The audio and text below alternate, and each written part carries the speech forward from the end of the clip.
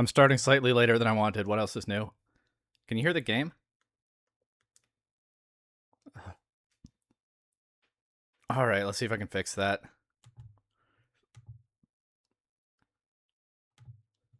Will that do it? Should be able to hear the Switch now. My headphones are still broken, so it's hard for me to tell. WolfeyVGC subscriber community is doing another tournament. This time, it is a low usage format, which is always super fun. Every Pokemon with more than 0.4% usage at the time that the legal Pokemon list was decided is illegal. Which makes it pretty tricky to come up with a coherent team. I actually, hi Rimmer, got pretty far into building around an illegal Pokemon, Clefable. Not building around it, but it was in a version of my team for a long while. And then I noticed it in the list of illegal mons. Anyway, I've not practiced at all for this format, and my team doesn't feel super polished, because I just didn't have time. I thought I was probably going to enter a first draft team. I do think I've revised it slightly more than that, but I do think there's a better version of this team that probably could have been found. Now, I've said before, when they do these unusual formats, I like to try to find something broken, which I don't think I have this time. I think I found some strong stuff, but I don't think I found anything broken. And try to win this in the builder, keep things close to my chest. What I like about an unusual format like this is just showing up to the tournament. In theory, just showing up to the tournament with nobody knowing what's going on, and seeing if I found something broken in the builder. But a lot of people do play practice matches for these things. I didn't do that anyway this time because I didn't have time, if nothing else. But a lot of people do play practice matches for these things, and in the weeks before the tournament, a metagame kind of develops.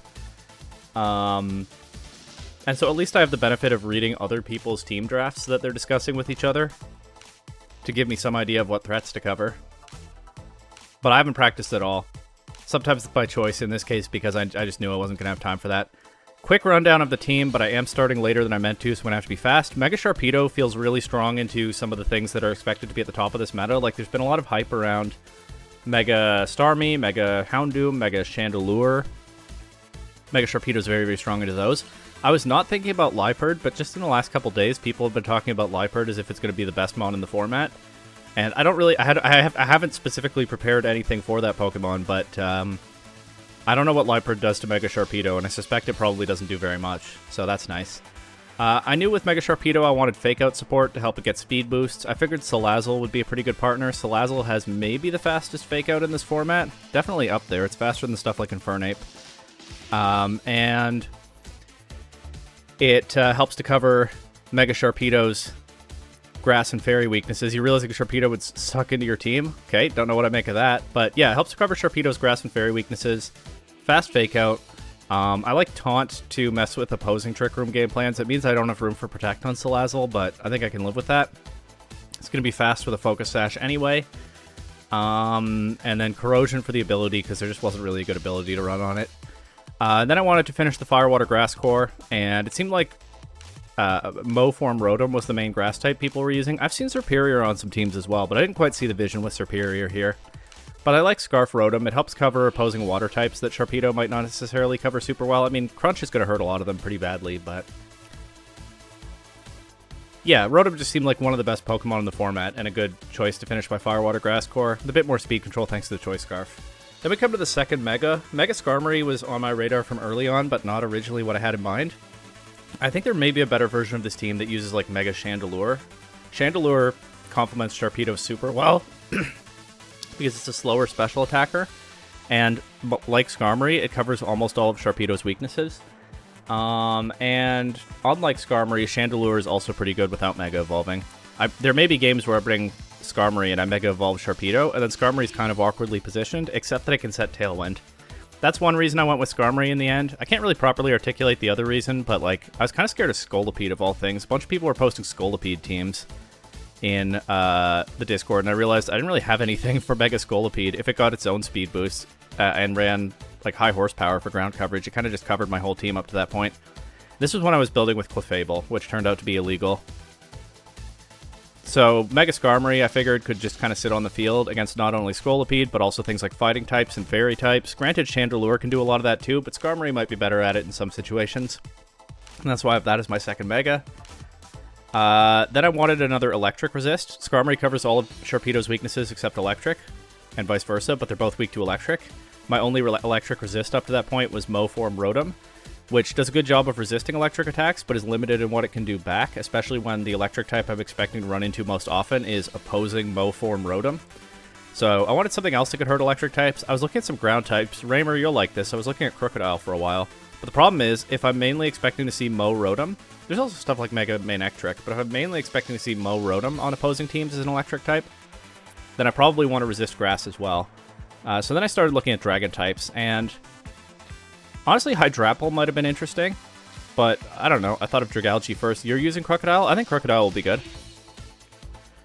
So Dragalge is meant to give me some more cover into electric types, while also resisting Grass. It also gives me a little bit more offensive pressure into Fairies.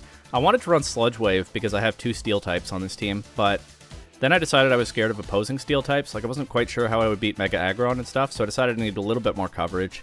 And I thought about, like, Focus Blast, I thought about Hydro Pump, but I figure Scald is nice because I have Rain on this team to give it a power boost, and also the burn chance is really good into stuff like Mega Aggron. And then the Yash Berry, originally I had a different item, but I think covering the Ice weakness makes sense because I'm a little bit vulnerable to stuff like Mega Greninja, which also was a factor for the last Pokemon. The 3 main things I wanted for my last Pokemon slot were Rain Dance, something to help me deal with Mega Greninja, because I was a little bit weak to that, and Redirection. But the only redirectors in this format are Ariados and Scovillain, and I didn't really see them doing much for me, so I dropped that idea. Sharpedo's going to have to make do without. But Klefki gives me Rain Dance. It gives me a resist to most of the common attacks that Mega Greninja are running. I think a lot of them are dropping the water attack. It gives me Dazzling Gleam to hit them with. And then I can set Trick Room for my Dragalge, or I can imprison an opponent's Trick Room. That's the basic idea. Don't know how it's going to work in practice. Pairings have been up for a little bit. I'd better check in for my first match. Over 300 people signed up for this thing. Looks like a little over 200 actually showed up. And it's hard top 8 cut, because I want to get this tournament done in one day. So it's going to be very, very competitive. Although there will be people dropping as well, no doubt. And probably some people have entered illegal teams and will be dropped for that because they weren't paying attention. But it's going to be very, very competitive to make top cut. I'm not expecting that to happen. Just contacting my opponent right now. My opponent has... They have a Salazzle. One thing I didn't mention yet, I felt like Salazzle was kind of slept on in the talk that I saw in the Discord server. I was kind of surprised, actually, because I thought Salazzle was probably going to be pretty good. And people were not even putting it on their threat lists. And I started to think, like, am I... Oh, hello, bot. Am I missing something? Oops. I deleted the message, but I didn't ban them. Oh, well. Didn't click on the right thing there. Yeah, I was like, damn, is Salazzle secretly bad? But I believe in Salazzle. I think some people have slept on it. It seemed like a lot of people were using Infernape as their fast Fire-type Fake-Out user. But guess what? Salazzle's faster. That was a fast bot, it was. Anyway, Ariados, Salazzle, Mega Crabominable, Slowbro, so that's their Trick Room setter, Abomasnow, and Mega Golurk. Okay. This is hard to deal with, actually, because Klefki is not exactly well-positioned against their Salazzle, right? They can just Fake Out and set Trick Room. Or they can threaten Klefki with Flamethrower if I mess with them later. Do I want to hear about your team?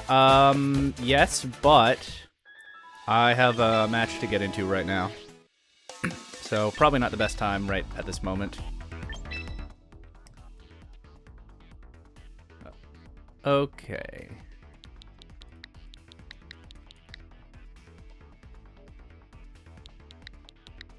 Yes, I don't know how I beat this hard Trick Room team.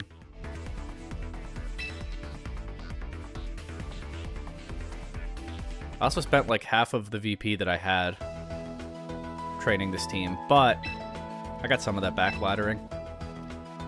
But I still feel... I'm not low on VP right now.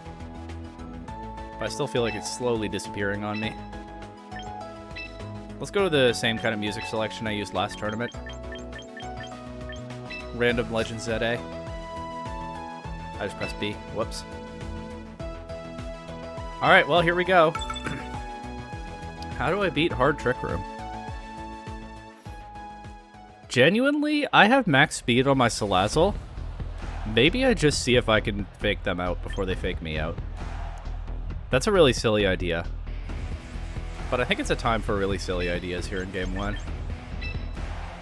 I don't know how everyone runs out of VP. I have way over 200,000. I've never seen close to that amount. I don't think I ladder enough in-game to get close to that, which might help to answer your question. And then I think I like Skarmory here, actually. Skarmory is really good against their main threats, and Sharpedo is not. I could do Skarmory Dragalge. I could do Skarmory Rotom. Rotom's really awkwardly positioned if they get Trick Room up. Which is probably going to happen at some point. I mean, Sharpedo's pretty awkwardly positioned then, too. Let's bring Rotom. I don't know. This is my first game ever with this team. Let's see how it goes.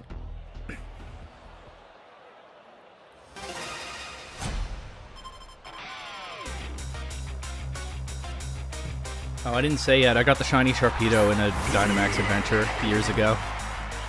So boosted odds, but a random shiny for that space. But happy to get a chance to use it here. They're not setting Trick Room right away. What do they have on this Obama? Light Clay, Aurora Veil, and then 2 attacks. The problem is Klefki is kind of threatened by Salazzle. What can I do about that?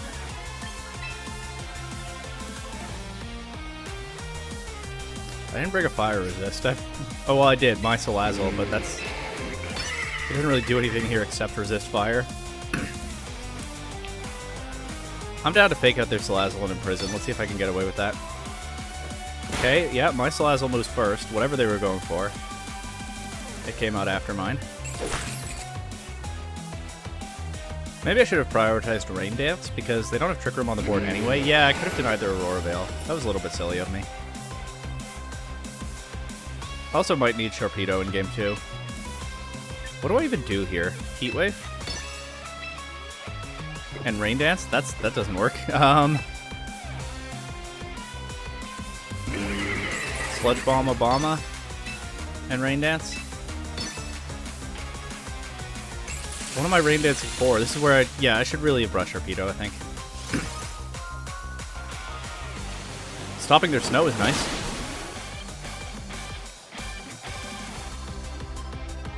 Yeah, I definitely have messed up my early game here. Get the burn on Klefki with that flamethrower. That is gonna matter, because I think I'm about to... Well, okay. The Energy Ball Klefki, so I was gonna eat the Citrus Berry this turn anyway.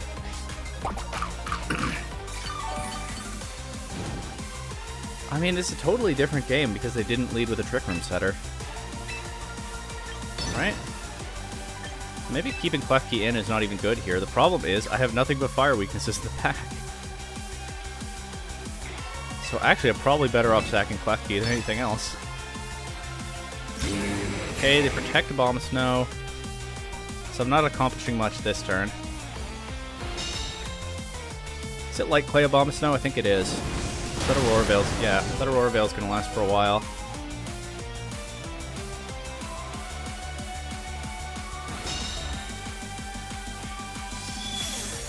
Confusing game so far, to be honest. And that Dazzling Gleam is double resisted by Salazzle. That was a crit. I was about to talk about how little damage it did, and that was a crit. Well, here we go again. Yeah, I'm gonna lose my Imprison Mon because I'd rather sack Klefki to this aggressive targeting from Salazzle, and then maybe like get my Skarmory in with the rain still up. Although they're switching Abomasnow out, so they can get their snow back shortly. They brought Ariados. Ariados is not a problem. Partly because I just poisoned it. Thank you, Corrosion. No, the reason Ariados isn't a problem is I think I go Skarmory next anyway, once Klefki's down. And when I Mega Evolve it, I get Stalwart. So they can't Rage Powder it. I can always High Horsepower Salazzle. The thing is, I would like to get Ariados in, or I'd like to get Skarmory in Rain. So I think maybe I actually pivot to Rotom here. Preserve the Klefki so I can click Rain Dance one more time. Or Rotom can just threaten their Salazzle, because it can't be Rage Powdered either, because it's a Grass type. Okay, they Sucker Punch my Salazzle. They double into it, so it's gone now. That finally gets me Skarmory, though. It is so funny to see that Ariados taking poison damage. And I absolutely Mega Evolved Skarmory. I didn't bring my other Mega to this game. The question is, what order do I do things? But I think I'm good with just... What is Ariados going to do? I think I'm good with just Drill Run into Salazzle and, like, Walk Rotom into Electroweb.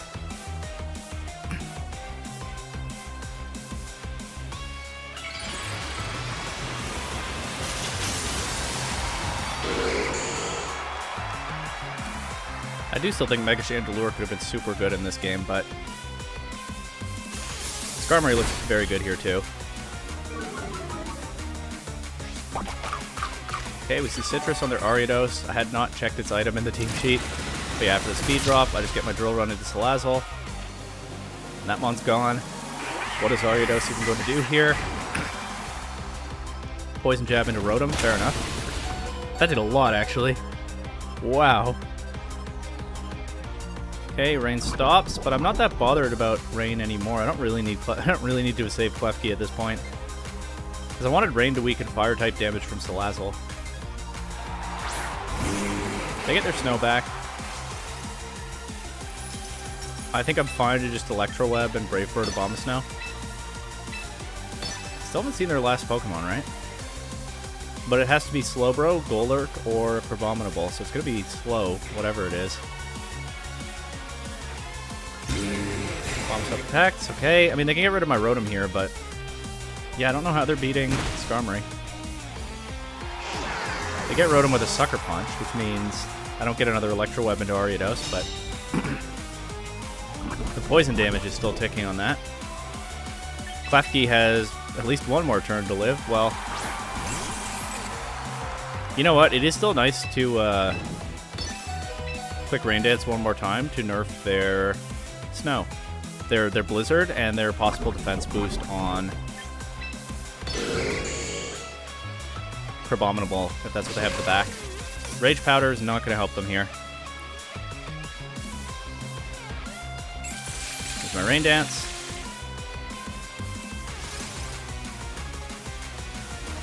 There's my Brave Bird into Abomasnow. That one's gone. There's probably still a way that I can lose this. If they have Slowbro in the back, actually, I'm probably in trouble. But if they have Slowbro in the back, then where's it been all this time? Klefki drops the burn damage here. Aurora Veil ends. Doesn't make a huge difference at this point. I don't think. It is Crabominable. Okay. Does it have Protect? Yes. But I'm going to Brave Bird it anyway. Like, I'm really not afraid of Ariados. That's one nice thing about having Mega Skarmory on the team, I guess. It's really not afraid of Ariados. Can't even be redirected by it. They Mega Evolve their Crab. Well, let's see what this Brave Bird does. Never mind. They do Protect here. They're just going to Sucker Punch Skarmory or something? Yep. That did a fair bit, actually. I don't like how much that did. I really don't.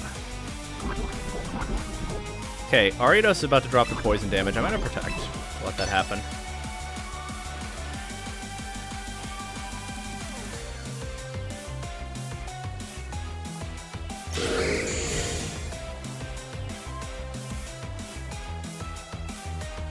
Yeah, someone for another Sucker Punch.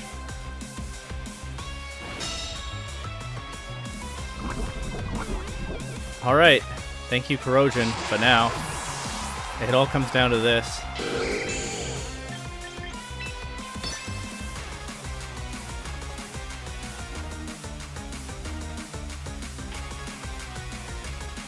I bet Crabominable takes this and wins the game for them.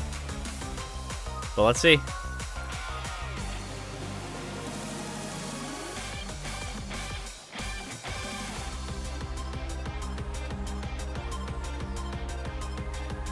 What am I doing? Shielding myself from the rain?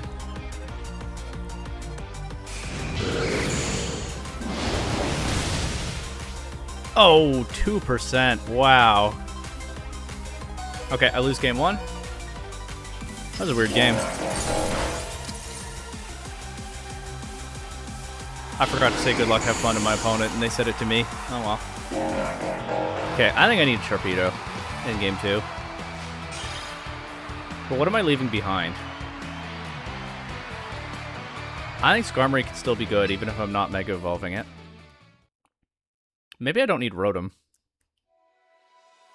Or, I don't know why I said Rotom when I meant Klefki. But, I mean, yeah, probably one of those two is what I would leave behind.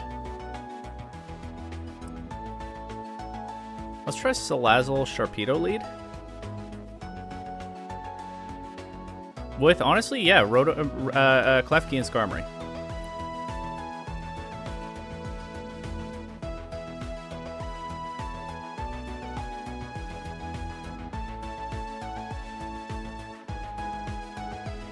Opponent said, that was close. Holy. In the Limitless chat.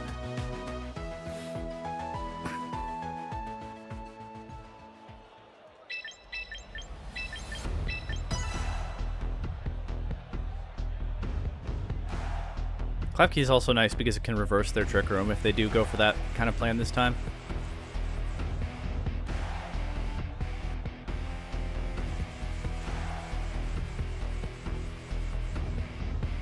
And yeah, even without Mega Evolving, Skarmory is pretty strong into things like Ariados and Golurk.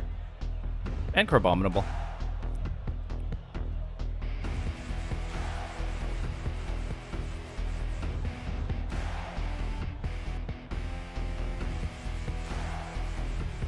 This does mean that I can't contest the Aurora Veil turn 1, but I don't think I need to.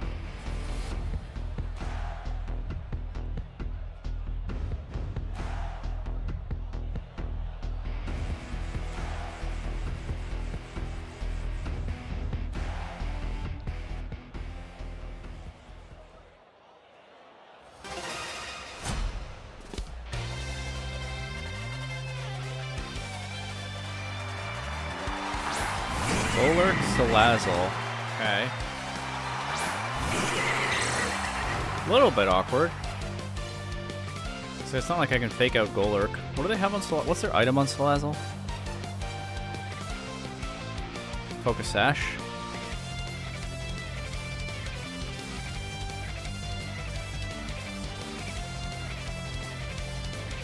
I think I'm willing to try to break that before I pivot Skarmory in. Like, ideally, I break the Sash on their Salazzle right now. And then I can knock out Salazzle as I get Skarmory in. So it doesn't have to be too afraid of that as it's trying to deal with Golurk. Sharpedo, obviously not Mega Evolving before it protects. This is how you get Speed Boost. Once again, my Salazzle does go first. It crits. That's kind of funny, but probably not important. Golurk goes straight for Headlong Rush into Salazzle. Knocking it down to its Sash. I do think I'll preserve Salazzle, because I don't see much reason not to switch Skarmory in. I think I might actually...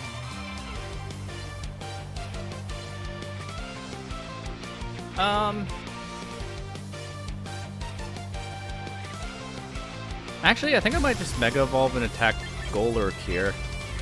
Because that could be a threat. It has Poltergeist to hit Skarmory pretty hard. No, I think I'm safer to get rid of their Salazzle first.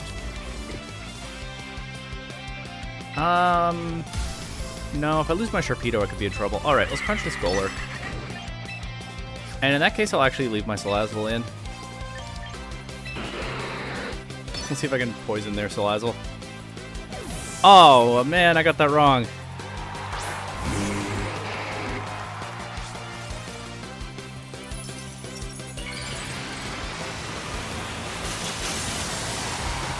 Attacking Salazzle and switching to Skarmory was fine here. Oh well.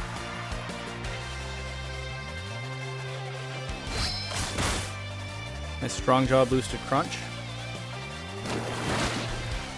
It sure does look like my Salazzle is faster than theirs. And mine is max speed, so I do poison a poison type again. Let's go. Yeah, very plausible that I have the faster one.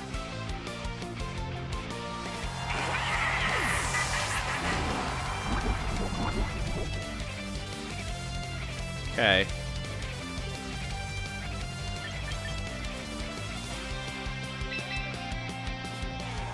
I'm not sure Klefki's really that good. But might as well get my Rain Dance.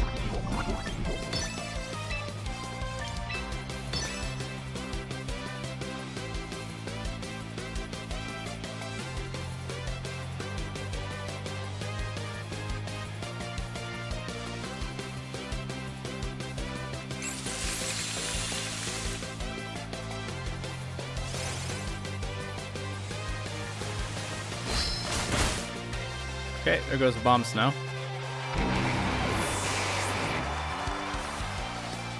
Sludge Bomb into Sharpedo does way too much damage. Oh my god, and it poisons. Oh, that's a problem.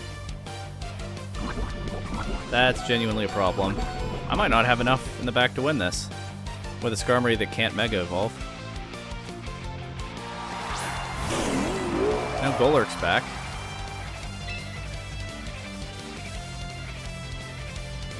I'm gonna read a Protect on this Golurk.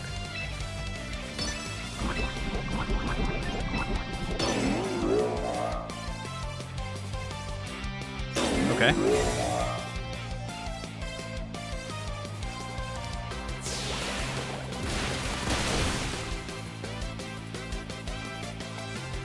Got that much right.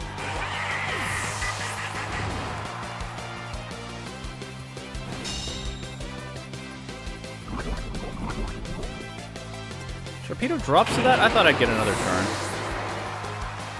I really did. Okay, well now I have a Skarmory that can't Mega Evolve in a Dream.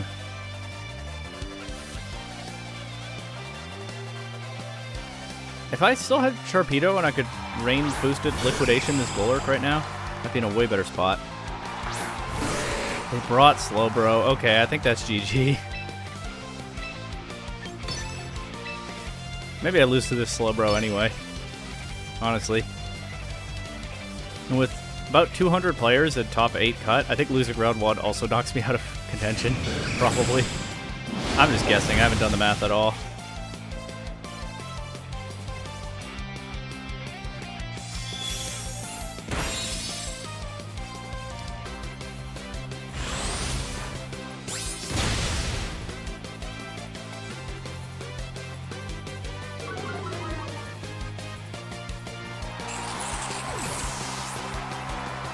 I think Klefki was kind of dead weight here. Maybe I needed Rotom.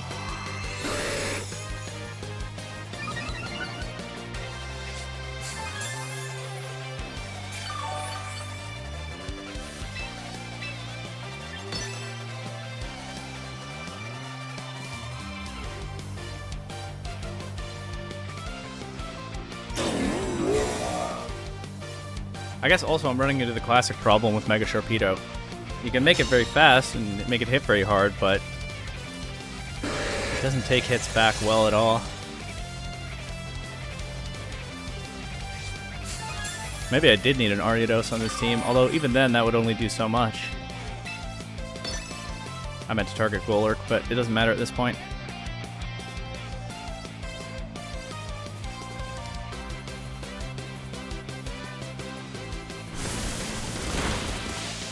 Alright, GG's.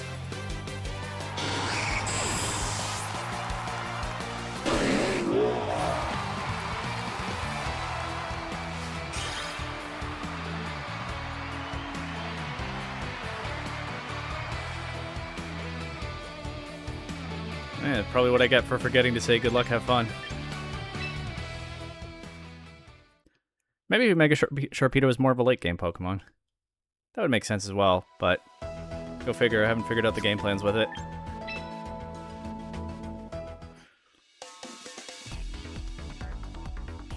I really did not have time to do more than just quickly build a team for this tournament. And I wouldn't want to copy someone else's team because there's so much room, there's so much fun and creativity in an unusual format like this. So, well, can't really complain. How about I take a look at the metagame tab? Chandelure is the most used Pokemon, but it's only 28.3% of the field, so a lot of diversity here for sure. Klefki is number 2. I've probably not found the best Klefki set, but that's the highest usage Pokemon that I have on my team.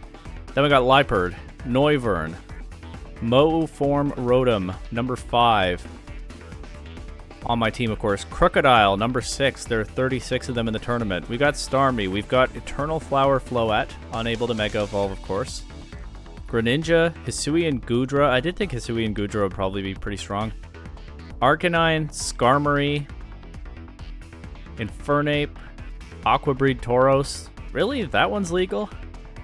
Gliscor, Ariados, Feraligatr, Salazzle, 19 Salazzle, so it wasn't too slept on. Chestnut, Superior, Lucario, Gardevoir, Hippowdon, Altaria, Houndoom, Manectric, etc. Where are the rest of the Pokemon that I'm using? What have we not found yet? Dragalge and Sharpedo.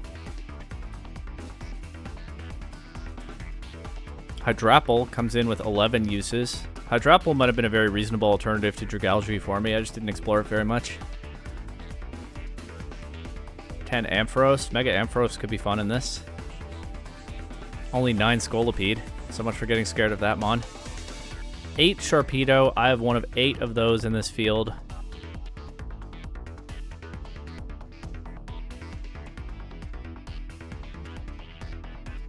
And have I scrolled past it? Nope. 3 Dragalge. 1.42% of the field. The least used Pokemon that I'm using on my team. Pokemon with only... This is always fun. Pokemon with only 1 use in the whole field. Snorlax. Is that legal? Hang on.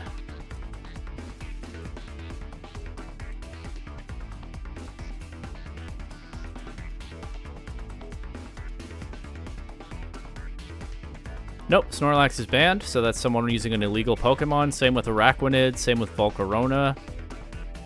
Same with Houndstone. Okay, the 1 usage is not that much fun if it's just people who didn't pay close attention to the ban list. Should you spill the beans on your team? I don't know the odds of missing a -1 evasion hypnosis. Sure, I'm not looking at chat a lot right now because I'm scrolling the usage stats, but by all means, spill the beans. Anyway, we got 1 Simisage, 1 Appleton, Passimian, Simisear. 1 each for Simisage and Simisear, but I don't see a Simipour, which is fine with me. Simisage is my favorite of those 3, and then Simisear. Anyway, we got 1 Slurpuff, Emboar, Hisuian Arcanine. There's no way that's legal. No, it isn't. Rampardos, Pangoro, Alolan Raichu, 1 Charizard. I believe Charizard without a Megastone is legal. Even though people talk this up as the no Charizard format, I think you can run regular Charizard.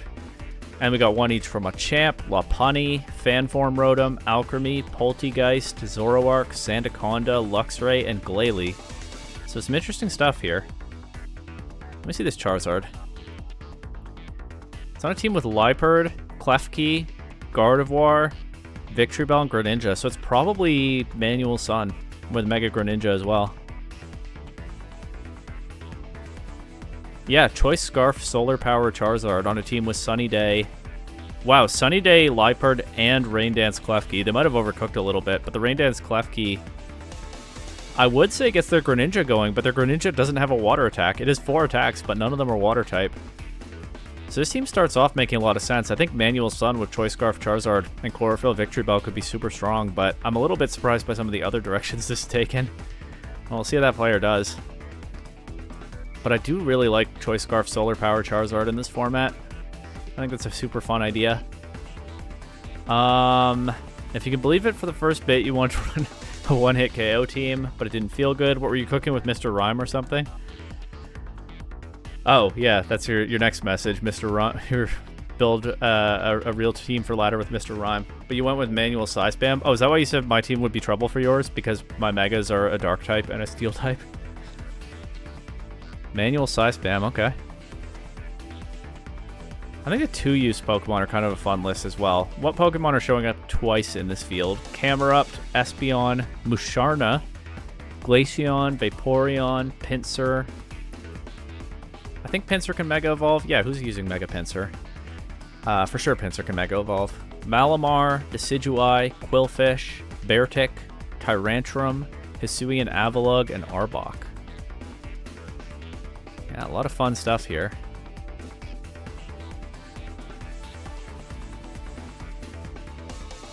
Oh, I've just stayed on this screen, huh? Mega Alakazam and Espeon are really fast. Oh, you have one of the like 2 or 3 Espeon in this field? That's fun. Yeah, I bet Espeon's probably pretty good. You have Klefki and Crocodile who aren't too noteworthy. I do have one thing I can do between rounds. Maybe I'll save it for a little bit later, but I have not yet done the Magikarp raid in Scarlet and Violet. You got Houndoom for Sun mode? Is it Mega Houndoom?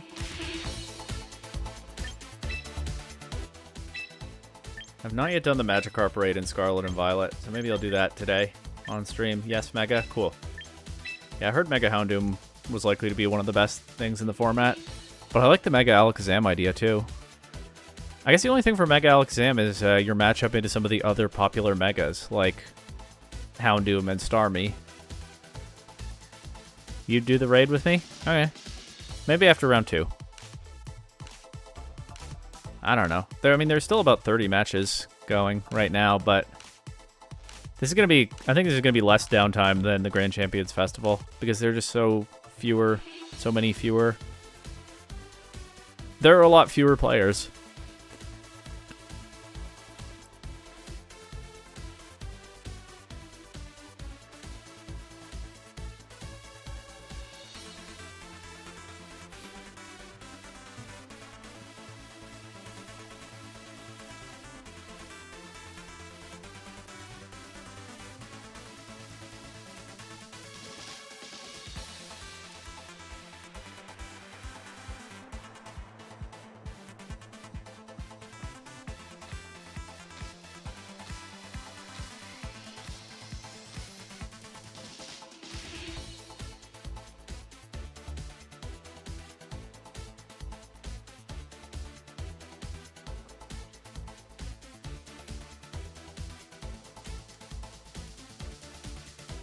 There's some scary teams. Definitely think my Mega Sharpedo is not going to be as overwhelmingly powerful as I hoped, but I kind of had a feeling. It looks strong in the format. It probably is strong, but I don't think I found anything broken for today.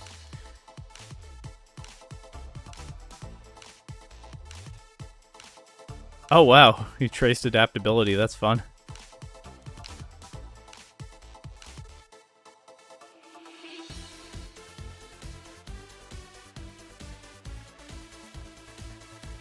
Oh, yeah, I found you in the standings tab, so I found your team.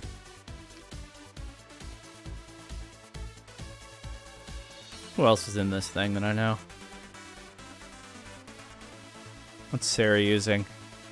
Altaria. Oh, yeah, Mega Altaria I was also briefly looking at. Also pairs reasonably well with Sharpedo, I think. Sarah doesn't have Sharpedo, though. He has Blastoise. He does have Salazzle. Salazzle was maybe not as slept on as it seemed from following the talk in the Discord.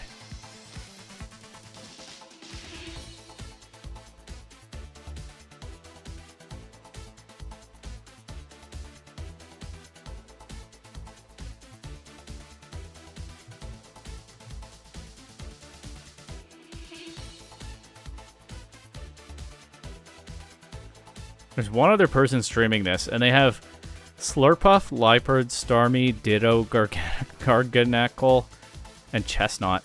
That's kind of scary. Base Gengar is legal, yes. Obviously, Mega Gengar is not. Yeah, this other person streaming went in a different direction with their team. Kind of hope I don't play that one. Looks like a pain to break through.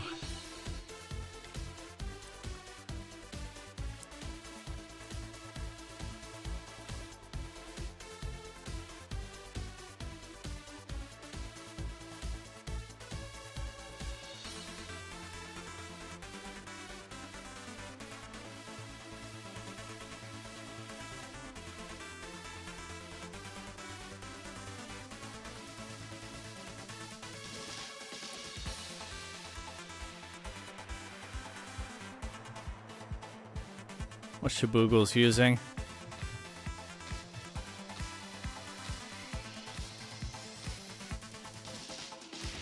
About 20 matches left, by the way. Shibugo's has Mega Chandelure, Chestnut, Mega Greninja, Eternal Flower, Floette, Crocodile, and Ariados. Strong team.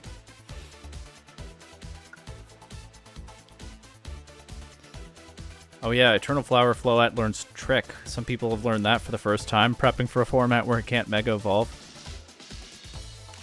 Perish Trap time? What do you mean?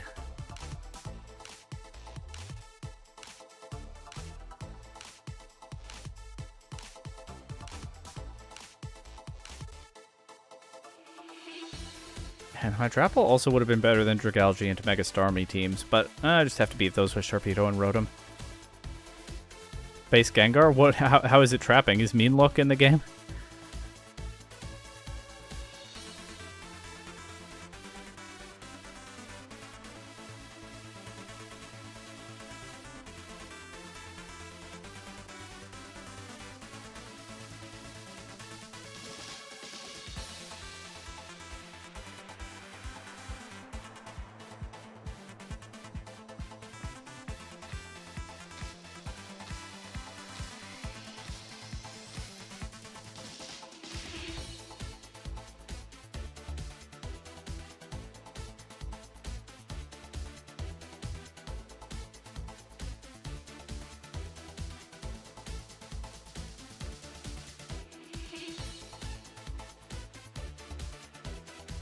Oh, I see. You have both of your Psychic-type attackers also able to click the move Psychic Terrain. So you get some flexibility from that. Nice. Clefairy? Fairy Lock? Clefairy with a K? We're combining Klefki with another Pokemon that's not even in the game?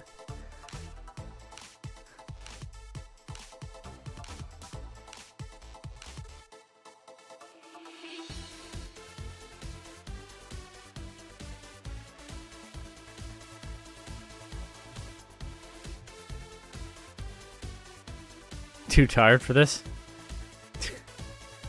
Well, good luck with the tournament then.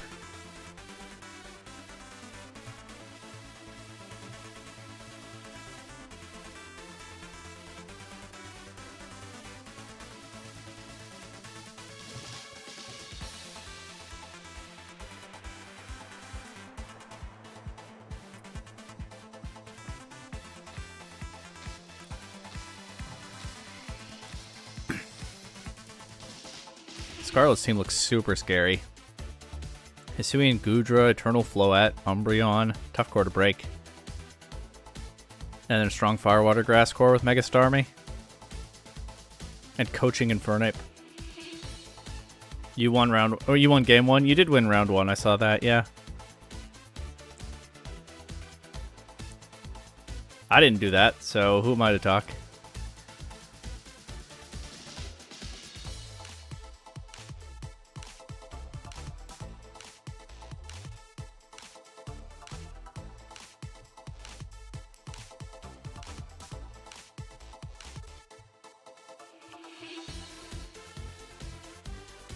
Okay, it looks like most of the remaining matches are in Game 3, and there are only 14 of them left.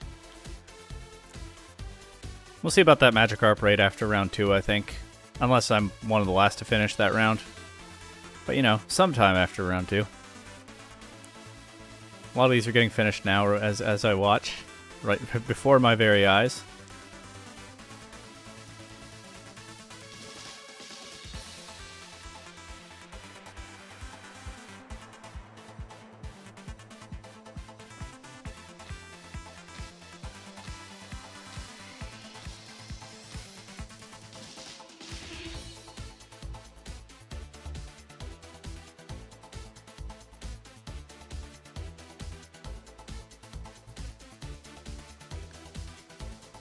You saw my thought about a one-hit KO team? What does that mean?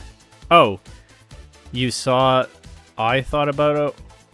Nope, I'm still lost. What are you saying, Raymer?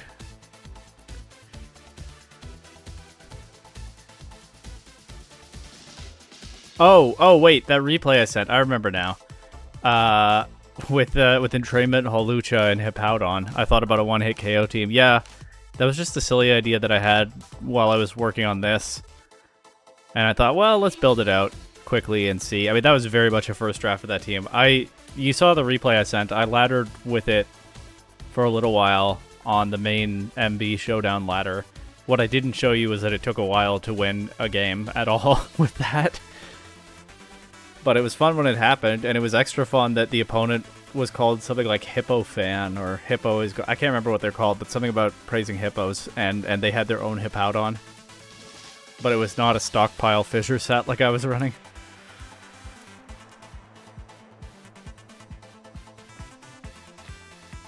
That was a fun twist.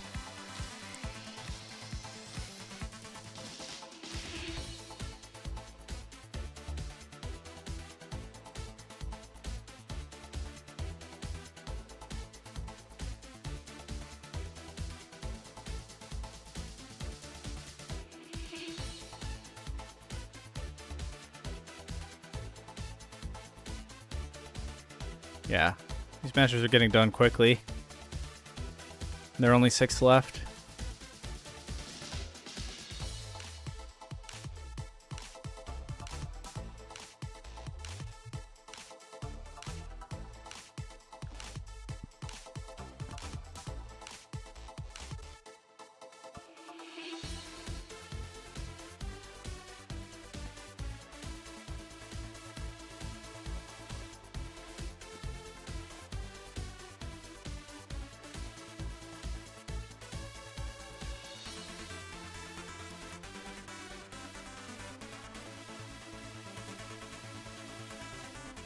You're laddering with 1-hit KO rhyme time. Inspired by Scraw, he got to champion tier. I saw Scraw's post about that, but I don't know the details of the team. If he made a video, I haven't watched it. I haven't had time to watch much lately. Like, you remember when Wolf did his month of champions, where he had a video every day in April from the point where champions released? I watched the last month of champions video literally yesterday. That's how far behind I am. He made a short? Oh, okay.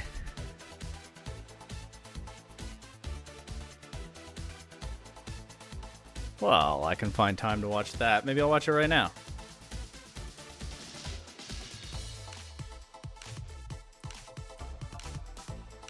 Scraw's really popping off. I met Scraw the first time I went to NAIC. He was just kind of hanging out in the Wolf subscriber group, and I think his channel was, you know, at an earlier stage of its development at that point. I didn't get to know him super well or anything. He and I hung out in a large group. I'm not like friends with Scraw or anything, but yeah, when I see his channel popping off right now, I'm like, hey, I kind of loosely know that guy. I'd never heard of him before I met him at that tournament, so...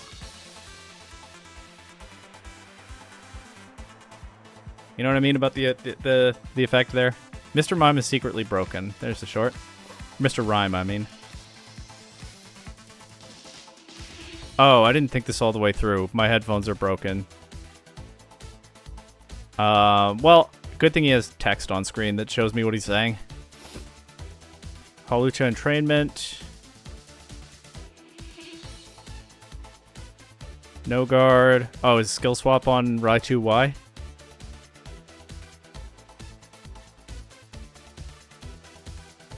Oh, it's roleplay.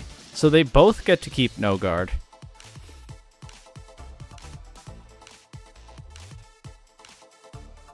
Man, you don't see roleplay very often.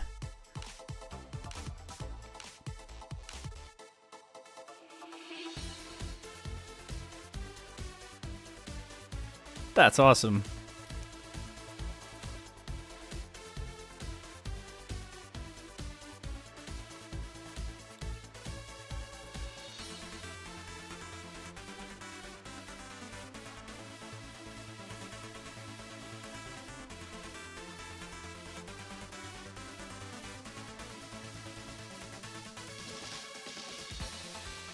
Paralyze things and sheer cold them.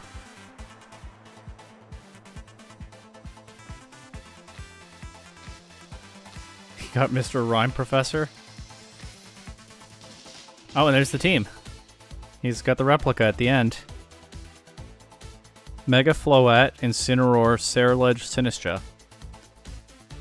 Wonder what those do. I mean, I see a lot of tools against opposing Sun teams, which makes sense, because that's a giant threat, and it's scary for Mr. Rhyme specifically.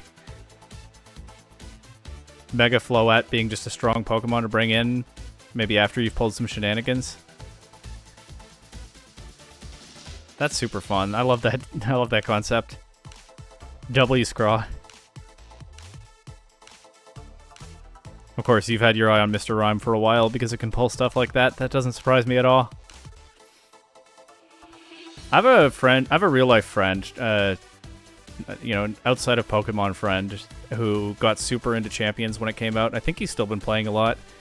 Last time I saw him in person, which is a while ago now, because he was like out of the country for a while, but he told me he was, I think it was still MA, and the season had reset, so he's dropped back down to Pokeball tier, and he said while he was down there, he was just goofing off with Mr. Rhyme, but I think he was using Teeter Dance and just frustrating people with the spread confusion. You ran other Mons besides Incineroar? What was your take on it, Raymer?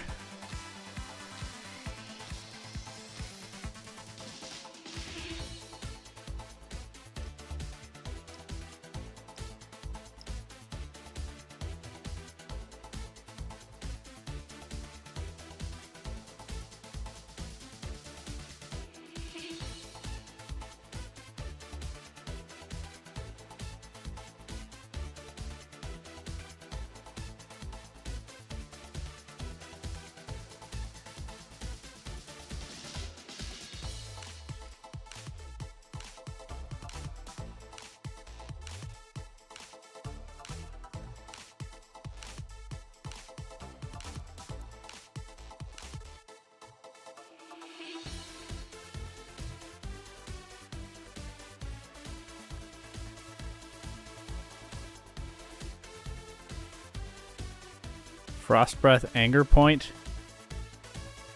So you ran around fire? Around fire? Tauros fire?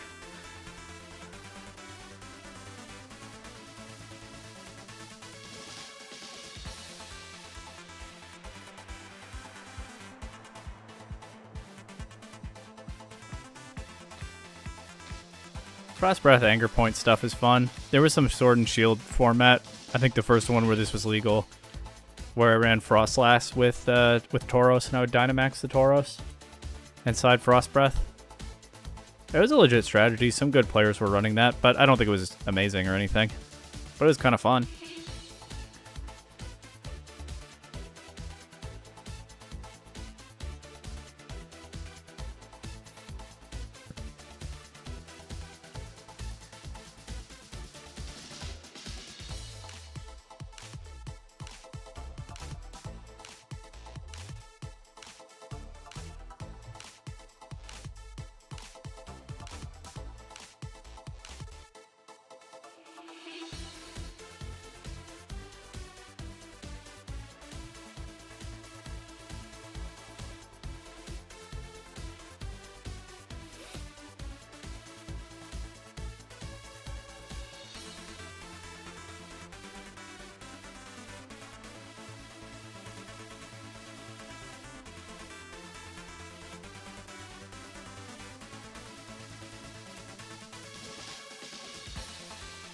Three matches left.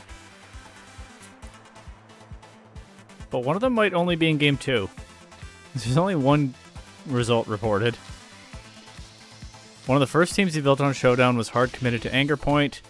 You were worse at team building then, but it was fun. Yeah. Much like me in Sword and Shield with that Tauros team.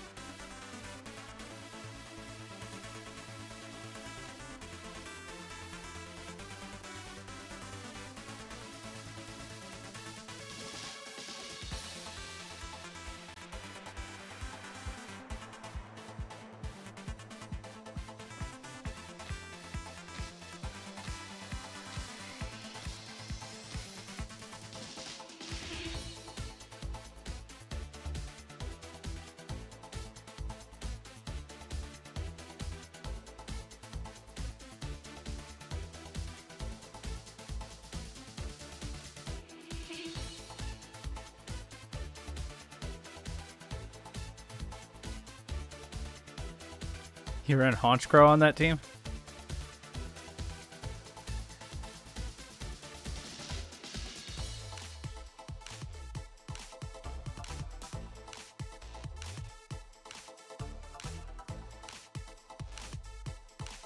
One match left.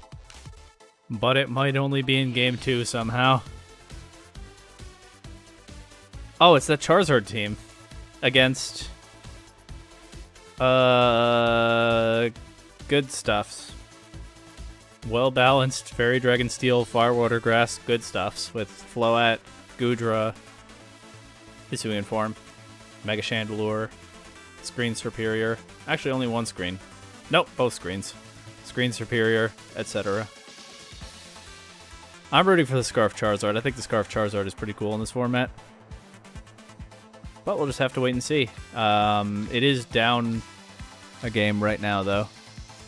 1-0 down. Why did you run Kanto Tauros? What format was it?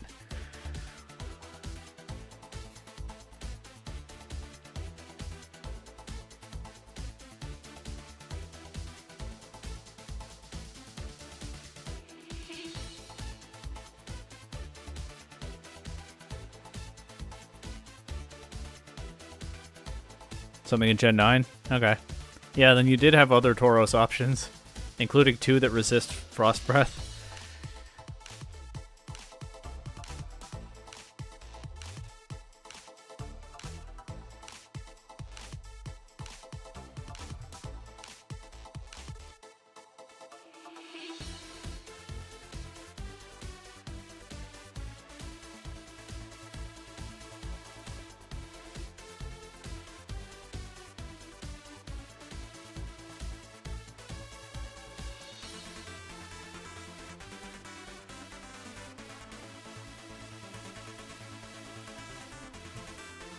Oh, they're in game 3 now. Go Charizard. W Victory Bell on the Zard team, exactly. The only Charizard in this tournament. How often can you say that in Pokemon Champions so far?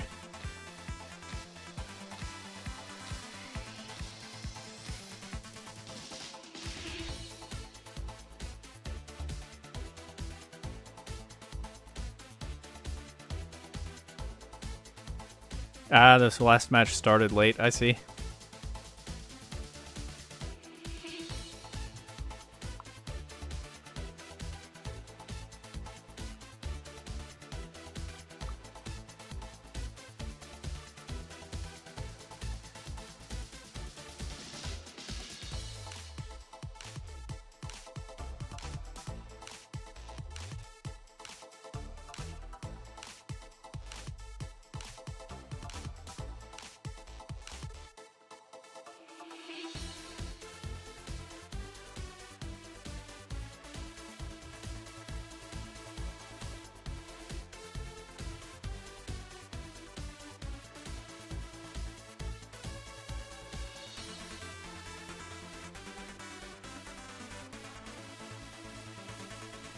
Yeah, I don't understand some of the choices that went into that Charizard team, but the Charizard itself and the manual Sun mode overall I think is super cool.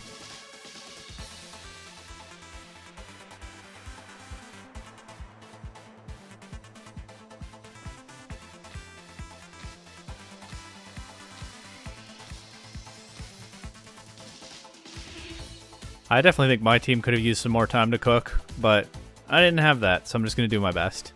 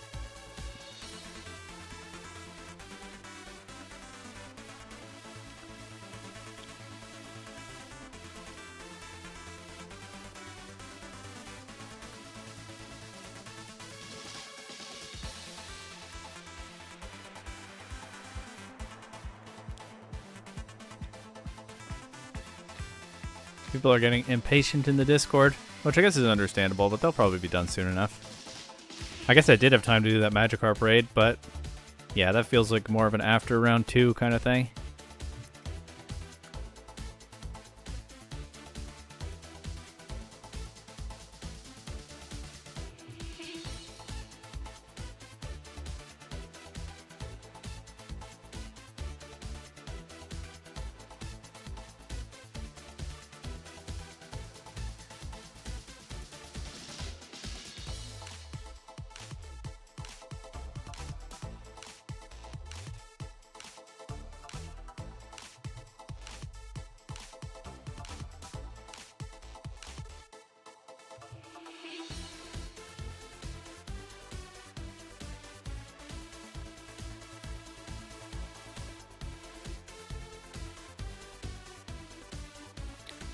Raymer, I know you did not decide to run Mr. Rhyme, but for a second I thought maybe your opponent had just shown up in the Discord because they just wrote, my opponent had sheer cold Rhyme that would just full send it raw and have my blood pressure rise every single time they did. For a moment I went, is that Raymer? But it's not. You don't think you've done a raid since the Ruin Shinies? Absolutely fair. It might be the same for me.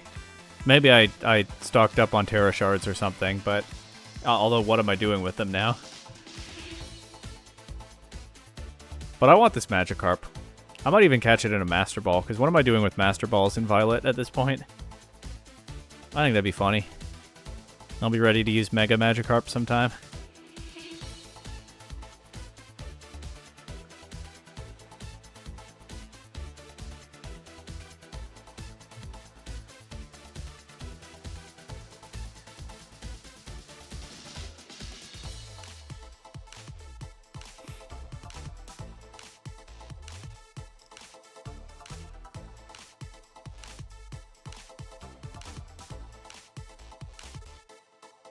Probably the best way to grind candy at this point. Yeah, probably. Oh, I did. I have used Violet to get some of these Pokemon since the last time I streamed it, when I was shiny hunting. And I realized I was so tired during the last tournament that I went to the item printer and said I was going to use it until I got Pokeball Lotto. And then I went and played around to the tournament and I never went back to Violet in that stream. But I did off-stream use the item printer until I got a Pokeball Lotto. So I've gotten a bunch of stuff from the item printer, including some candies, I think. It took a while to get a Pokeball Lotto this time. Yeah, well, I did it off-stream a different day. Because I went into the game and I was like, wait, why am I in this room? Oh, yeah. Got my Pokeball Lotto and then went and caught, you know, a Salandit and a Rotom and a Skarmory and a Klefki.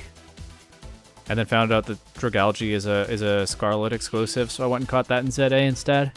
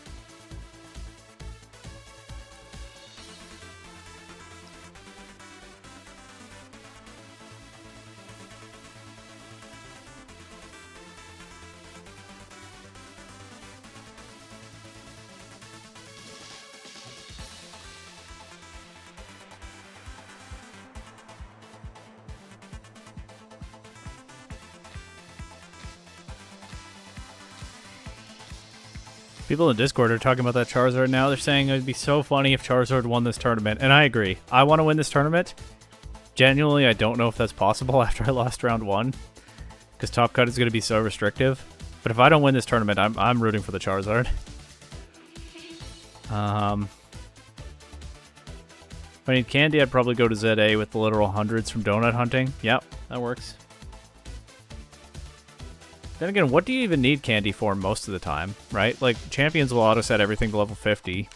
Evolving Pokemon is the only thing I think I'm still using it for, like turning the Salandit I caught into the Salazzle and whatnot. Actually, that was the only one for this team, because most of these Pokemon are single stage. Half of these Pokemon are single stage, and I had the Sharpedo already, and I caught the Dragalge as a Dragalge. But yeah, I can't think of much else to do with Candy right now.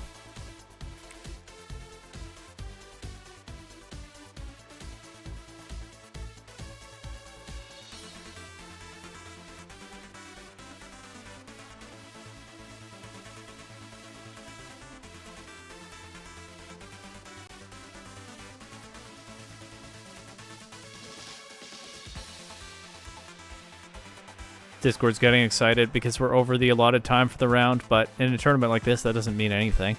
The timer just counts into the negatives now. And we still wait, but surely they won't be much longer. They started Game 3 a while ago.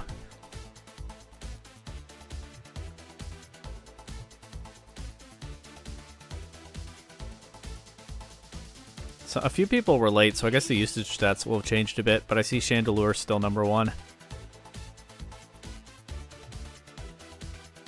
Oh, I think the match finished.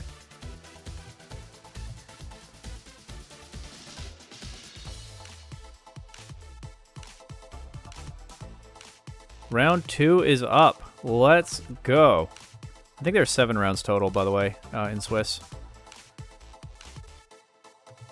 Okay. Opponents already checked in. They have Mega Chandelure, Mega Feraligatr, Jolteon, Noivern, Trevenant, and Liepard. Very scary stuff. Dual Weather Liepard. The Liepard is both Sunny Day and Rain Dance. I guess just a matter of which Mega they want to get going. How do I beat this? Honestly, even though they have Trevenant and Chandelure, they don't have Trick Room anywhere. Maybe this is a game for my Trick Room. At least in the early game with Dragalge. That could work. Okay, they give me a room code.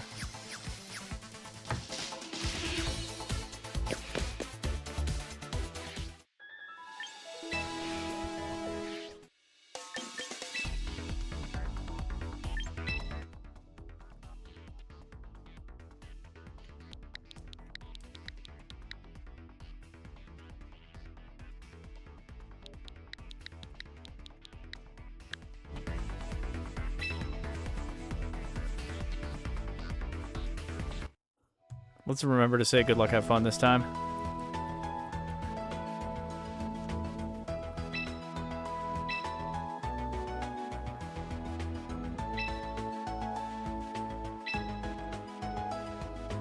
Don't know what that was. I skipped past that message too quickly. I don't know what was going on there. Okay. Do they have taunt on anything? No. So I could set Trick Room and just go with Dragalge, but the question is, what is the rest of the plan if I do that? My team's not really super well built to do that.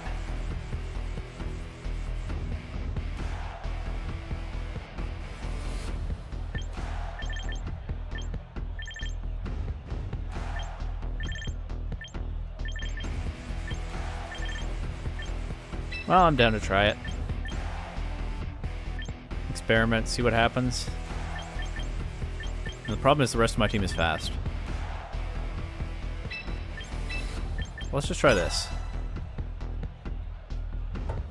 I don't hear the game audio at all, by the way, but I think that's just my headphones. Do you hear it, Raymer?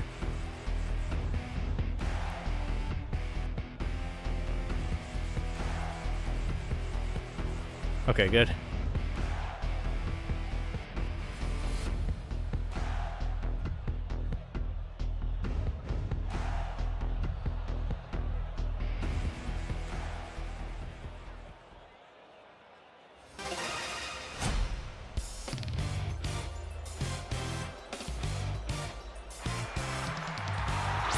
Maybe later I'll find out what music is playing right now.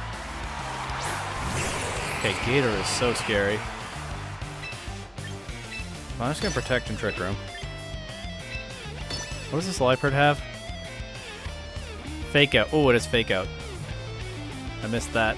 Fake Out, Rain Dance, Sunny Day, knockoff. Okay, that could be a problem. That could be a game-losing problem.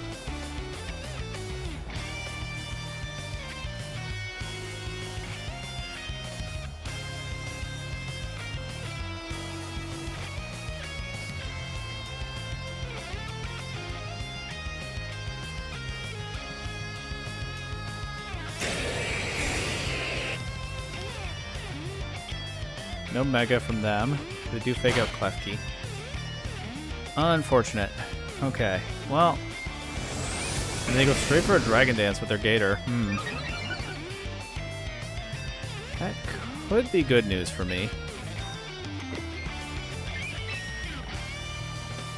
There's a way it could be. Probably like sack Salazzle here.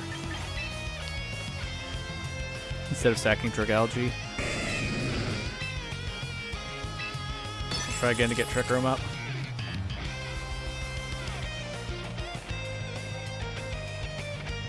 Because, like, okay, if they boost the speed on their Feraligatr, then maybe Dragalge is not my only mon that's good in Trick. I mean, Klefki could be good in Trick Room too, but maybe not just those two. You know?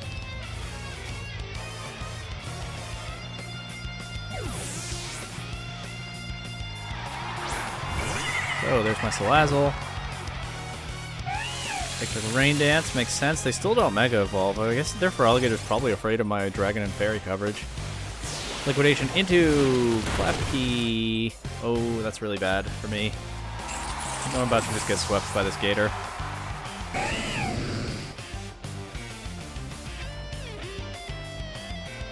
think that's probably what's happening. Maybe a way for it not to happen. But I don't love the chances. Let's fake out the Gator here. And honestly, does the Gator protect? It doesn't. Okay, let's crunch it.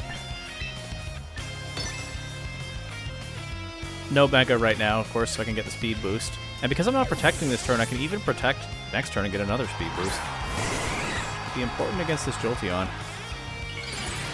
They Mega Evolve now.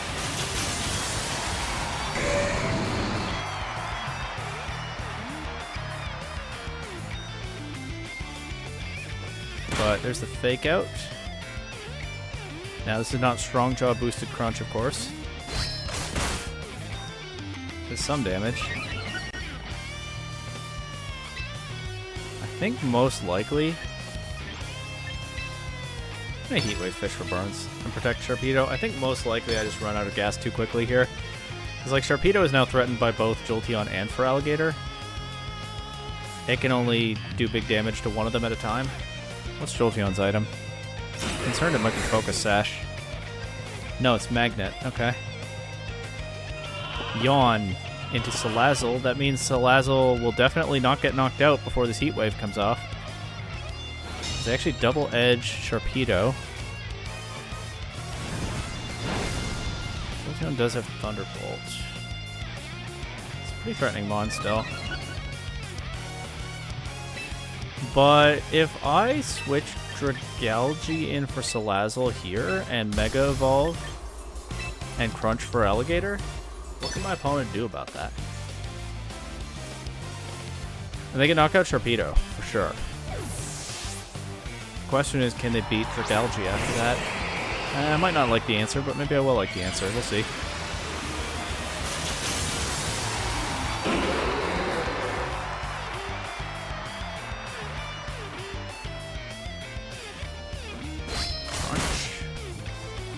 For Alligator, so I'm not just getting swept by that. Jolteon goes for Electro Web, okay. That does a ton of damage to Sharpedo and knocks it down to only +1 speed. Doesn't do much to Dragalge, though.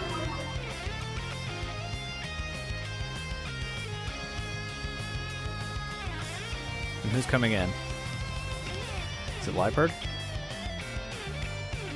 Or is it their other Pokemon that I don't know yet?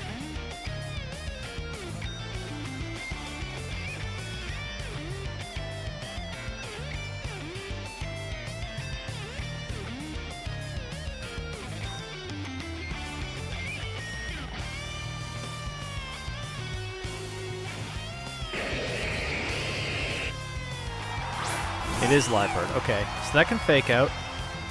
I think there's a good chance it targets Sharpedo. With that in mind, I'm just going to go for Sludge Bomb into Jolteon and protect Sharpedo.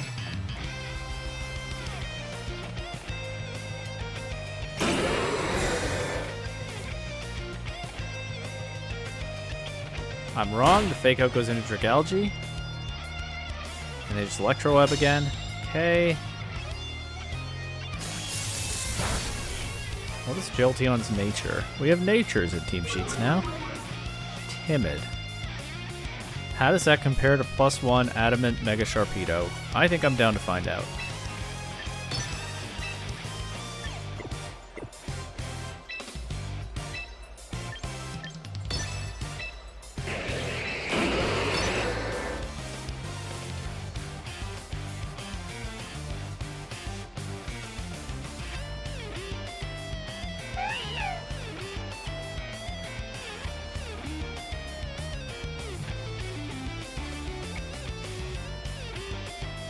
Faster. Jolteon's out of here. That means my Sludge Bomb will go into Liepard. First they knock off Dragalge, get rid of the berry that was not proving very useful this game anyway. That means they don't knock out Sharpedo, so that gets to stick around a bit longer. Okay, knock Liepard down to its Sash. Poison? No poison. Okay. What's their last Mon? Noivern. What does this have? Life Orb. It does have Protect, but it also has Tailwind. I don't want to let it get a free Tailwind, I don't think.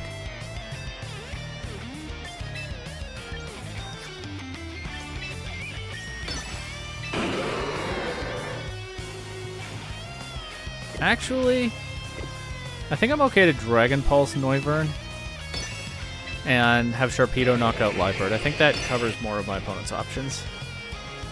So they get like Protect, Knock Off, but they have Tailwind options if I'm too passive here. But I think if I focus Sharpedo's attack on Liepard, then I mean, right, if they knock out Dragalge,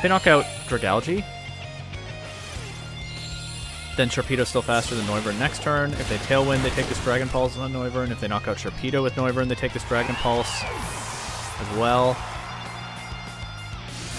They do go for the KO on Sharpedo, but yeah, now they've left themselves open to Adaptability Dragon Pulse from Dragalge. They also take Life Orb Chip first. Yeah, so that was the safer way to play this turn. I'm glad I found that. Alright, we take game one. Somehow, even though I was so scared of the Mega Feraligatr in the early game, somehow that worked out. I think I want to bring Rotom to game 2, though. Wow, my opponent's an Earthworm Professor. That's some serious stuff.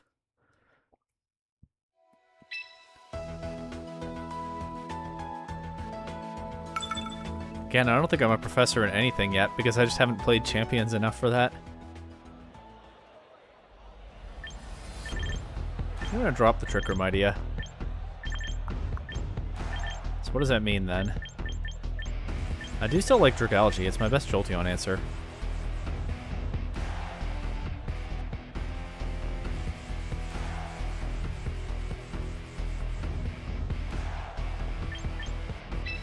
I think I like lead Dragalge kind of had their Feraligatr running scared a little bit in game 1, so let's do this.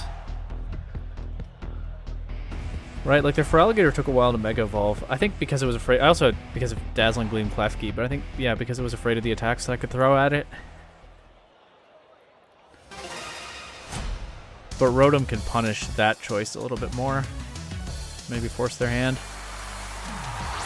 They lead Jolteon Noivern this time. Jolteon's ability is Volt Absorb, so it is immune to my electric damage. But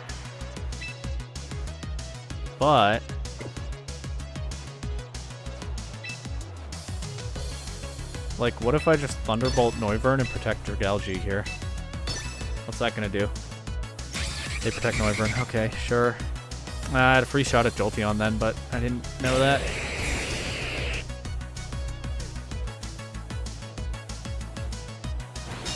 What's Jolteon going for? Electro Web. Okay, so it'll slow down my Scarf Rotom. I think I'll bring Salazzle in, so I don't just risk losing Dragalge to Draco Meteor. Already locked myself into Thunderbolt, and I think I'm okay with that in this position.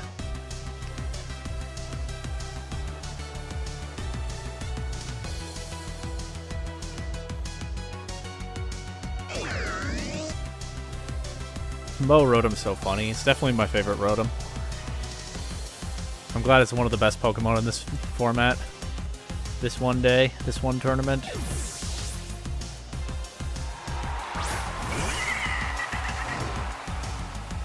Another Electro Web, so that'll break my Focus Sash. What does Noivern do now?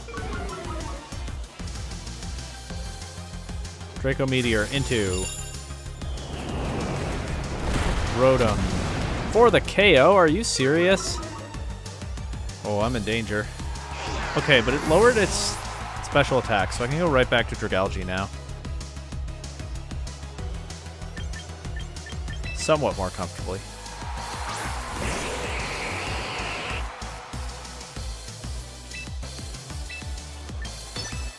Let's also fake out the Noivern here. Oh, they switch it out. Okay.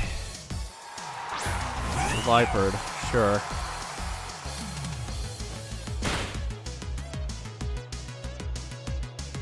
Electro Web. Just absolutely spamming that.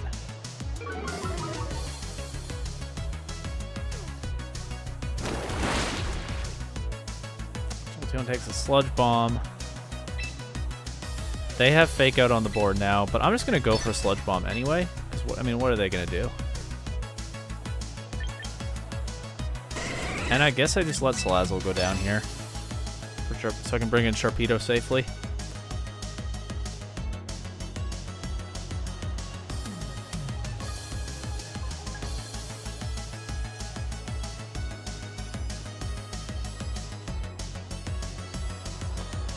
Fake Out goes into Dragalge. Okay. Not what I was hoping for, but it is what it is. Well, I kind of just need Sharpedo to go crazy now. That's basically what this comes down to.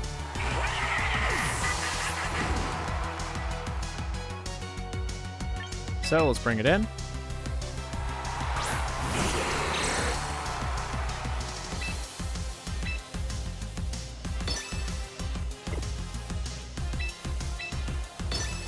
And Protect for a speed boost. We know that +1 should outspeed Jolteon.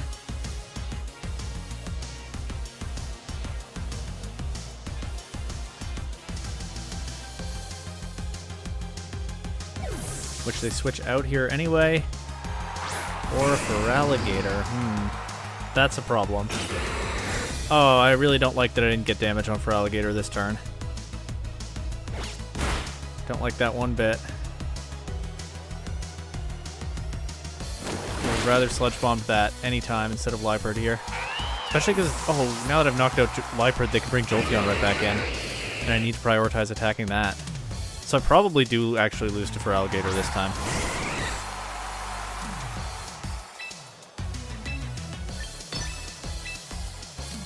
But let's see.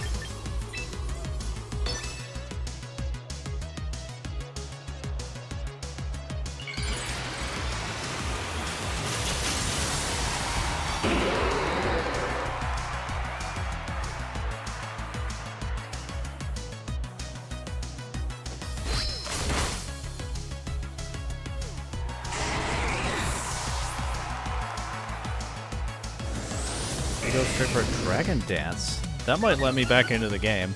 Well, let's see what happens.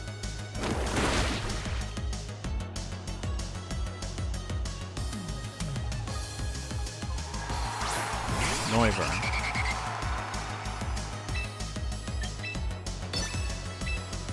Okay, once again, I think if I split my targets like this, I'm probably in a decent spot. How fast is Mega Feraligatr? I don't remember. Maybe we're about to find out.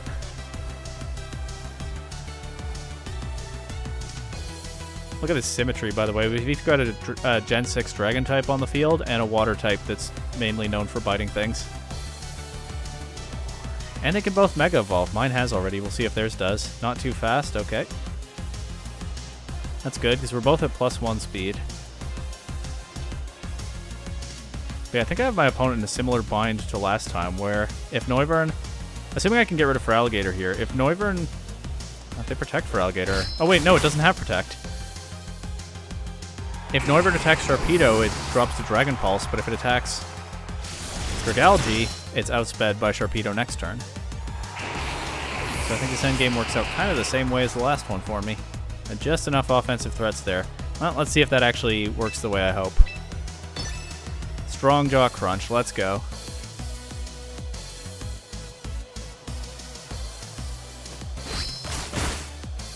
Alright, Sharpedo comes through. GG's.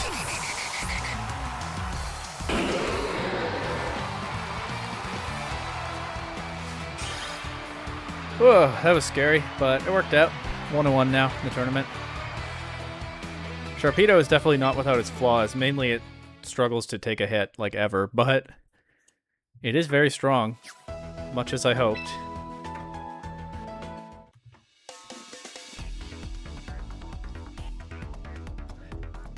Alright, let's see the overall state of the tournament right now. There are a lot of matches still going, like 80 of them.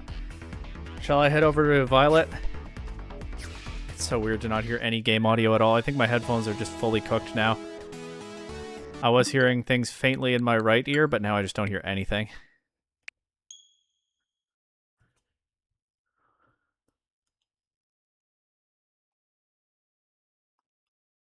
Might take one better than Alakazam. Oh, take a hit better than Alakazam? I mean, yeah, Sharpedo keeps taking one hit and surviving at low HP, which is better than not taking a hit at all, I suppose.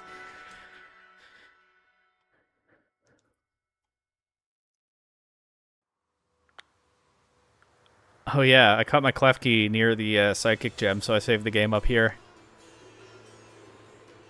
That was a fun choice by me.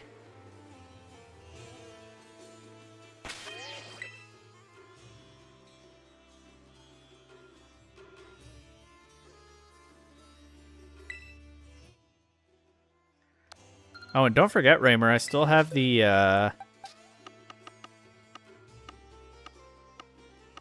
are they? The Shiny Cloth and Medicham from last stream that don't have nicknames yet. If inspiration happens to strike you.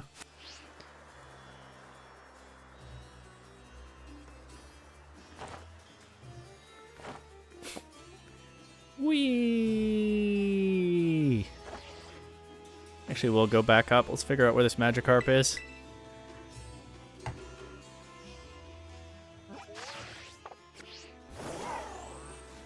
Oh, right. I keep trying to open the map with plus like it's ZA, but it's not ZA.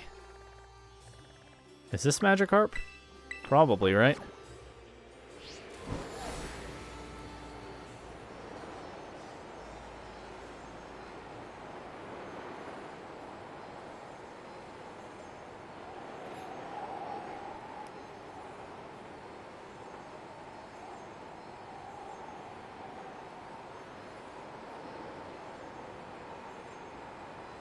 I thought about trying to build with that Medicham for this tournament after I caught it, but like I said, I didn't have much time, and I didn't quickly have an idea for Mega Medicham. I'll wait for you. I'm good with that, but I might as well go over to the Dan. You're not still playing while you're also chatting, are you?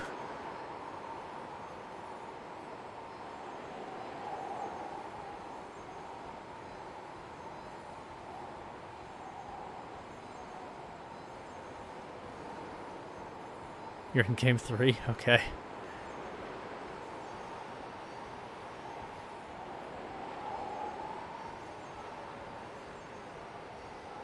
Oh no, I'm gonna crash into the windmill. Bonk. I think there was an item in that windmill, but whatever.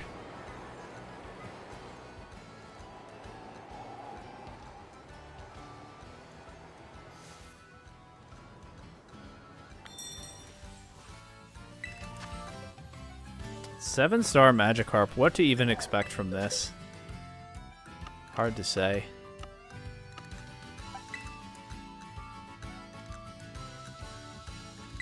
But, alright. Yeah. Alright, well, whenever you're ready.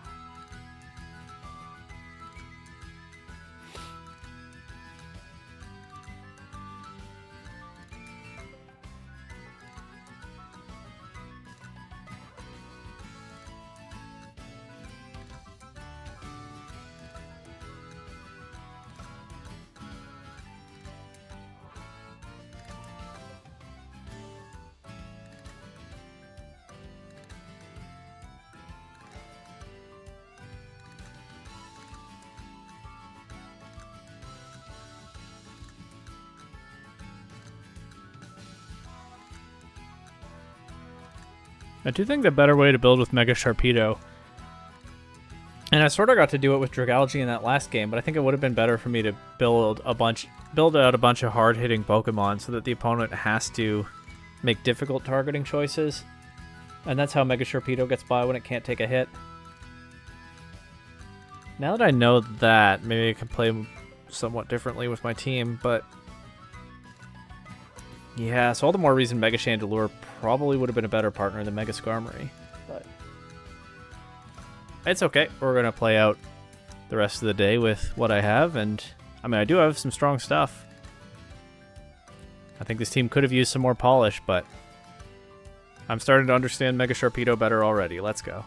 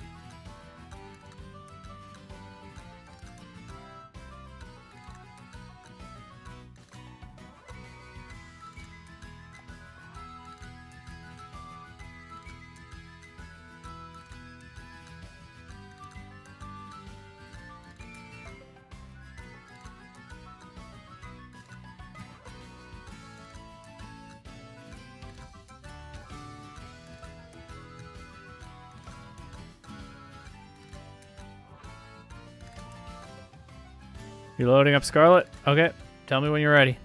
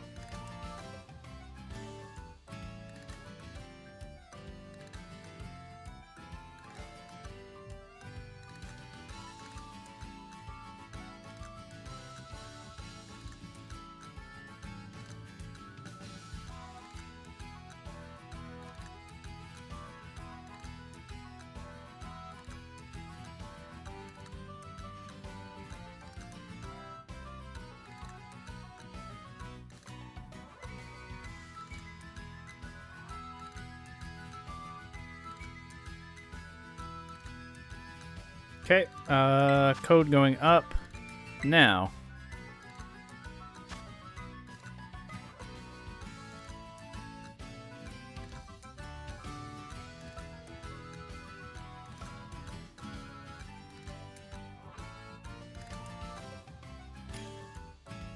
Is that you?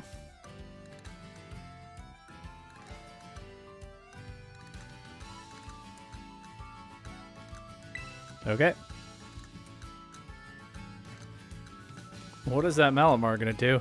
Then again, I don't know what Magikarp does. I haven't looked up its set or anything. Oh, whoops. I have to actually start it.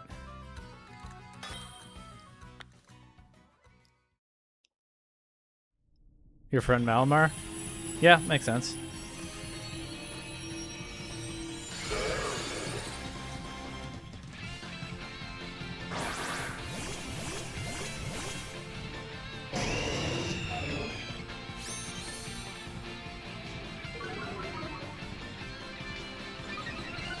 Oh no, it has rattled.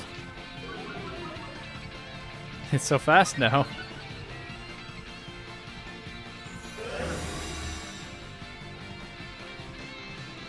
Oh my god, it has a barrier for the entire fight?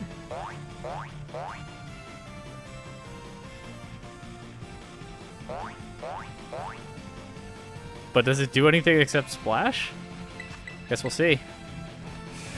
Oh, it does have tackle. It did 5 damage to my Iron Hands with that.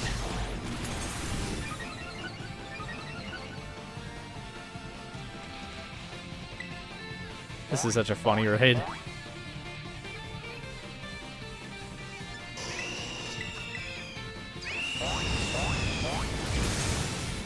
We're doing like no damage. Well, I know we have to get our Terra. Oh yeah, my Drain Punch did visible damage at +6, which I guess is something. But still have to work toward Terra here. Is that Magikarp is just splashing? Splashing away. It did 3 damage to you? That's even less than it did to me.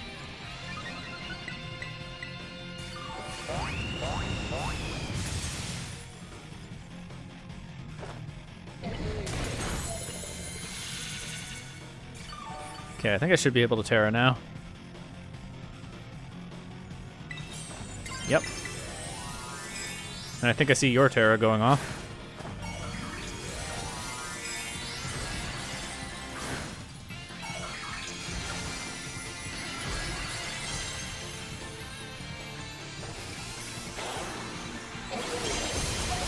Where'd the Magikarp go? Oh, are you using Stellar Terra Blast on it?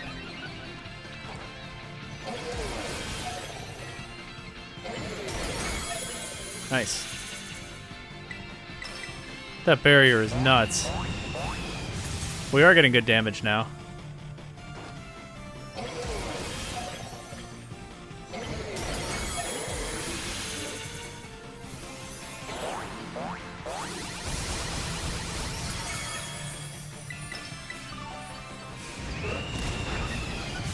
Of course, I only have so many Drain Punches left, but I will do a lot with what I have.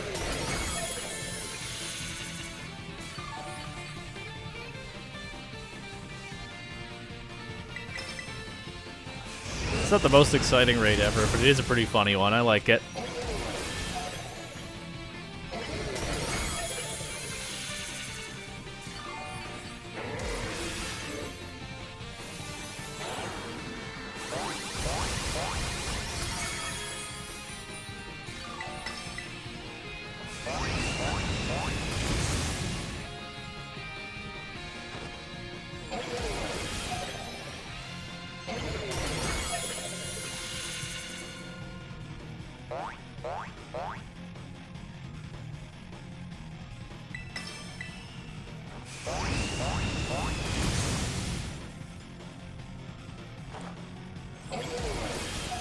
Can I try something that might be bad? What does that mean, Raymer? What do you have in mind?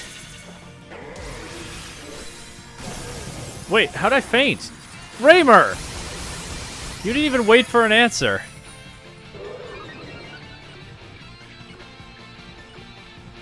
If we fail this raid, I'm not inviting you to the next one.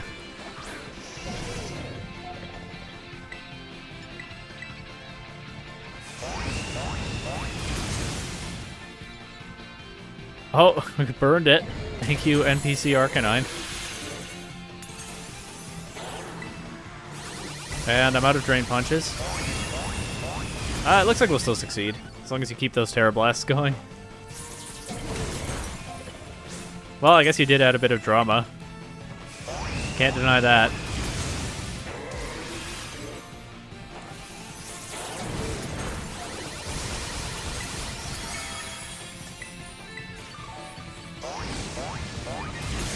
Yeah, you got it. You wanted to see what actually happened? What were you testing? Whether we would fail if you did that?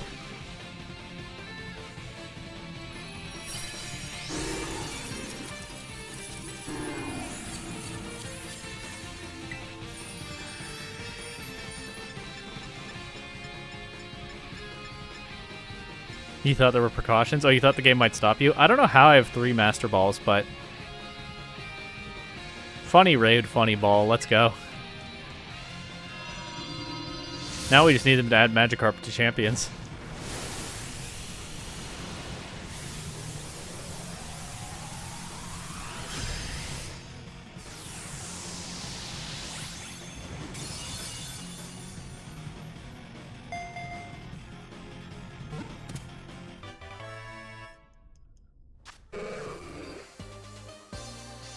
Okay, and I got a bunch of stuff.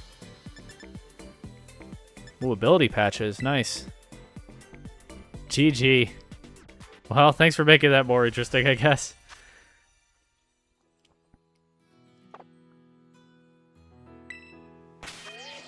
Level 100. So it actually can't even evolve. Like, it would be... It wouldn't be funny to evolve it anyway, but they actually made that impossible. That's great. Splash, tackle, flail. Adamant nature, so it'll hit as hard as possible with that tackle. Magikarp the Unrivaled. Just need them to add this mon to champions. And if that day comes, obviously I'll have to see if I can do anything at all with it. Good news, if we do more, I wouldn't do that. Well, that was the raid that I wanted to do. I don't know why I'm saving the game a third time. Just to be extra, extra, extra safe, I guess. If you give it a rare candy, it should evolve? Really? I'm not going to test that, but... Is that true?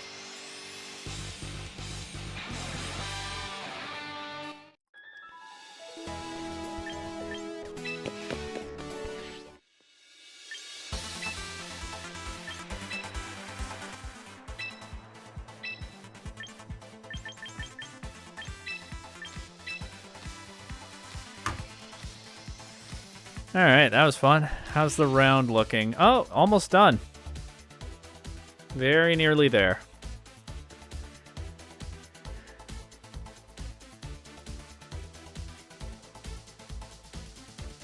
Did you already have your Magikarp, or did you also catch one there?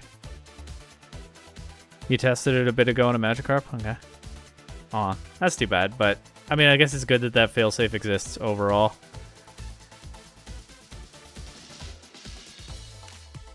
But I'm not going to evolve that one anyway, I don't think. You caught it too? Nice. What ball did you use?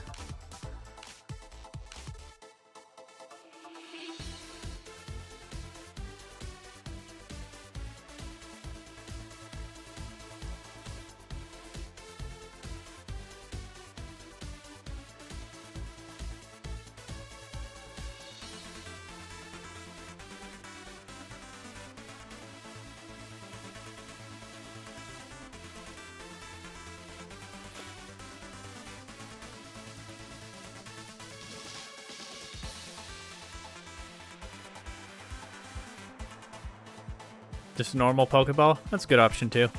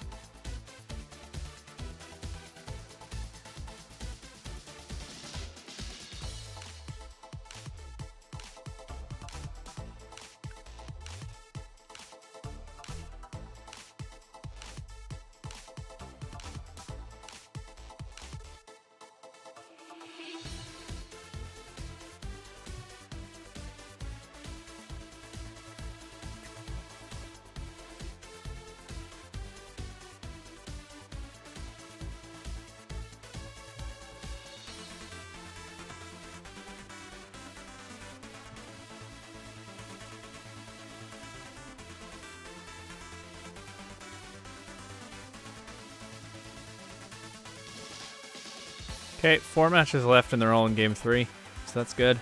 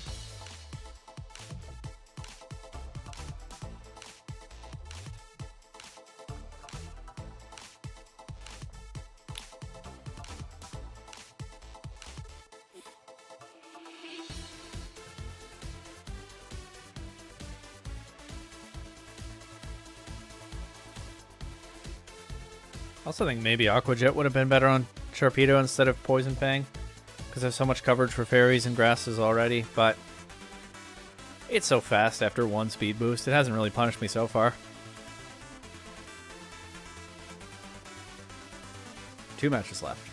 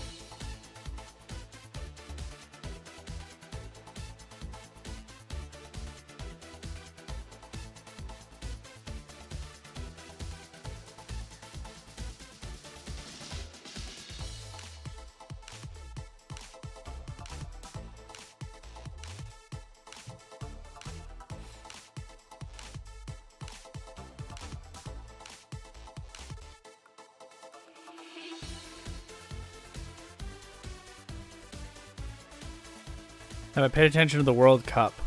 Football? A little bit. It's too bad I didn't watch the game yesterday. I checked the score afterward. It looked like that one was nuts.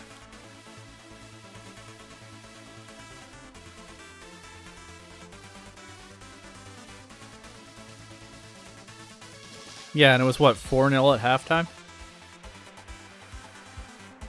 But, and they made it competitive.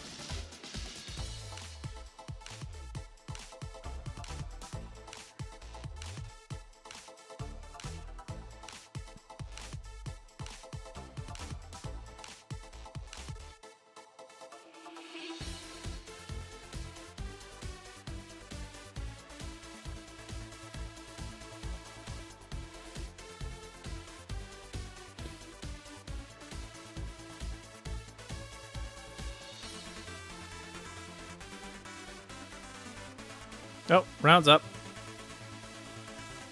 A few people dropped already, it looks like. My opponent has Mega Scolipede, Klefki, Infernape, Weirdear, Mega Greninja, and Camerupt. So they have Trick Room options. They have fast options. They have Mega Scolipede, the thing that...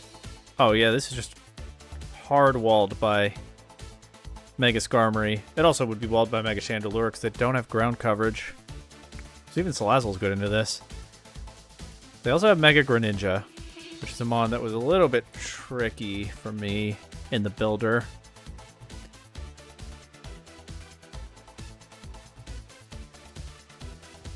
I'm gonna ask if they have a room. I do kind of prefer when I'm streaming that my opponent set up the room, although last time I just didn't worry about that. Sharpedo could go crazy here. Potentially. Obviously, like a fake-out Trick Room lead from them, and then Camerupt in the back could give me a lot of trouble.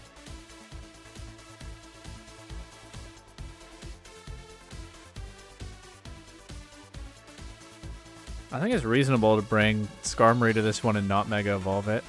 But I can't bring everything. Okay, Klefki is the only Trick Room setter. Weirdear does not have Trick Room. That's good to know. Oh, they got a code.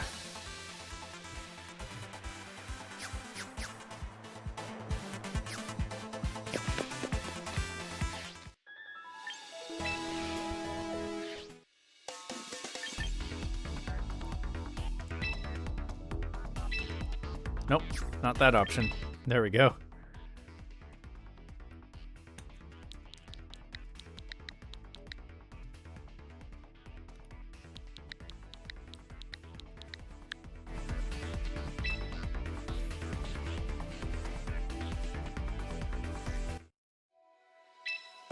Oh, Bulbasaur icon. How do you get that?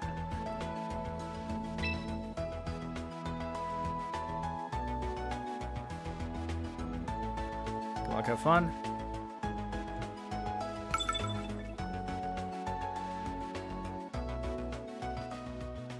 Sharpedo could be super good here, potentially. I think it's a bring it in the back kind of move, though. But Skarmory could also be super good here.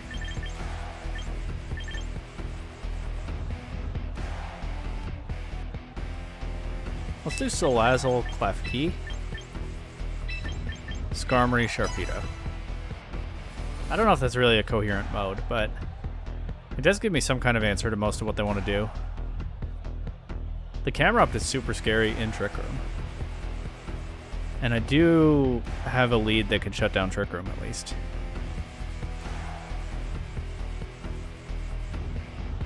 But I don't know how hard they'll go on the Trick Room plan. Because a lot of the rest of their team is fast. Well, like half their team is fast. But that's significant, right?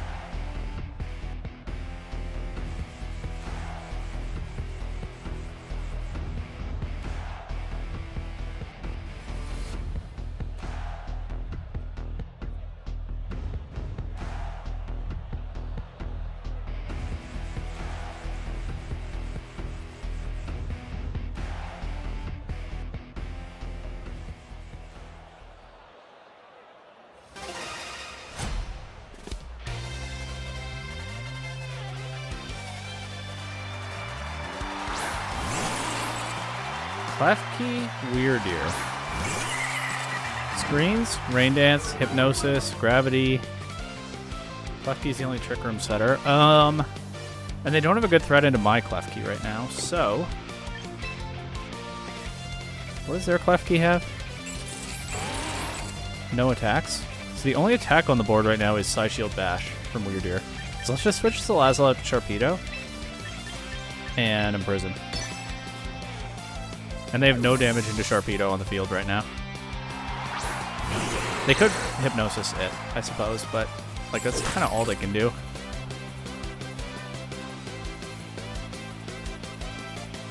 Yeah, exactly. Psyshield Bash doesn't affect Sharpedo, and they can't use Trick Room. And now I feel fine, I think, to just Liquidation their Klefki and set Rain Dance. They actually can't set Rain Dance for me because that's also imprisoned. But I want to boost my water type damage. The only thing to worry about again is Hypnosis, but we'll see. They switch their Klefki out. What is coming in? I feel like they probably have camera up if they brought all this, but okay, we see Scolipede right now.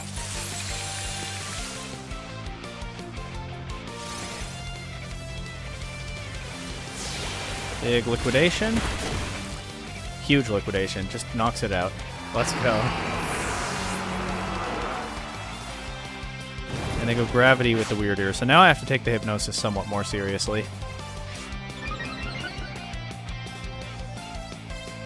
What does the Weirdeer have? Colbur Berry. The Dark Resist Berry. So crunching it is not a solution.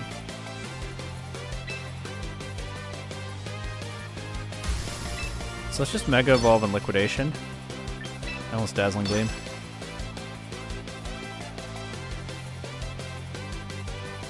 Camera Up will be nerfed a bit by the rain and the lack of Trick Room, although, I mean, I can still click like Earth Power, right? But yeah, let's see about getting rid of this Weirdeer.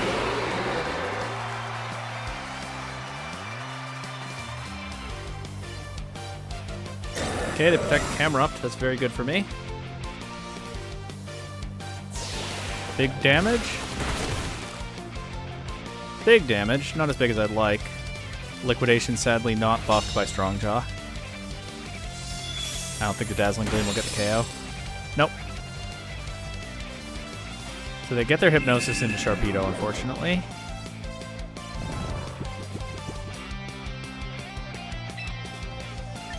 So I have to sleep this turn.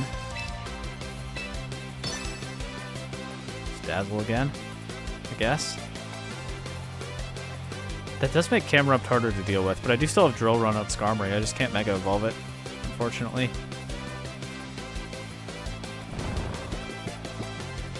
Okay, there's my mandatory sleep turn. Take out the Weird Ear with this Dazzling Gleam. They might target Klefki to get rid of the Imprison. Earth Power into... Nope, Sharpedo. Takes one.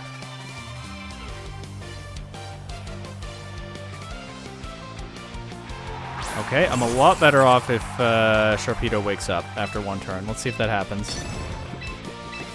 I'm much happier... I'm in a much happier position if it does.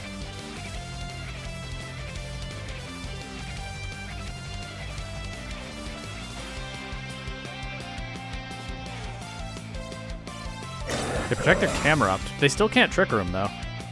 Because the Imprison is still in effect. They just set Reflect? Okay. That buys me time to wake up. I think I'm guaranteed to wake up next turn, if not this turn, right? I don't wake up this turn. I think they needed to attack Sharpedo. Because sure, they gamble on me not waking up, but they can't really do anything anyway. Their Reflect was always going to come out first because of Prankster. But Camera Up still takes massive damage. I think if I remember correctly how Sleep was nerfed in Pokemon Champions, I think I have to wake up now.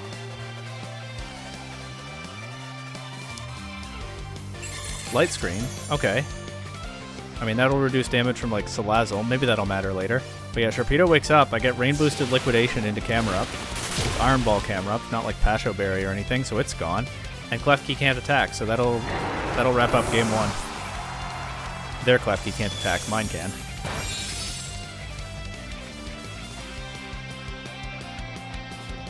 Alright, Imprison Trick Room Klefki actually was pretty useful in this game.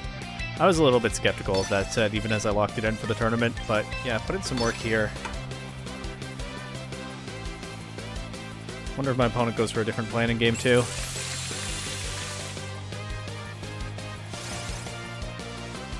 Might as well just Rain Dance again to keep my Liquidation doing as much damage as possible. Alright, Sharpedo looked good in this game, I'll say that. Got the defense drop there, but it doesn't matter at this point, it's in range anyway.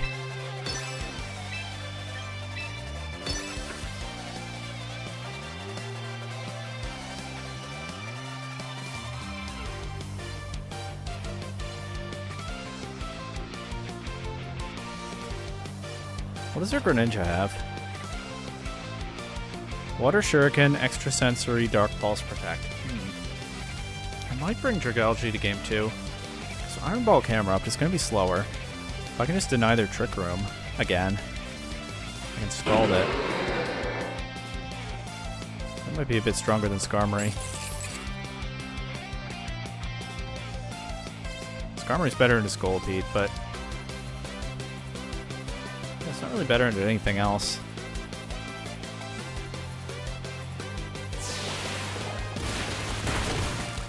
Okay, there goes game one. Did I remember to say good luck, have fun? Okay, good, I did.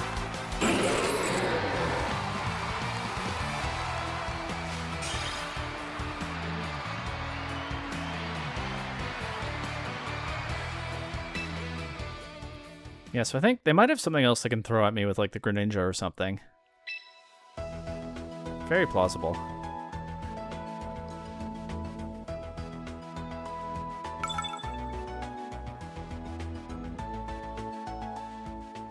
But I think for game two, I'm going to keep it pretty similar, but a little different.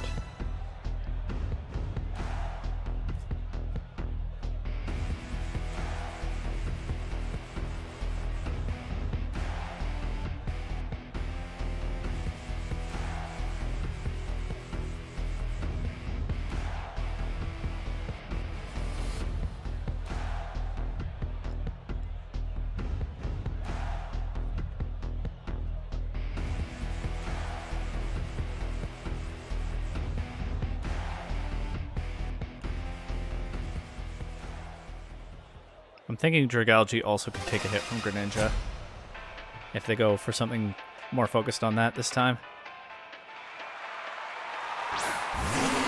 They did Scolipede Weird Ear this time, okay. No Trick Room on the board immediately, but there's also no real threat into Klefki, so I might as well Imprison. I could Taunt the Weird Ear. can't just raw switch Sharpedo in because they can target it with Scolipede. That's the adjustment they've made here. Taunt the Weird Ear. I think I'd rather just Heat Wave. Get damage onto Scolipede. Oh, never mind. Okay, taunting Weird Ear might have been nice. They bring Camerupt in right now. Makes sense. I'm actually not super well positioned to deal with that at the moment. And I missed the Heat Wave on Camerupt. Well, the thing I most wanted to hit switched out anyway. And they just Side Shield Bash Salazzle. Breaking the Focus Sash. Okay. Yeah, I'm definitely not in as good a position this time. They get the defense boost too. Don't remember what the chance of that is. I don't think it's 100. Maybe it's 100. I'm pretty badly positioned against this Camerupt right now, except that I have 2 Pokemon in the back that are both problems for it. Genuinely, I think the more damage I get on Weird Ear right now, the better. Because Weird Ear could be a threat to Dragalge otherwise. Oh, they switch it out. Ah! I want to hit this thing. Oh, just kidding. They're switching the thing out. I went for Sludge Bomb instead of Heat Wave this time. They got me with that. Maybe I poison a poison type again. Nice! That's 3 of those today. Let's go.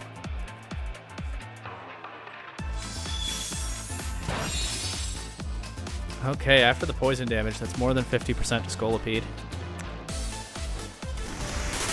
Scolipede now can get its speed boost before Sharpedo can come in, but Dragalge is really safe to come in here because they don't have ground coverage on their Scolipede. I mean, Dragalge is threatened by the Camerupt, but that's Solid Rock, but even still, if I Rain Dance and Scald Camerupt, like, what's it going to do about that? Probably Protector Switch, but the Scald would be pretty strong into anything coming in as well. I love that I've poisoned 3 poison types already today. Corrosion is such a funny ability.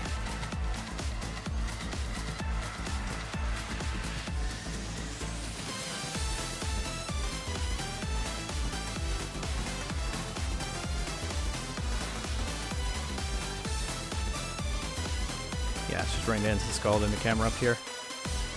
They switch Scolipede out for Weird Ear.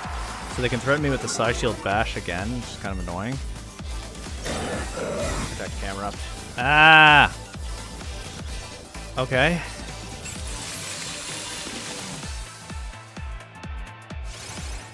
That's pretty annoying. I think I'm down to try switching Sharpedo in here, though. The way they've been playing this, they might switch the Camerupt.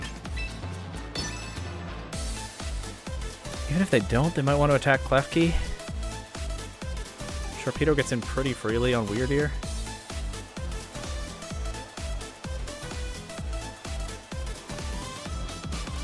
I think that's okay.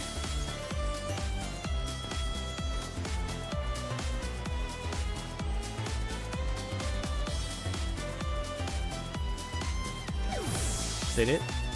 Oh, they might have switched. My switch would have come first, right? They do switch, okay. Back to Scolipede.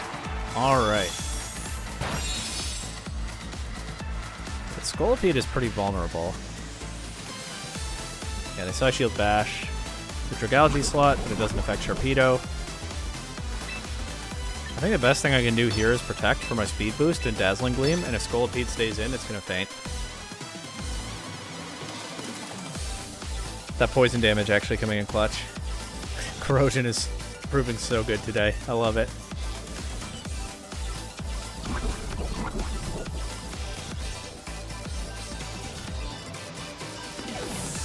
They switch Weird Ear out for Infernape. Okay, we hadn't seen this before. They protect Scolipede. Is that going to get it through this turn?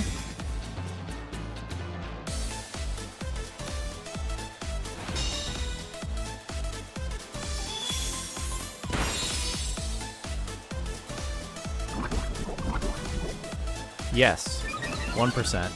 And the ability activation order tells me it's faster than my Sharpedo. So I actually think the thing to do here is switch Sharpedo out. Which is okay with me. Infernape has Fake Out, Close Combat, Fire Punch, and Coaching, so Dragalge comes in pretty safely here. Building my team around a bunch of good type synergies is looking like it's paying off in this matchup. They Mega Evolve their Scolipede, but this is the last turn of its existence.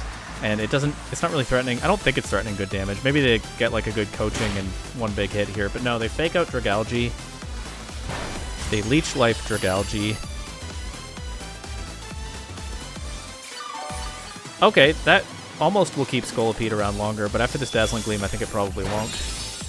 Yeah, it's still going to drop the poison damage here.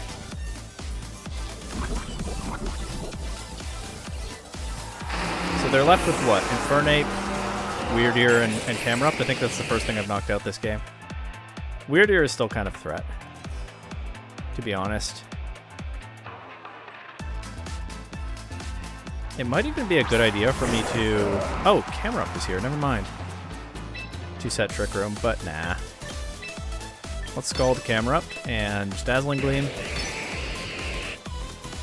They might protect Camerupt.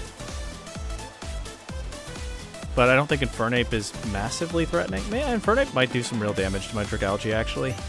If they protect Camerupt, I might end up pushing out Scalded Infernape. But the thing is...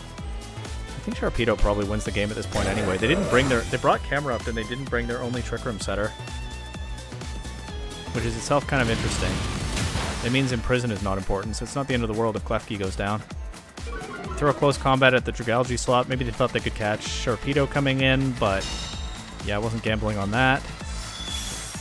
And Sharpedo just always beats Camerupt. Infernape narrowly takes the Dazzling Gleam after lowering its special defense, but I mean, if they make a similar play again now...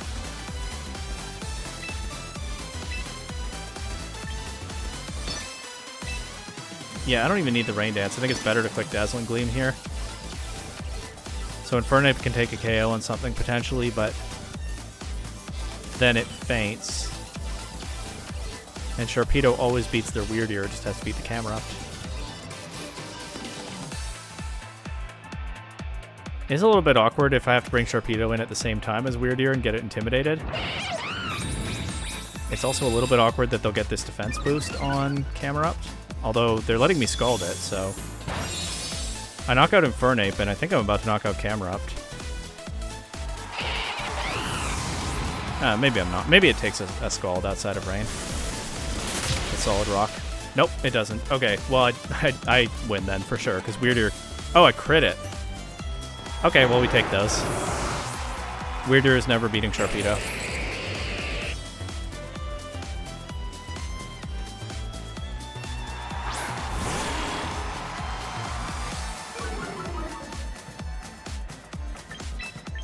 Can just switch that in.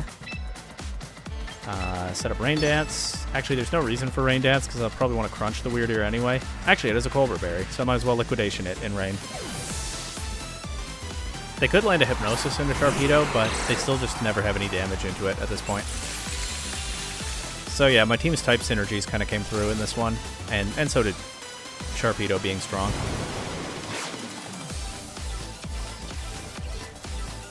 And if they somehow... What am I saying? They have absolutely no way to knock out Sharpedo. There is no if they somehow do that. But if they somehow could do that, I would still be able to set Trick Room with Klefki and win with Dragalge, probably. Right, like if Sharpedo fainted somehow, I could protect and Trick Room and work from there. But they have no way to do any damage to Sharpedo, so that's not going to happen.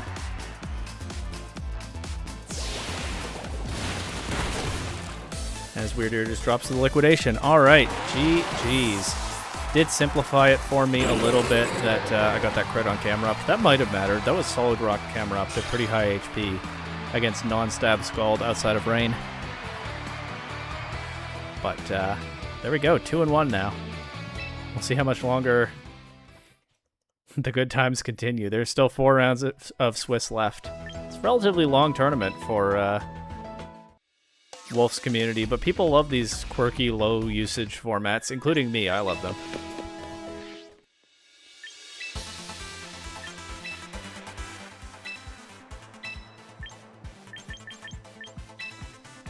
Oops, I have so many teams now. Granted, some of them are like one-time content teams, like this. And this. And there's a Draft League team here. Well, Draft League adjacent. I should probably clean up my teams and my box at some point, but it's not urgent right now. Anyway, how are we doing in this round? A lot of matches already finished, but a lot still going.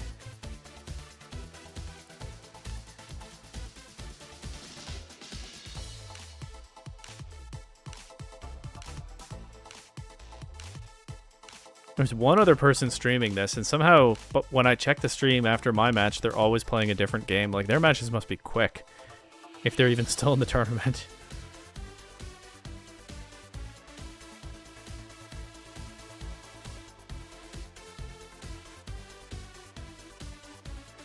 Which it looks like they are. But yeah, they've already finished round 3. Just getting it done quickly, I guess.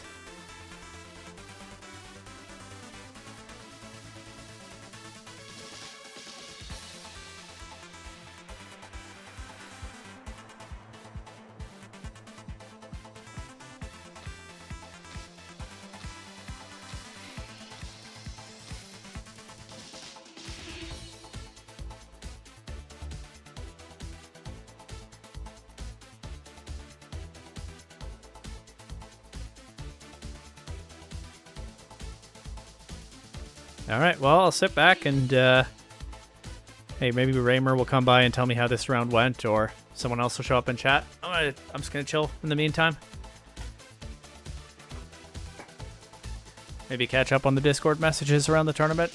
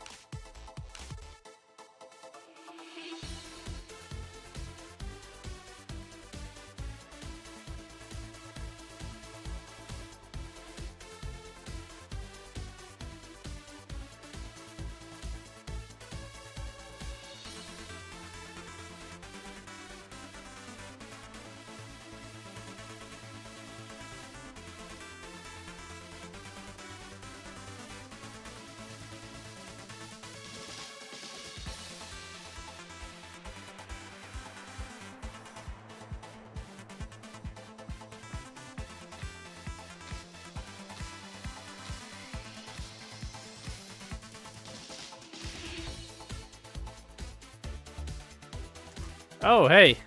Welcome, last opponent. GG's for sure. That was a fun set. I kind of got you with the, well, your Scolipede was the 3rd poison type that I've poisoned today, so I'm having a lot of fun with that. Kind of got you with that poison damage and maybe the Scald crit as well.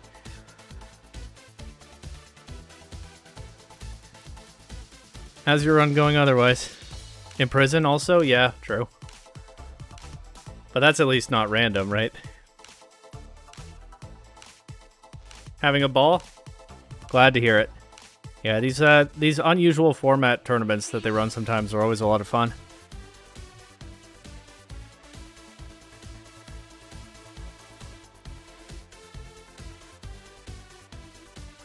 I guess I'm just sitting back between rounds right now. I don't really have...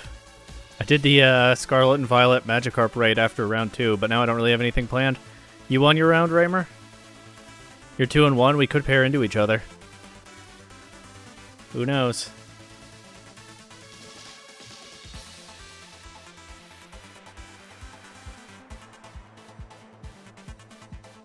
Indeed.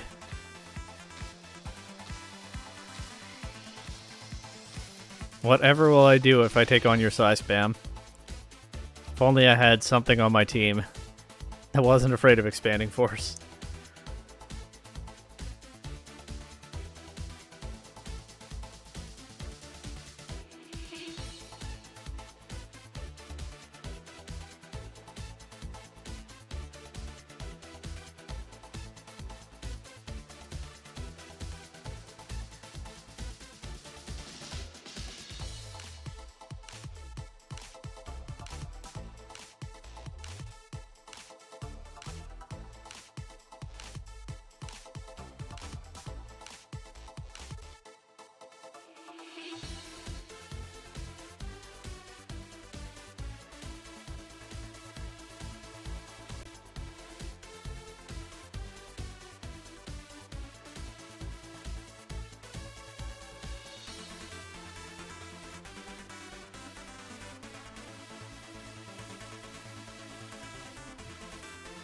Well, yeah. I don't have anything planned for this downtime. Anyone feel free to chat. Tell me how your tournament run's going if you're playing. Oh! What you got there, Raymer? My opponent misplayed Greninja, Mega-ing out of their established Dark type. Oh! If you Mega Evolve, you get to use Protean again, right? Is that what you're saying? Game 2 and then Water Shuriken on Psychic... Water Shuriken on Psychic Terrain. Oh, hey, my first round opponent. Welcome. What happened in that round? I know my team got blown up, but I've forgotten how you did it already. How's the rest of the tourney been? Well, I'm 2-1 now, so bit of a recovery from that start. Oh yeah, you had all those bulky Trick Room mons. They just couldn't break through. Basically Golurk, yeah. Well, and Crabominable hanging on at 2% in game 1, right? Oh, it's your first tournament? This is probably a fun first one. You got your ass beat second game. What did you face then? Well, I can check.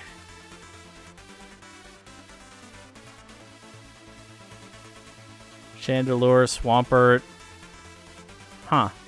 They have Rain Dance on this somewhere?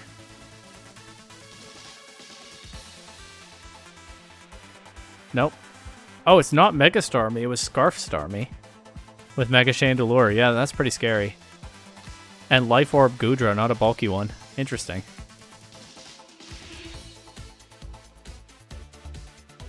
Hi, Robbie. Are you playing this thing?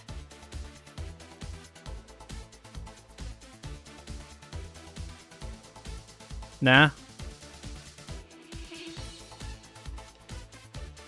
You're also 2-1. A lot of us 2-1, huh? Maybe you'll pair into Raymer. Are you not in the Wolfey subserver, Robbie? I thought you were, and you just were quiet there. Or did you just infiltrate a tournament at some point? Your first tourney, so weren't sure what to expect? Yeah. That doesn't entirely go away, I don't think. You infiltrated the horse tourney? I see.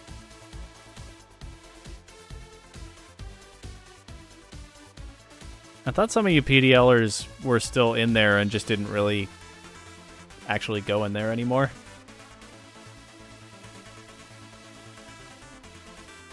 Came here because you're listed as live on the standings page. Welcome. Are you, you're not my second round opponent, are you? I think that's the only one that hasn't shown up so far. Nope. But you are playing the tournament? How's that going for you so far?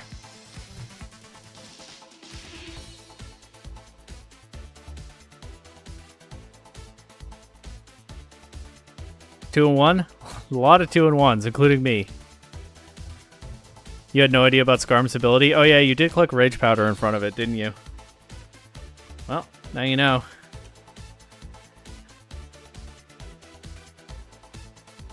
I think I had a moment when I was when we were playing that game where I was like, "Oh no, they Rage Powder." Wait, no, not oh no. I have Stalwart. I'm good. Empoleon beat you? I don't think I faced an Empoleon yet. What does that do in this format?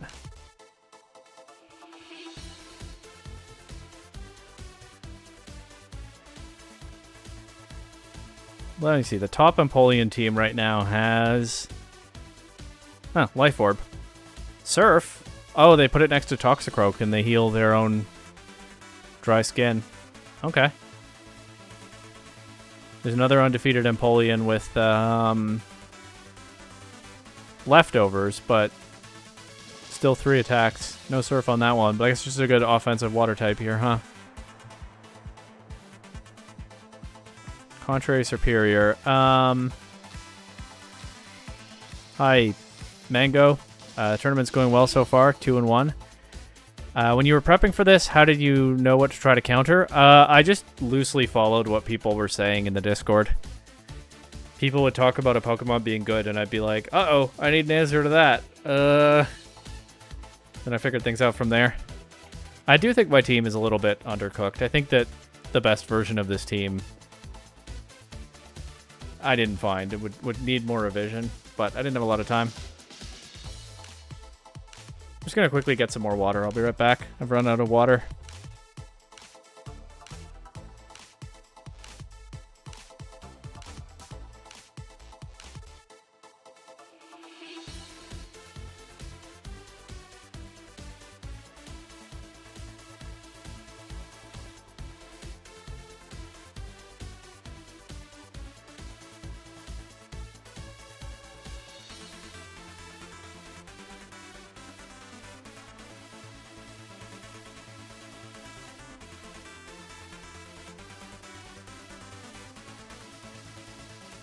Whoops. Glad you're... I was muted. Glad you're having fun, Mango.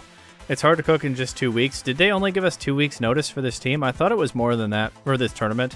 I thought it was a little more than that, but I don't remember. You might be right. I didn't really do much cooking at all until after the Grand Champions Festival last weekend. Raymer says, I looked at the team building help and saw what was posted. Yeah, I did that too. I glanced at those now and then. And just would sort of mentally check whether I had something for that team.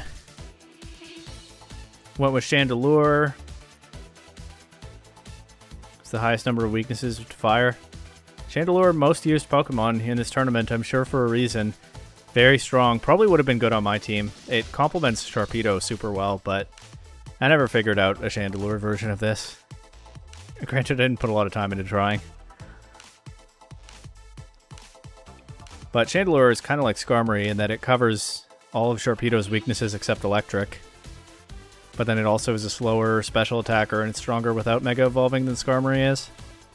Saw a spreadsheet with all the Pokemon, sorted everything by speed and went from there. That's a good approach too, for sure. It doesn't hurt to keep an eye on what people are practicing with, but... yeah, that is a good start. Chandelure wrecked you. I don't think I've faced one yet. Have I faced one yet? It's the most used Pokemon in the field, but no Pokemon is a large portion of the field. I've not faced a Chandelure yet. But it's only on about 28% of teams, and that's good for number 1 in usage. I see a couple people in chat have had some trouble dealing with Chandelure, one could say.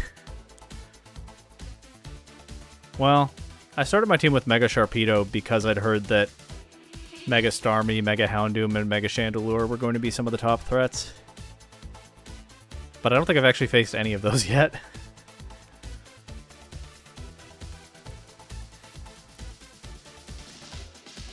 Mega Ampharos? Golurk goes well into that, yeah. I thought about Mega Ampharos, but I wasn't sure how much I trusted it in this format. That's a cool Mon. Then I have the guaranteed shiny from ZA, and I also have another shiny that I randomly got in ZA. That game's been generous to me with Mareep specifically.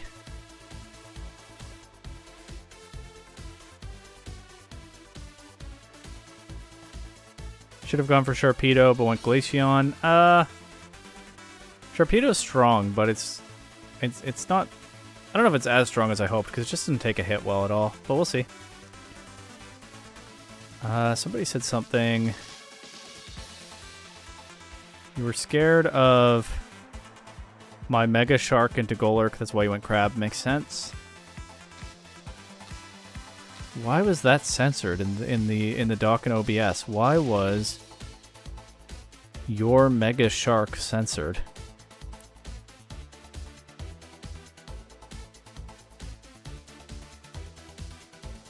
I'm stumped on that one.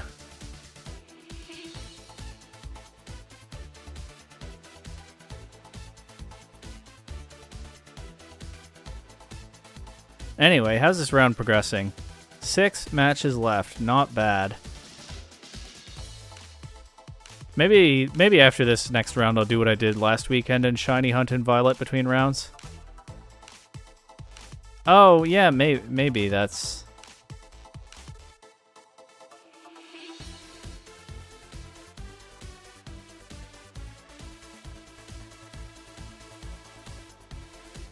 I don't know.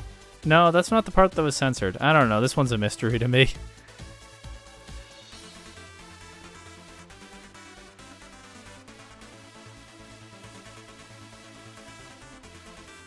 Also, thanks for the follow, Mango.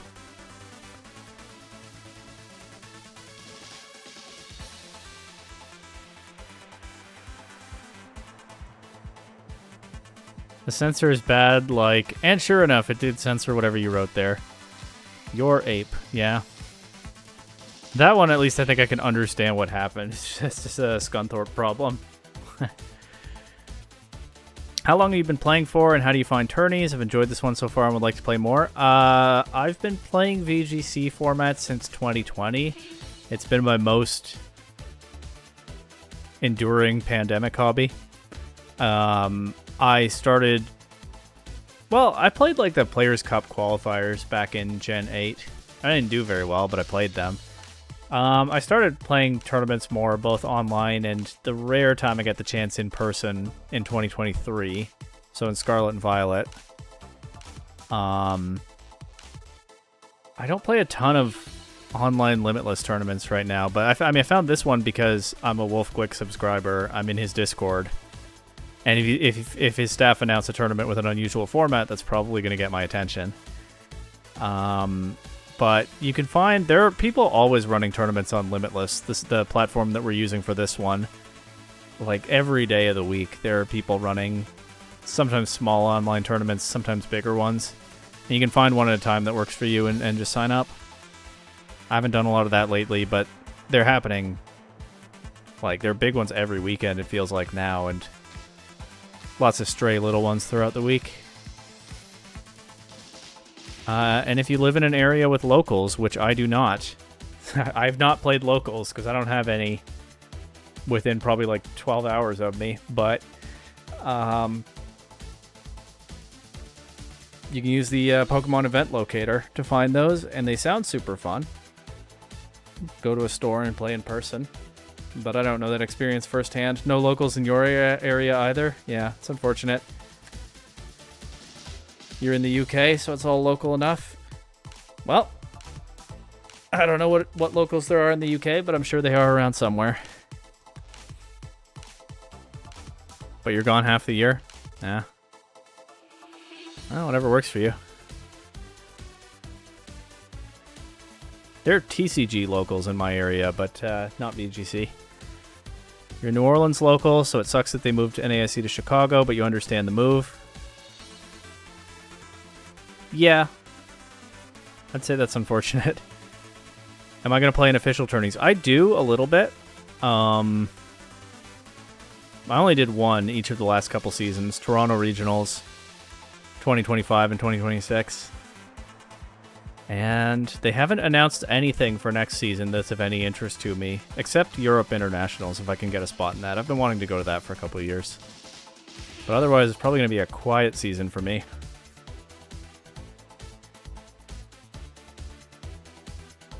Once again. But official tournaments are fun. I definitely recommend them if there's one that you can reasonably get to.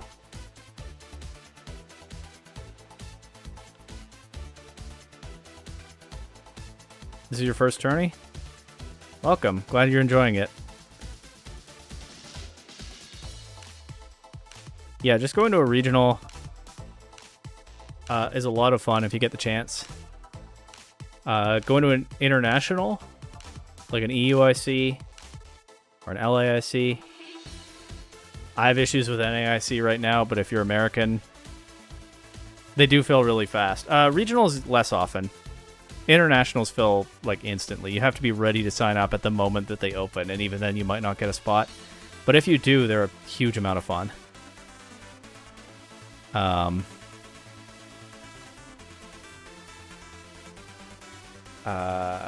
Regionals are good too, but an international's on a whole other level. It's like a big Pokemon convention that also has a tournament involved. Regionals don't usually sell out instantly. That's what I was getting at. It's not unheard of, but it doesn't happen often. Long-time watcher, first-time player. Been watching competitive Pokemon since high school. Nice. Yeah, I was playing Smogon singles formats really badly. I was bad at them, but I was playing them way back when I was in high school. I thought I wouldn't be interested in VGC until the pandemic shut things down. And then I was actually watching Wolf's singles draft league content already at that point, but I wasn't watching his VGC content because I didn't think I was interested in VGC. But then when the pandemic shut things down, I had a bunch of time to kill at home. I started watching his VGC videos and went, wait, this is actually awesome. And here we are now. Seems like for a lot of people, this is their first tournament. Yeah. Well, I'm glad it's bringing new people in. It makes sense, right? Pokemon Champions is still relatively new, and this is a silly new format that nobody's super familiar with, so it's a good jumping on point. I'm glad people are having a good experience. You started watching the first year of the Sword and Shield era? Yeah, I mean that was not my introduction to competitive Pokemon, because I've been playing Smogon singles since like Gen 3, but that was when I started watching VGC stuff as well. I went to my first regional in 2023. Scarlet and Violet. Early Scarlet and Violet. It was Regulation B. Paradox Pokemon were newly legal. You find singles too slow? Yeah, I don't know current gen singles, but I've heard that. I stopped playing Smogon singles in I stopped playing OU in early Gen 6. I played a little bit of Gen 7 Ubers. That format was fun, but otherwise I haven't really... I'm not up to date on singles. I'm multiple generations out of date on singles now. But I've heard it can be very stally and grindy.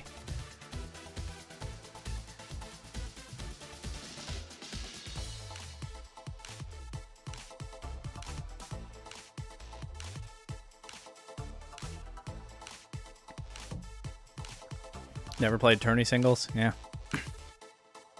Oh, especially on Showdown, because I don't know if this is still true now, but people used to favor stall teams for laddering. Like the people who were trying to be the best on the ladder liked stall teams, at least back in the day, because by trying to control the game as much as they do, they could be more consistent into the field that could throw anything at you on ladder. And also they could frustrate opponents and maybe get some forfeits out of them, but I think it was more of a consistency thing.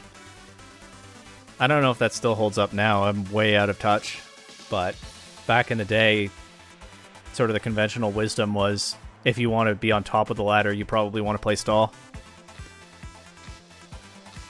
Main reason I'm playing singles is to get Skeletor's Professor. Fun fact, he counters non-life orb chomp assuming no crit. Really? How does that work, Raymer? Hazard, status, stall, yeah. That's singles, I think. But I don't know, I haven't played OU since early Gen 6, like I said. That's a long time ago now.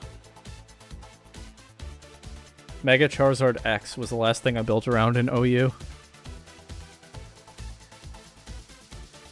It was really popular with Bisharp in early X and Y. I think when Defense Deoxys was still legal, so you could use that as your hazard setter.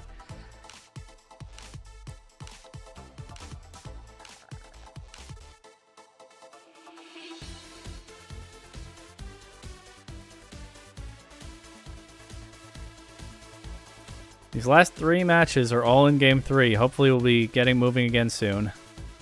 And yeah, maybe I'll go back to shiny hunting and Violet between rounds. That was kind of fun last tournament.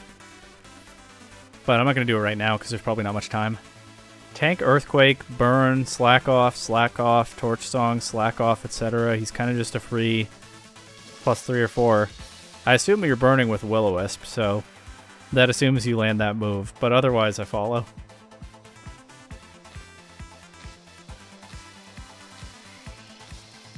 Alright, so like 85... What's the accuracy on Will-O-Wisp? Is it 85? 85% of the time your Skeldurge plan works? I guess a little bit less because some Garchomp will have Life Orb.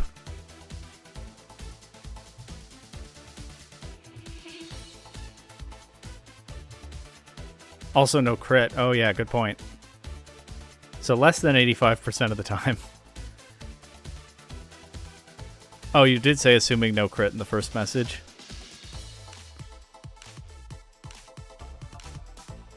But most of the time it works, huh?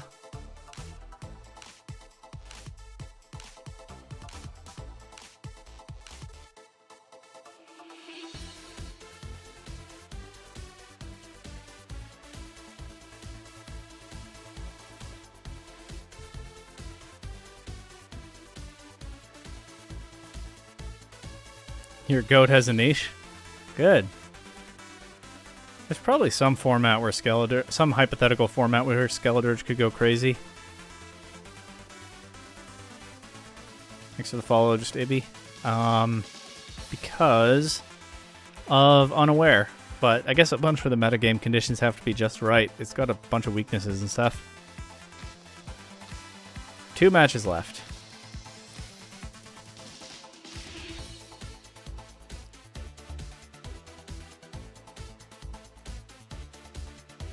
We're what, 3 rounds in? So there are 4 more in Swiss.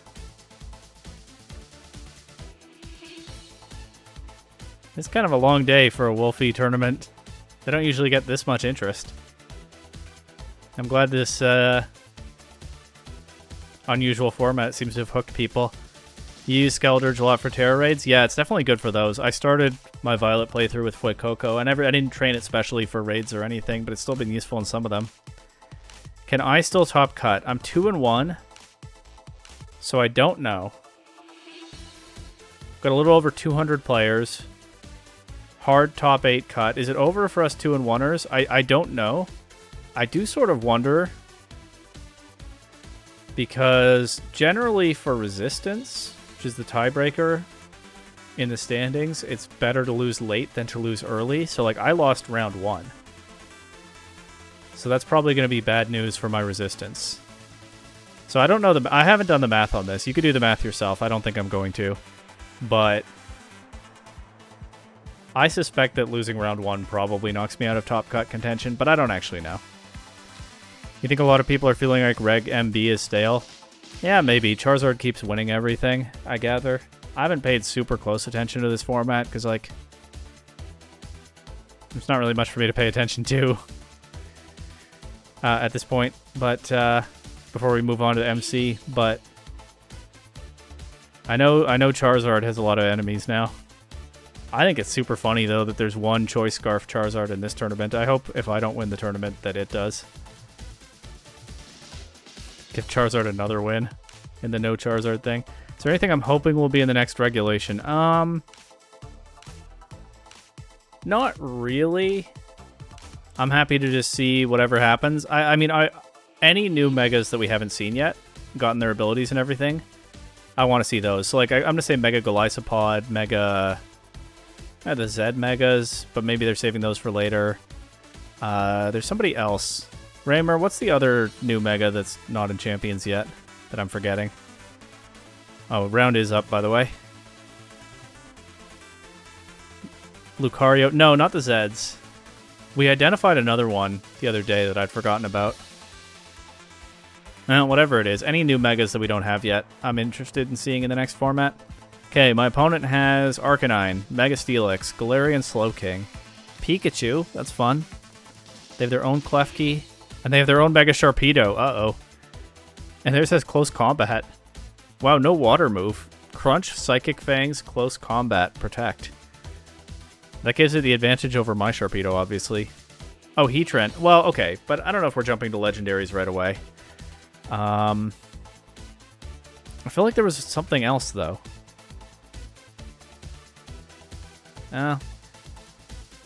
Maybe I can figure it out while I wait for my opponent to check in for this round.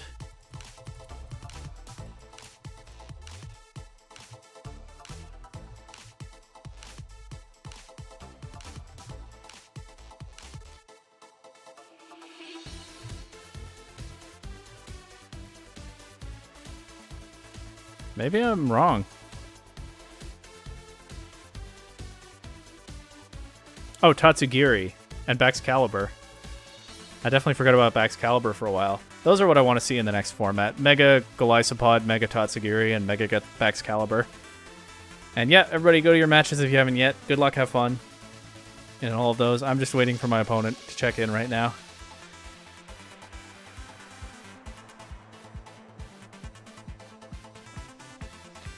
Didn't think about how to deal with opposing Mega Sharpedo, did I? And they have Pikachu as their electric type answer.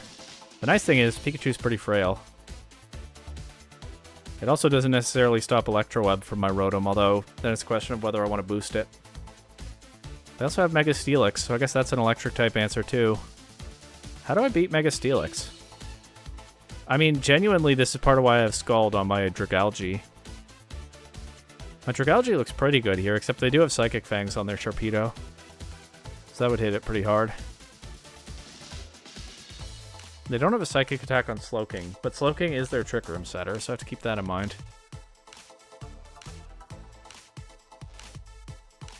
Does Magic Bounce reflect Taunt? I think it probably does. I don't know why it wouldn't.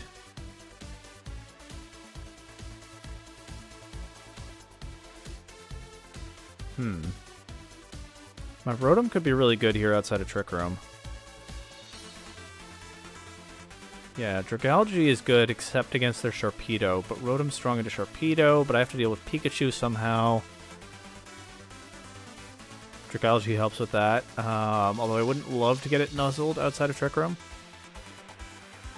I have to stop their Slowking. Their Slowking's item is Citrus Berry, so I can taunt it with Salazzle, or I can imprison it with Klefki. They do have some threats into Klefki.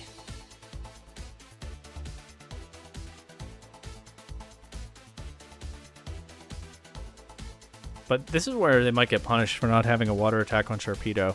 It's pretty vulnerable to Dazzling Gleam, so Klefki's probably good here. Klefki, Rotom, Dragalge, and like maybe my Sharpedo could be a mode. Or maybe Skarmory, because that's... Well, they're both similar into the Steelix. Hit with Drill Run. Steelix wipes out my Sharpedo with Body Press. No, I think Sharpedo's probably okay. They do have Dazzling Gleam on their Klefki. But on the other hand, they have Pikachu and Arcanine, which are both very threatening into Skarmory. Okay, if my opponent checks in, they still have a few minutes to do that. I think it's probably, like...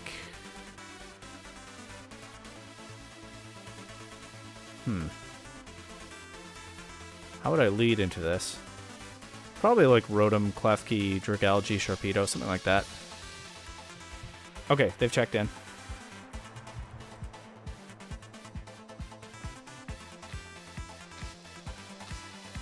I've said hi.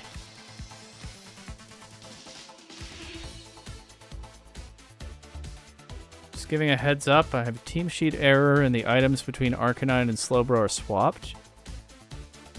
So Arcanine has Citrus Berries, Slowbro has Leftovers, okay. Klefki has Light Clay. Oh, I didn't notice they have 2 leftovers in their team sheet.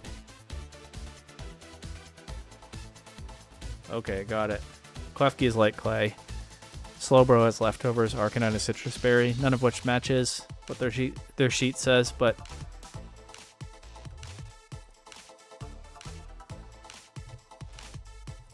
Okay, opponent's asking me about a room. I don't have one yet, so I'll just make one quickly right now.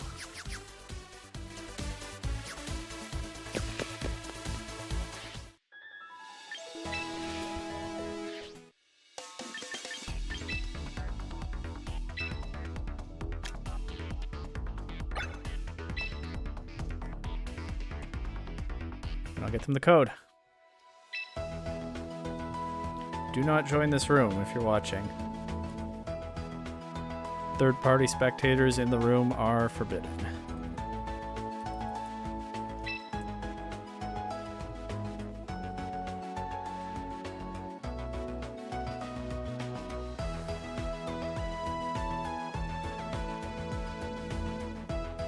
No, Raymer, you can't. Besides, you have your own match to play.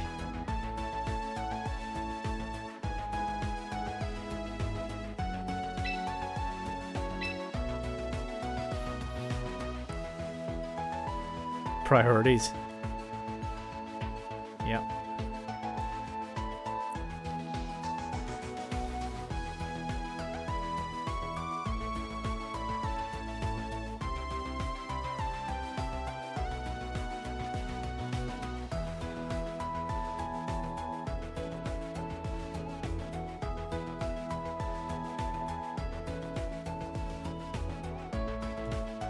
Ah, they're here. Let's go.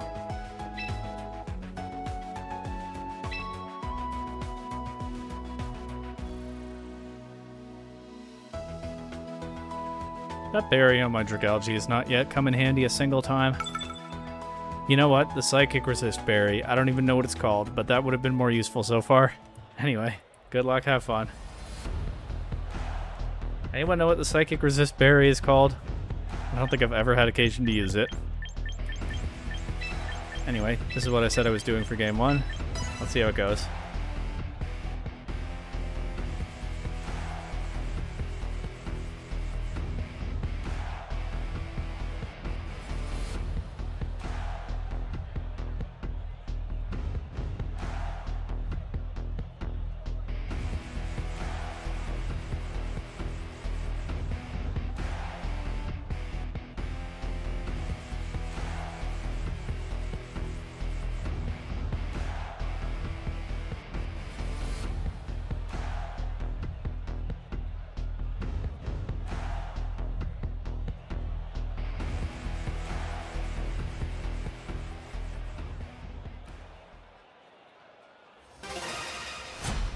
Okay. Staraptor Admirer.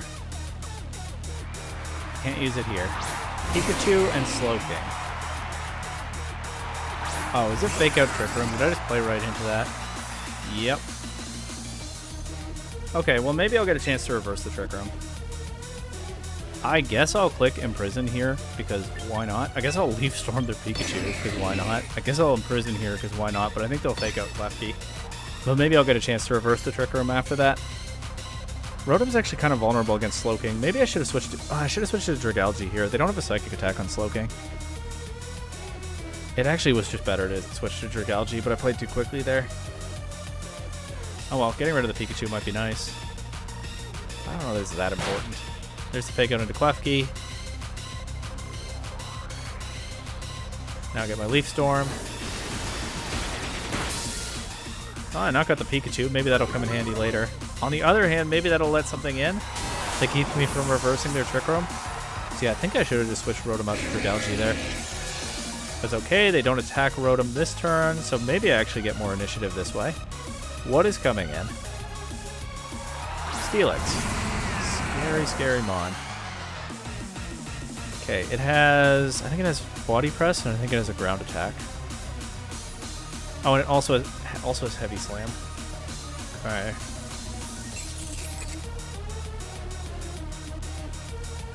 I kind of want to switch to Sharpedo. I think I'm better off switching to Dragalge here, actually.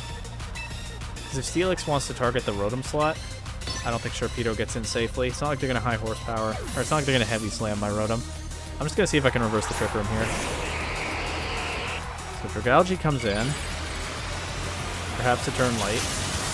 There's the Mega Steelix. Cool looking mon.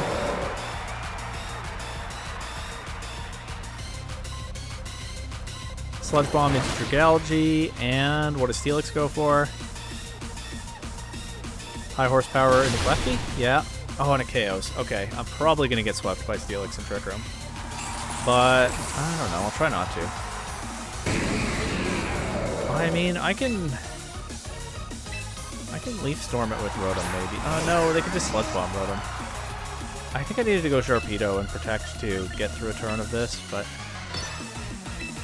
it's not what I did, so is what it is. Let's just go for damage on Steelix if I can get it. I think I'm making, like, all the wrong plays this game. Yeah, because there's the Sludge Bomb into Rotom. Doesn't KO. High Horsepower goes into my Protect.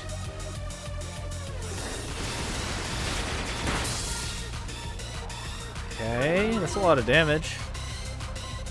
I am kind of wishing right now that I had Aqua Jet on Sharpedo. But what can you do? Can I get rid of this Steelix somehow? Probably not, because they can Sludge Bomb Rotom for the KO, and now they can High Horsepower Dragalge. Good mess. They don't. Shuka Berry would have been better than Yash Berry there. That berry's not been useful so far today. How many turns of Trick Room are left? Oh, it's the last one. I mean, that's nice, but... Well, maybe I'll crit the Slowking with Crunch once the Trick Room wears off. Yeah, there were multiple ways I could have played this a bit better. I just kind of fell apart in this game 1, but hopefully I'll figure things out in game 2. I do think I lose this, but I'll try not to, if at all possible.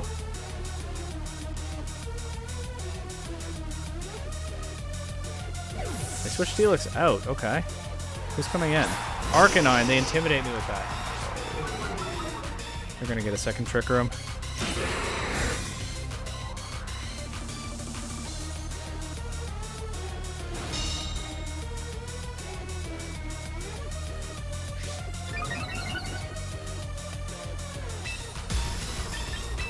What if I crit them? Come on, Sharpedo. If you crit this, I think we can win. Probably not, because the Arcanine has extreme speed. And this is Sharpedo. We know it's not going to take that very well. Come on, Sharpedo. Let's see the crit anyway.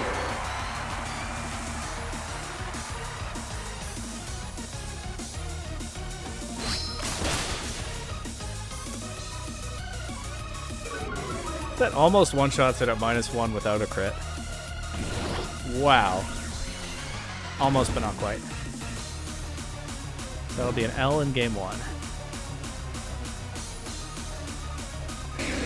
But I do think I have an idea as to how I could play better in game 2.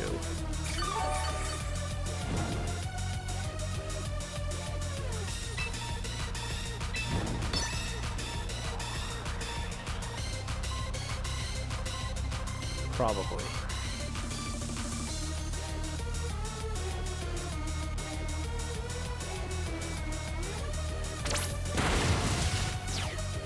Yeah, that extreme speed does so much already. And they get the Sludge Bomb.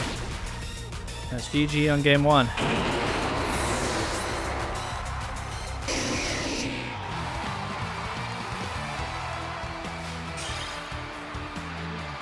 What about game 2?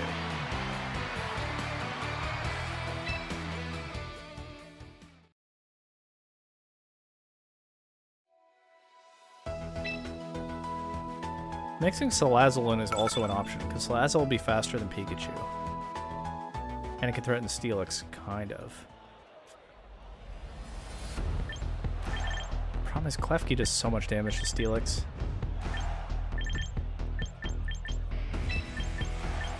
But honestly, other way around, Steelix does so much damage to Klefki. But honestly, I think I'm down to try this. This does deny their Trick Room if they just go for the same plan again.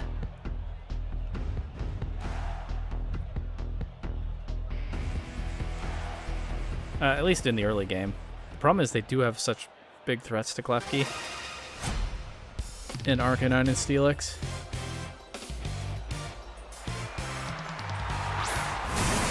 This time really it's Steelix and Pikachu, so they're not going for the Trick Room right away. That's pretty awkward for me. That is really awkward for me. That is a good call by them. I'm just gonna go straight for Heat Wave. But maybe they fake out Salazzle, but I hope not.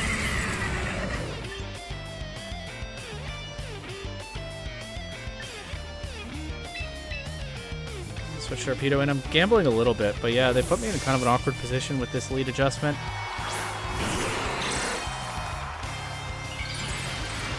Here's their Mega immediately.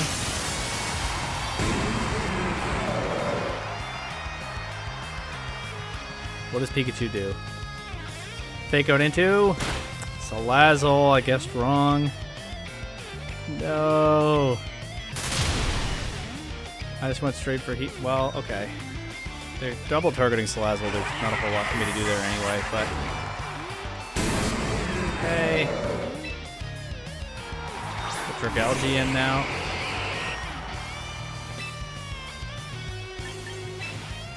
I think I'll go for a Scald into Steelix. Problem is I can knock out Dragalge. It's a big problem. If I had Rotom in the back to Life Orb, to Leaf Storm this Pikachu again, I'm in a better spot, but I don't have that. Yeah, let's protect Sharpedo, I guess.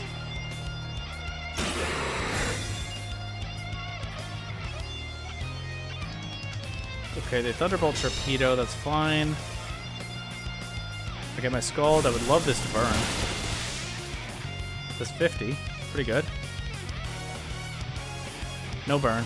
High horsepower into Dragalge, just one-shots. So bad. Now they're free to body press Torpedo. That's gonna do 1,000,000 billion damage.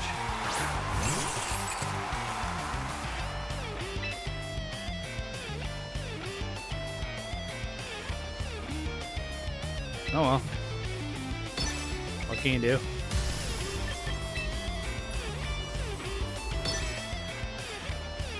Need to get rid of Pikachu anyway. So I actually needed Rotom again, huh?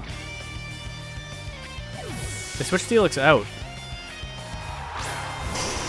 Okay, they go for the Intimidate again, sure. Is Pikachu really going to take this crunch, though?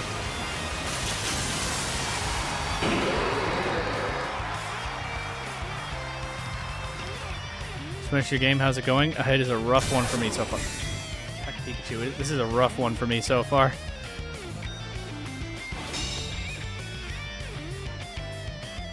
I think I'm gonna. This is game 2. I'm down a game already. I think I'm gonna lose.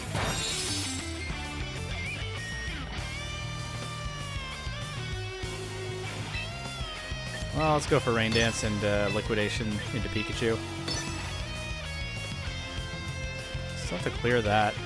Problem is the Arcanine with extreme speed. Pikachu out. Slowking.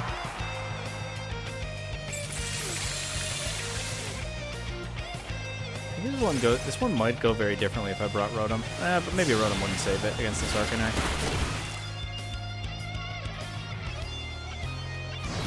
The Flare Blitz Klefki, okay.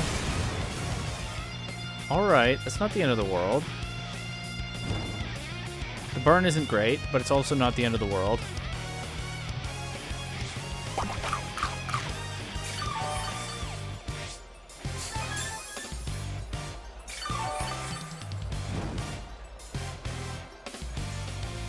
You kind of think I have to let that Slowking keep recovering. It's just Imprison and Liquidation.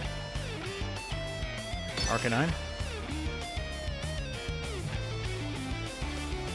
Yeah, I think I just can't sweep quickly enough with Sharpedo to actually get through this. They also, if they wanted, could have switched Sharpedo or switched Arcanine out and gone for another Intimidate later.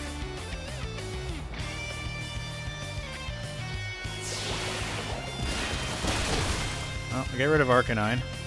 I don't get 4-0'd this game at least. But now what does Slowking go for? Probably Sludge Bomb to Sharpedo. Yeah. Alright, that is GG's.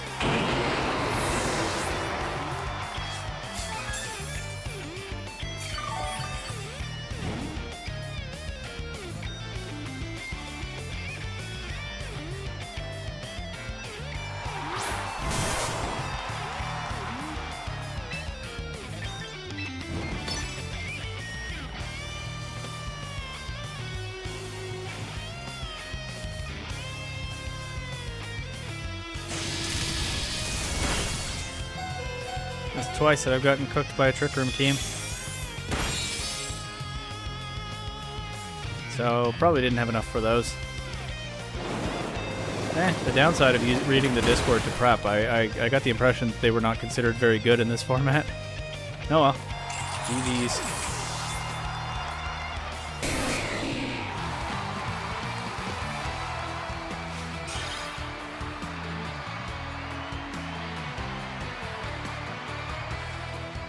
Wow, a lot of matches already done. I felt like I got blown up quickly there, but I guess not as quickly as some people.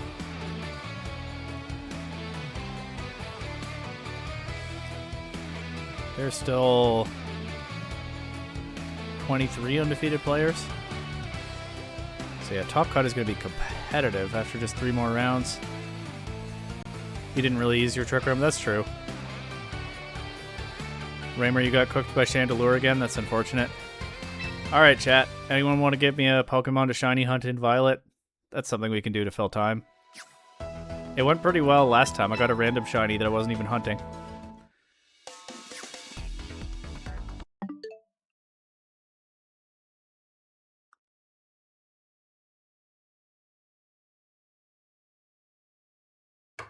The best Pokemon. Clodsire. Okay. Alright.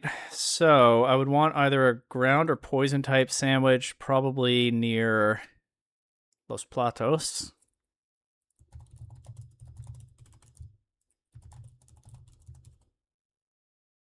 That is, I'm glad you can't see my Google search just now. I just absolutely butchered the word recipes.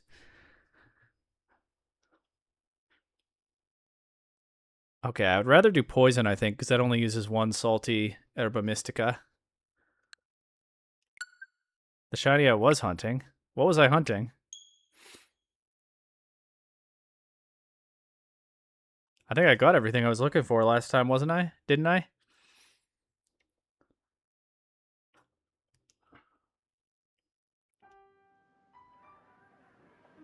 Green bell pepper, salty and spicy. Okay. Just lost to Hisui and Gudra, and then something censored in the chat. Uh-oh. He is nasty. Yeah, true. Yeah, I'm glad I haven't faced a Hisui and Gudra yet today. That Mon could be a pain.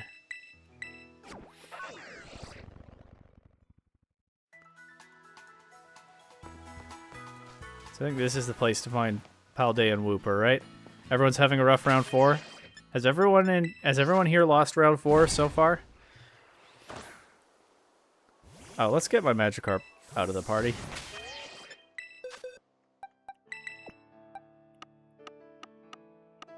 Just put it here for now. I probably need to organize my boxes a little differently. Let's also save the game before I make the sandwich. You won? Congrats.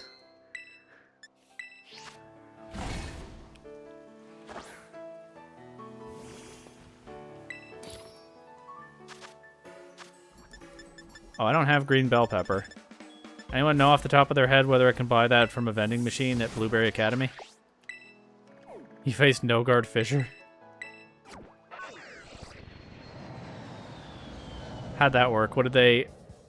Is it Golurk, or is there some combo that they do in this format? Mudstale called Tinglewington. How'd they give it... Oh, Mega Halucha is probably how they give it No-Guard, right? Cannot get a green bell pepper here. Okay, I'll try Levincia. Mesagosa? I think you get just about all ingredients in this city, right? The fact that you put a question mark on that, Raymer, makes me think you're not certain. Megalucha, Abomasnow just blizzard through it, yeah. That's true, they're both weak to ice. Their team sheet was wrong.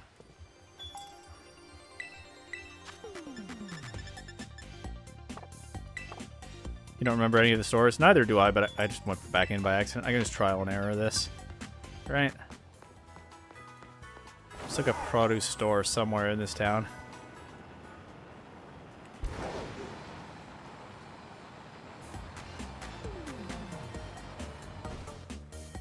Not that. That's Chansey Supply. They had Drain Punch, but they went to close combat with Hawlucha.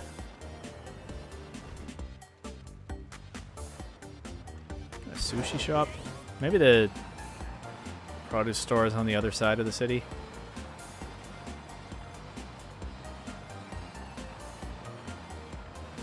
Raymer knows because I sent one replay to another server we're both in that I built a Mega Hawlucha Hippowdon team. I laddered with it a little bit. It took a long time to win one game. But it was riffing on Wolf's Snorlax team, so it was Stockpile, Fissure, Hippowdon. What on earth? Where am I? I don't think I've ever been in that store before. Stockpile, Fissure, Hippowdon with Mega Hawlucha. It took a while to win a single game, though, on the main MB ladder. Lucky you protected. What on earth is this gonna be? I actually can check the map and find out.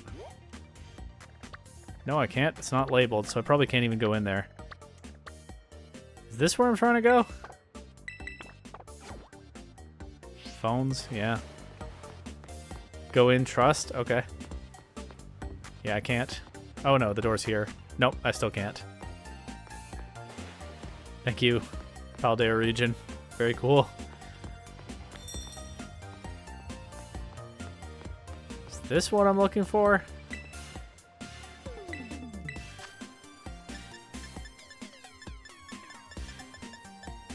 Yes, green bell pepper. I'll get like 10 of these in case I ever need them again.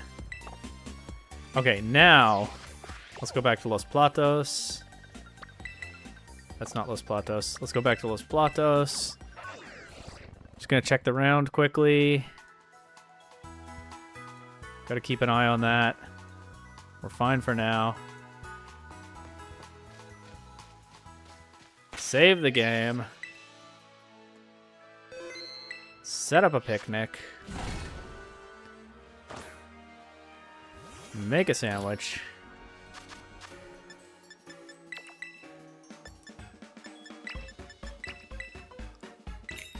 The Pika Pika pick has been bringing me good luck so far.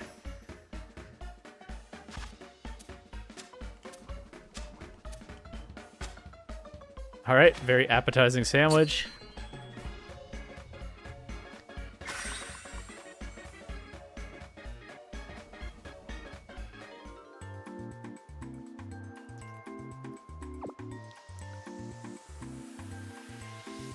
Yum. Did I get poisoned by that sandwich? Is that what that animation was? Well, at least now I'll draw in shiny poison-type Pokemon.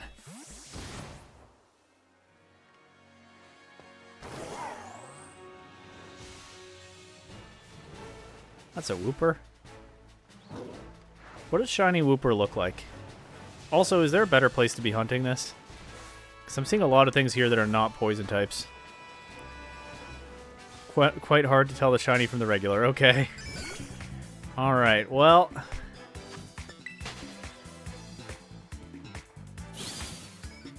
That was knock them out. Breloom won't attack them if they're shiny. Yeah, there's so many other Pokemon here. There's a big pool somewhere where Claude spawn. Anybody happen to know where that is?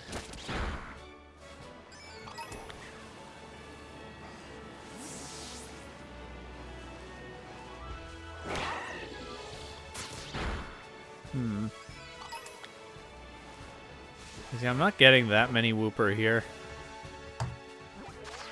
Well. Can always check the Pokedex.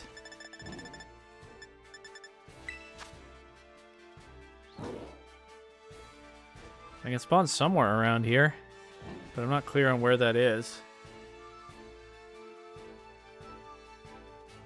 Bottom right? True. Like over here? Probably.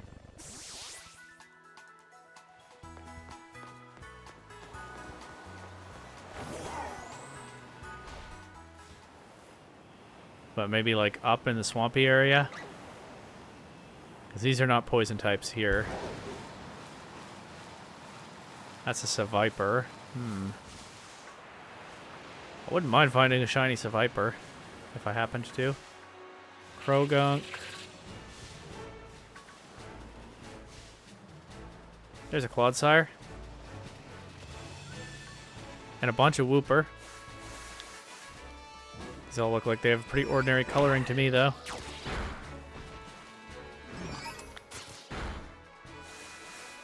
How did Flamigo spawn? Just because it's a toxic Pokemon?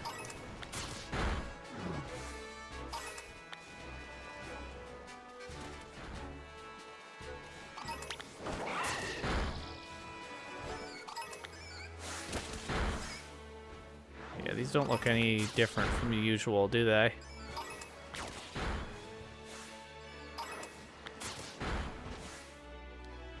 Oh, hello, Krogunk. Strolling around there.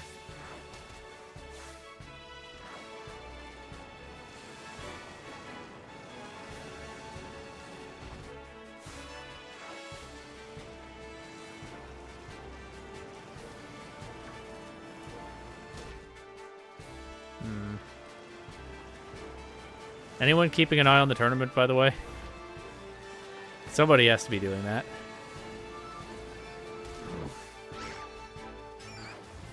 Hardest part about shiny hunting is not finding it and being scared you missed it. True.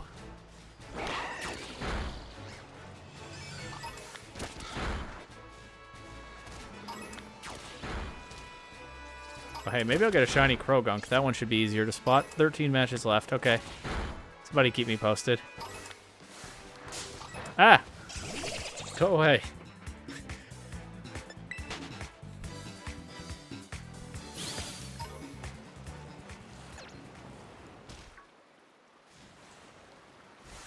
This is an ordinary Krogunk, right? Sometimes the lighting in Scarlet and Violet can trick you as well. Not so much right now, because just straight nighttime in this game. But like at sunset, I've been fooled sometimes. By the way Pokemon look in that lighting.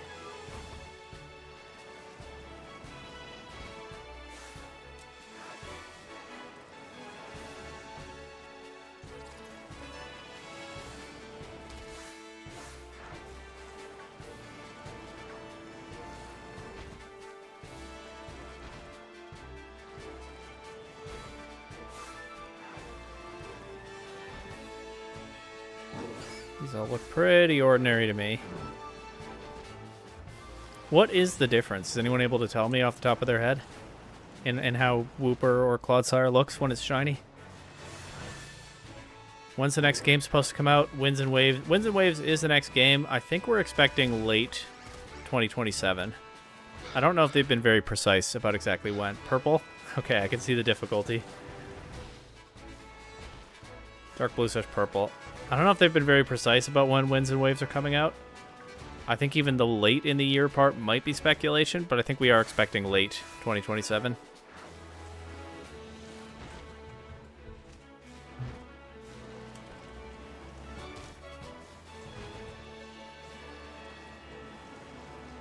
Looks promising, though. Should be fun games whenever we do get them.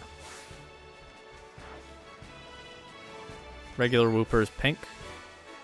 The shiny regular Wooper? Yeah. I think I vaguely remember that now that you mention it. Can you get regular Wooper in this game? I think you can get it in Kitakami or somewhere, right? Didn't get ZA. It didn't look very good, so just play Champions now. I thought ZA was pretty good, but it was also frustrating sometimes. I think ZA is a good but very flawed game, but I can understand someone skipping it. Oh, I got excited, but that's just a Krogunk. In the distance, I thought it might be a different colored Wooper. The Paldean one. Yeah, this is what we're looking for here.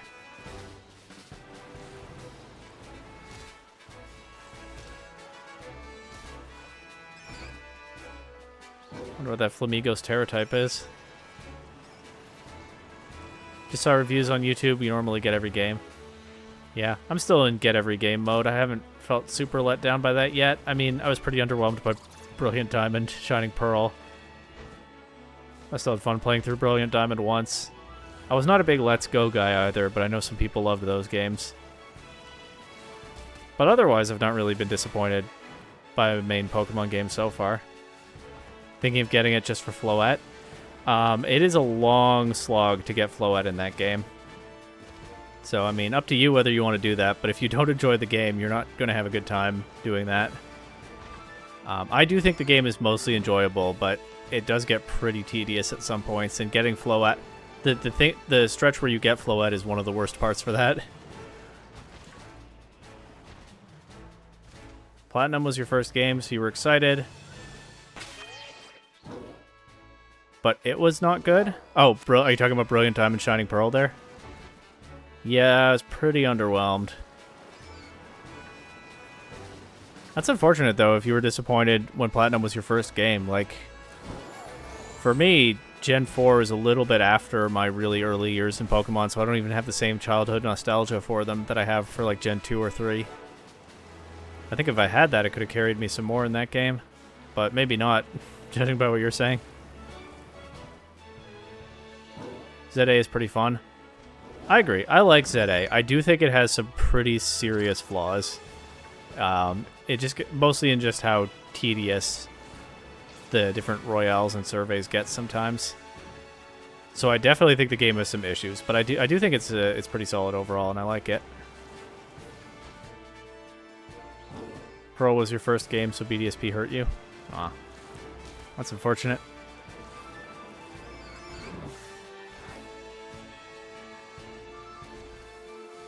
You think maybe a Platinum remake? Yeah. I mean, that was never likely, just going off of the pattern of how they'd done remakes before. But Platinum is so much better than Diamond and Pearl. Maybe they should have broken their pattern on that one. You think your hopes were too high for the nostalgia? That's fair. Sometimes nostalgia can kind of carry you, though, right? Like, my first game was Silver. I loved picking Soul Silver back up a bunch of years later and playing through Johto with a slightly new look. Some people who don't have that nostalgia for Silver are not that... I think Heart Gold and Soul Silver are mostly pretty popular, but some people have some issues with Johto that I don't. Because I was a kid when I played through the first time and everything was wonderful. Soul Silver might be the best remake. Omega Ruby and Alpha Sapphire are tough competition for that. Those were great remakes.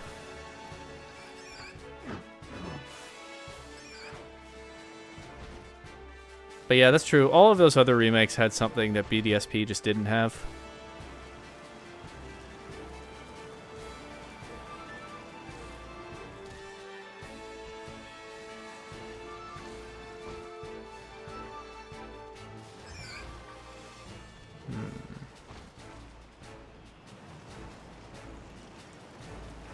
Not being copied and pasted with some worse features. Yeah, honestly, that is a viable way to put it. They all brought something new to the table, to a greater extent than BDSP did.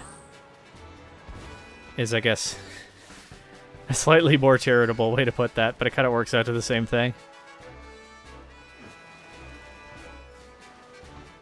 Krogunk being in the bush sucks even more? What does that mean? Oh, that it's in the Great Marsh? I think it was different because he played Soul Silver before the original, so there was no expectations and it was great. I'm glad to hear that. For some people, the Johto region doesn't really do it, especially if they came to the series a little bit later, because it kind of is just Kanto Plus, which I think is understandable because it was their first time making a new region, right? And they hadn't established all the usual standards for those that came later. Like, it was kind of just Pokemon 2 building on what they'd already built instead of doing its own thing to an extent. I don't have an issue with that because my first game was Silver, so it was all new to me. More or less. Having a full new set of gyms in Elite Four after was great. Yeah, true. That was mind-blowing when I was a kid playing Silver for the first time. What, you mean I've gone to another region now? And one that I mean, I'd watched Ash Ketchum travel around Kanto, but I hadn't explored it myself because I hadn't played Gen 1 yet. I'm glad that held up for other people a little bit later. And in the remakes as well.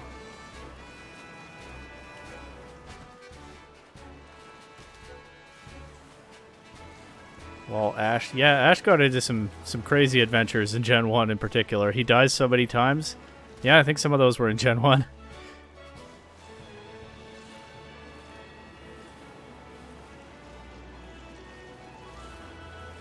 I think one of the first episodes I ever saw was the one where he catches his Squirtle.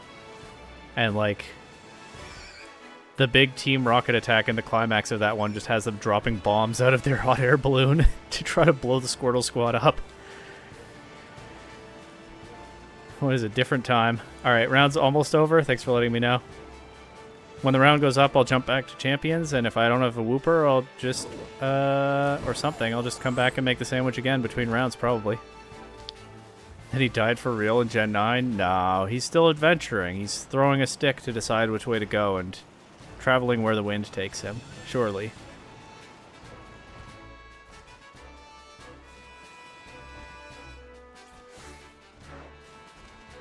I think in that Squirtle Squad episode, I think before they drop the bombs, and maybe this is how they get the bombs, Team Rocket, like, hold up a store with guns.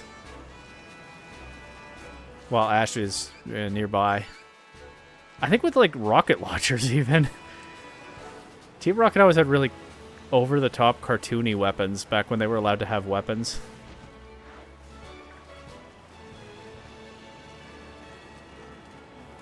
That was censored?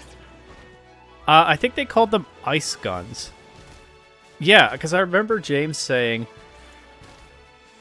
these are ice packs we're gunning. I mean ice guns we're packing. And so they just looked like giant rocket launchers, but like they froze the inside of the store when they were fired instead of blowing up or shooting people. I think that was how they censored that.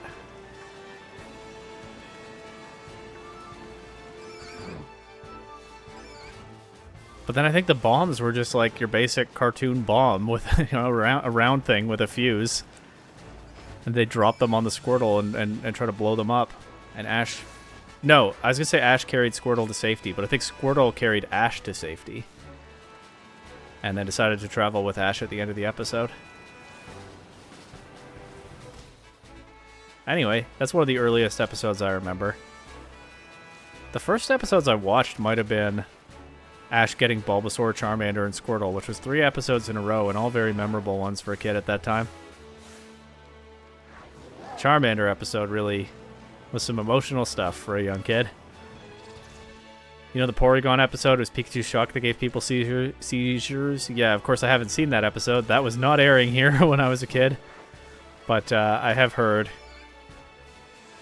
the breakdown of what happened. That and the Safari Zone episode, right? That one didn't air here because the Safari Zone warden just points his guns at people all the time, and I think even shoots at Team Rocket at one point. So Ash's 30 Tauros just kind of spawned in for Western viewers. Out of nowhere. Your first watch was the Entei movie? Absolute classic. Yeah, I remember renting that from the convenience store at the end of my street growing up. Not at the end, like a couple blocks away on my street growing up. There was a convenience store that at that time did a lot of VHS rentals because VHS rentals were, you know, a viable business at that time. And I remember renting that movie and seeing that in the second movie. I remember really enjoying those as a kid. I liked movie 4 as well, but I think I watched that one at a friend's house.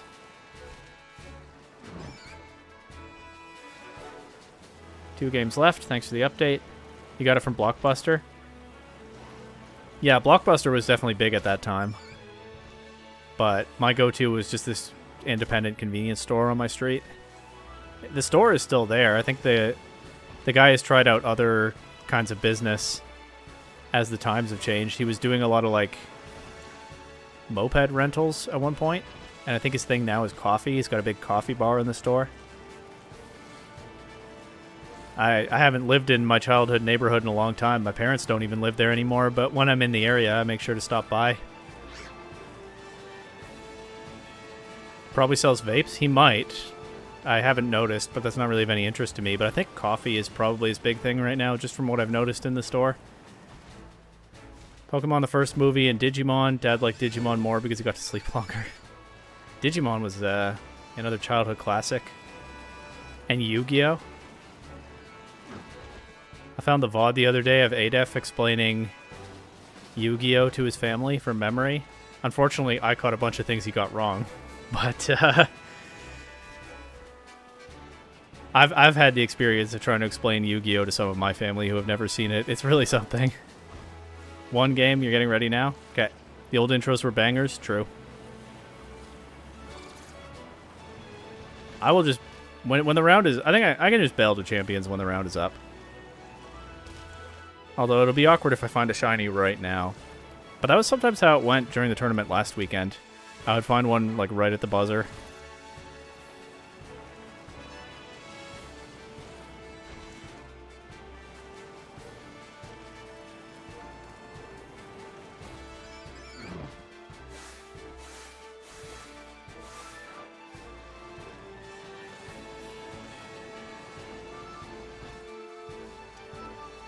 You know what old Pokemon episode is still kind of in my head rent-free?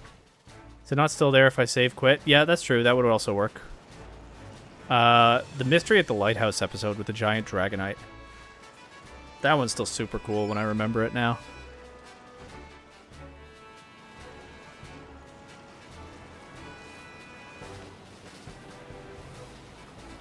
Because I'm kind of a sucker for mysterious monster not properly ever explained in the episode. Although, like, we can see that it's a giant Dragonite. But Dragonite was treated with a lot of mystery back then. So it's such a rare Pokemon for Gen 1.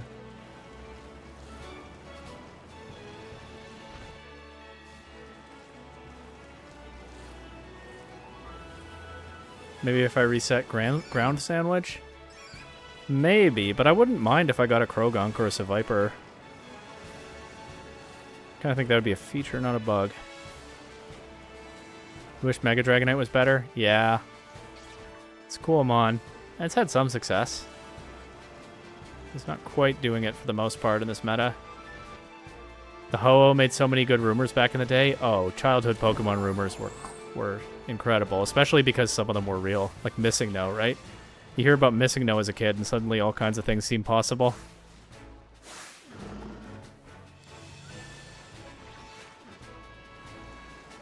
But yeah, just showing us an unexplained Pokemon that's not in any of the guidebooks in the very first episode was kind of brilliant. They did a really good job in Gen 1 of, when the Pokemon world was still pretty small, because the games were so new, of making it feel a lot bigger. And that led naturally into expanding it. Probably one of the smarter moves they made back then. One Google search now dispels all theories. Yeah, well, sometimes something turns out to be real, right? Like, actually, Game Freak have played into that in a really fun way in recent games, right? Because you can get Keldeo in the Sword and Shield DLC, and you can get Meloetta in the Scarlet and Violet DLC, and both of the methods to find those are kind of sound like old schoolyard rumors when you hear them. And it took even, I think, even with modern data mining, it took people a while to figure out how to do each of them. So they've kind of set some of that stuff up by design now, and it's pretty fun.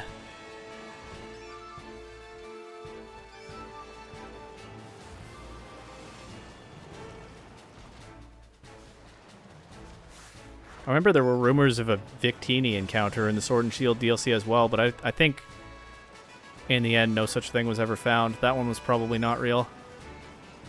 But I remember people working hard on Meloetta for like a week after the Indigo disc came out before they finally figured it out. Let me see if I can find a Seviper up here. Just in case. Seviper would be a really cool shiny to get.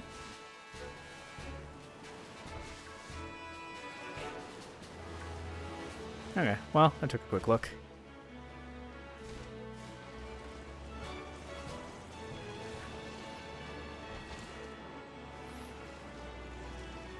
Do I not like hunting in ZA? I haven't really done it.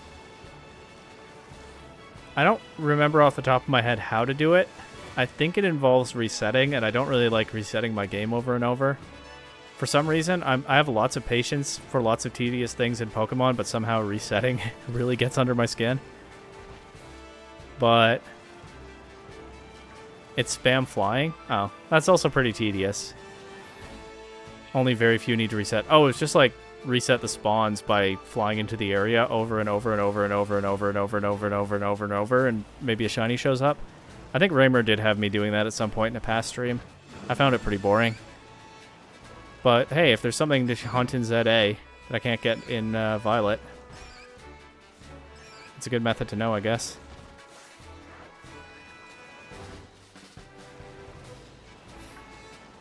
A shiny stick. Yeah, that's true. They don't despawn in ZA. I do know that. Easy doesn't mean it's fun. Yeah. Oh, is the round done? Okay. Are they putting up the next round immediately? I know there was some talk of having a break between rounds at some point, maybe.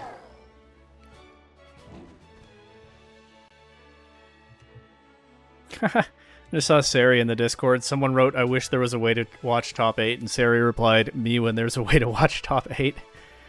I believe they are planning to stream that, yeah. It's not out yet. Well, I'm keeping an eye on it. Alright, you folks will tell me when it's up.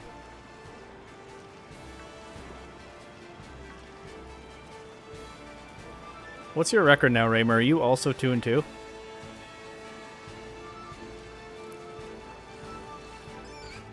Could this be the tournament where we pair into each other? Who knows? Of course, a lot of people are going to be 2-2.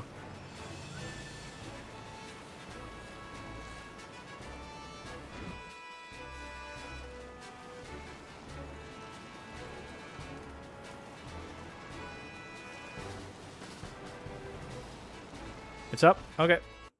Over to champions. Thanks for letting me know.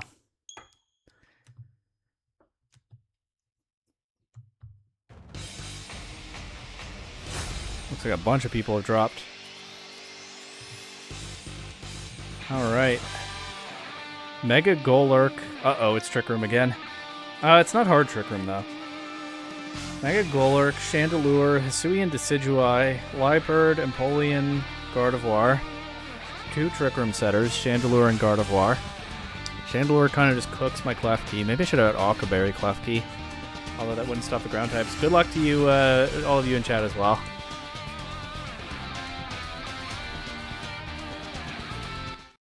Okay, they Mental Herb on the Gardevoir, so I can't safely taunt that. Also, it could just knock out... Oh, it can't knock out my Salazzle. It only has Fairy-type attacks. So, I mean, it can, but not easily. Okay, Mega Golurk could be a problem. It has Thunder Punch as well, so it has a way to threaten my Mega Skarmory. Oh, the Poltergeist is already pretty threatening. Skarmory could be good here. Skarmory could be super good here if I can figure out how to handle their Chandelure. Maybe the answer is, to some extent, non-Mega Sharpedo. Maybe I bring Skarmory and Sharpedo, but Skarmory is the priority to Mega. I have to get past their Empoleon, too. It's Life Orb, Hydro Pump, Flash Cannon, Ice Beam. I can Drill Run it. You know what my team is missing? Spread damage. I have Heat Wave on Salazzle and Dazzling Gleam on Klefki, but those are both mostly support Pokemon. I dropped Sludge Wave from Dragalge shortly before the tournament. My team could use more spread damage. I'm getting bogged down having to pick one target at a time. Anyway, I'm just waiting for my opponent to check in. I guess I'll make a room while I wait.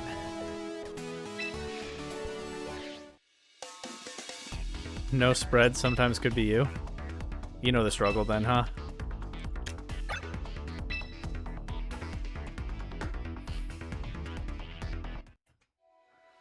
Okay, let's just get the code right now.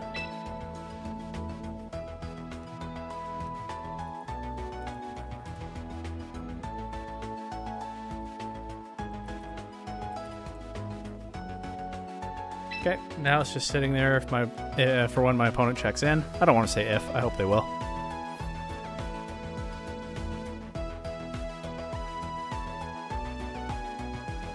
Skarmory could be good here. Thunder Punch Golurk is actually kind of an issue, but the thing is, Chandelure and Golurk are both weak to Sharpedo. I don't necessarily have to Mega Evolve Sharpedo. I also don't necessarily have to Mega Evolve Skarmory. I can do whichever one is more favorable. That duo actually puts quite a bit of pressure on them. The problem is Golurk and Trick Room. I can try imprisoning Trick Room. Maybe I could like lead Klefki Skarmory. That's a little bit weak to Chandelure though. Klefki Gardevoir could work. Or Klefki Sharpedo could work, because Gardevoir could threaten Sharpedo, but it can't really threaten Klefki. I get somebody else in. Or even like... Salazzle can fake out Gardevoir, or it can taunt Chandelure, but those are both temporary solutions. They also have their own fake out with Liepard. It's kind of a problem. Kind of a big problem. It's Sash Chandelure, so I can't one-shot it.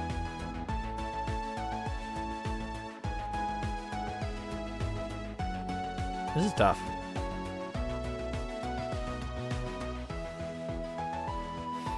I definitely slept on these Trick Room teams. This is round 5, and this is... Granted, my round 1 opponent, as they themselves said in chat, didn't really rely on it against me, but this is the 3rd Trick Room team I've faced in 5 rounds. I got the feeling that people were not considering them very good, but I guess in a large enough field, you're getting a lot of different ideas represented.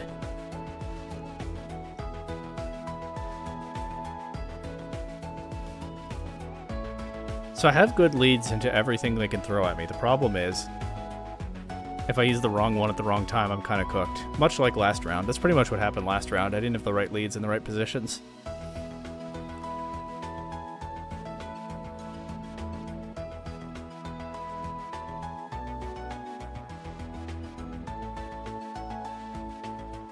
I think Sharpedo Klefki lead can work. With Skarmory in the back. Opponent's checked in. With Skarmory in the back, and... Is this or Salazzle Klefki lead, which shuts down all their Trick Room options, but then puts me in an awkward position afterward. Maybe that's okay. Maybe I can just do Salazzle Klefki lead. Problem is I'm not really threatening damage into Chandelure then. Chandelure only has Stab, so maybe Sharpedo can come in on that. I think for game 1, I'm willing to try Salazzle, Klefki, Sharpedo, Skarmory. Then I can adjust in game 2 to whatever they actually bring against me. It's not ideal, but it might be the best thing I can find here. First, I need them to join the room.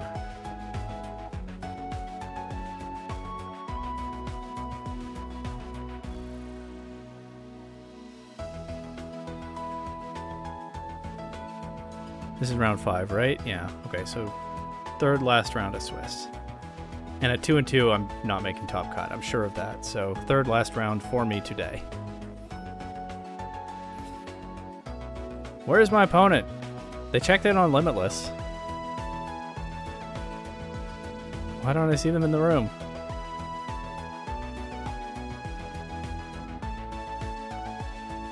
Oh, there they are. Okay. Here we go. Good luck, have fun.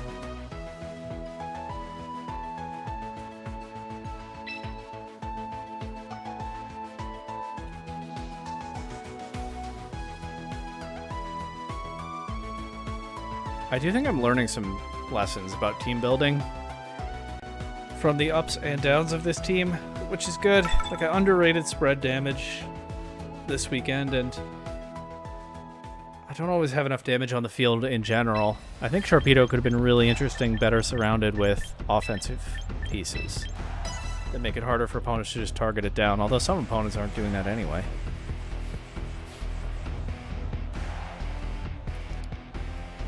Very curious about the Sharpedo Chandelure team that I never built. But hey, Mega Skarmory might come in clutch in this game, we'll see. Mo Rotom has really not done that much for me so far today. Maybe it's not one of the best Pokemon in this format after all, but who's to say? Here we go. Chandelure and Golurk. Okay, so I can taunt Chandelure. How do I do this?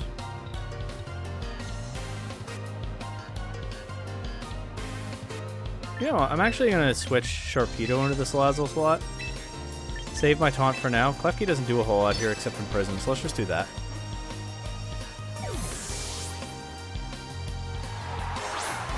They might just knock out Klefki this turn.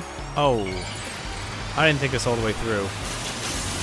If they just knock out Klefki and set Trick Room turn 1, then I'm gonna wish I'd taunted Chandelure instead. Switch Sharpedo into the other slot.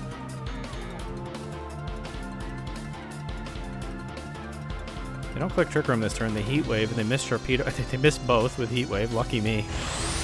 Headlong Rush will take out Klefki though. Still not a great position for me. Okay, but they've lowered their Golurk's defenses.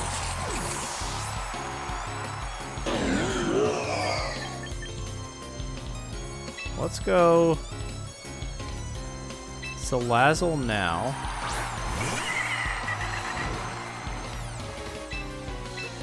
Let's liquidate Golurk. Wait, which is stronger, Liquidation or Crunch? Or are they the same? Liquidation is 5 points stronger. And taunt Chandelure. Crunch is stronger when a Mega Evolved, but yeah, not going for that this turn. Okay, the Golurk protects. I get my taunt.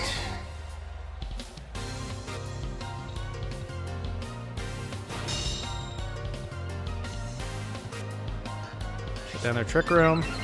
I think I'm down now to actually prioritize Chandelure here.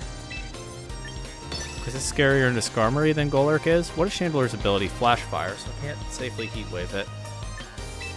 So I guess I'll just double into it with Liquidation and Sludge Bomb. I switch Golurk out. That's very good. That side's passive this turn. There's the Decidueye. Okay, that knocks Chandelure down to the Sash, and now the Sludge Bomb will knock it out.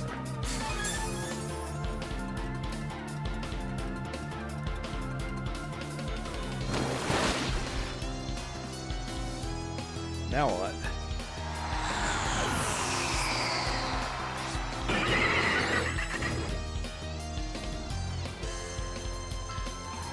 Liepard.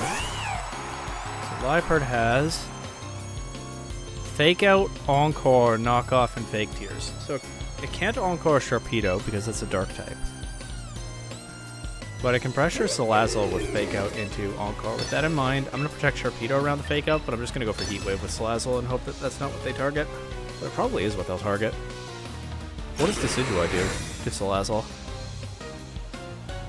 Not much. Its best attack into Salazzle with Brave Bird. Yeah, okay, they do Fake Out Salazzle. That means they could Encore me into Sludge Bomb if they want. So instead of Heat Waving this next turn, I'm actually going to click Sludge Bomb into Decidueye. And I'll double target it, I'll also Poison Fang it. If Golurk can come in on these 2 poison attacks if it wants. But we'll see. Hey, maybe I Poison Golurk if it comes in on these. And Mega Skarmory looks pretty strong in the back at this point already with the Chandelure gone.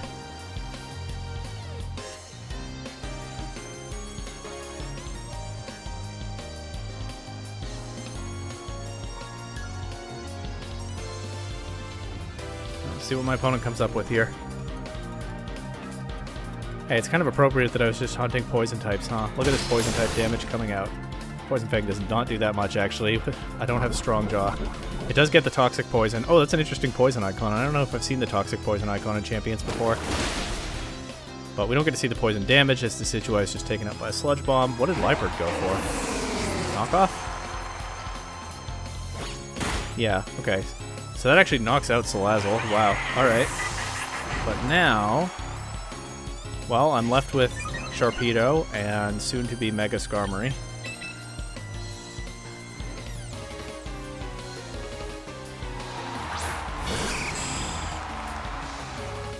Is there any reason to Mega Evolve Sharpedo instead of Skarmory here? There honestly might be.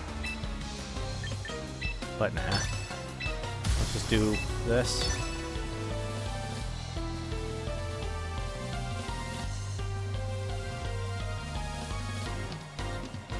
Like, maybe Skarmory would like to keep its bulk, but I don't think that's really necessary at this point. And I'm threading a ton of damage into Golurk. I don't know if it's going to protect, but also I'm not that afraid of Liepard, right? It only has knockoff for an attack. And both of my Pokemon have Mega Stones, so they don't take the boosted damage from it. Golurk does not protect. So the double up here should get rid of that. Yep. just leaves Liepard.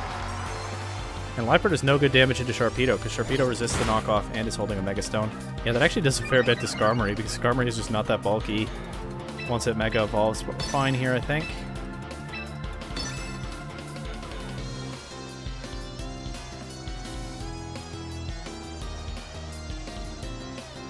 That should wrap up game 1. Don't know what we'll do in game 2 yet. Forfeit. Okay. I think I might lead Sharpedo in game 2. Having that Pokemon putting up pressure was pretty useful.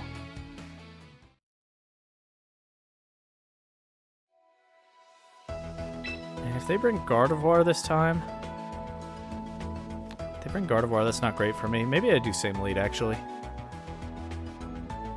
Yeah, maybe I just make them prove that they can beat that mode.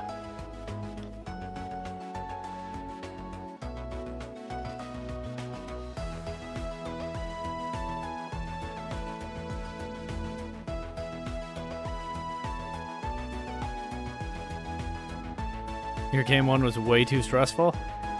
I'll focus for now, lock in, and then tell me what happened after.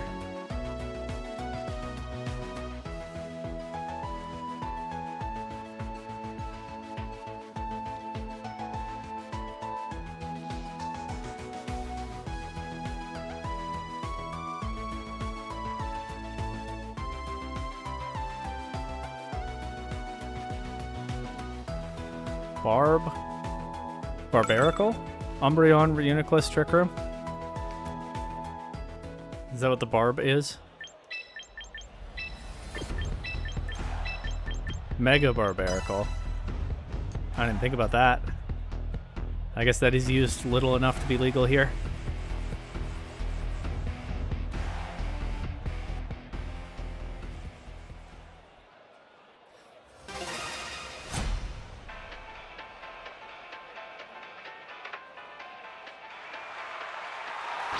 Chandelure, Golurk, so same leads again.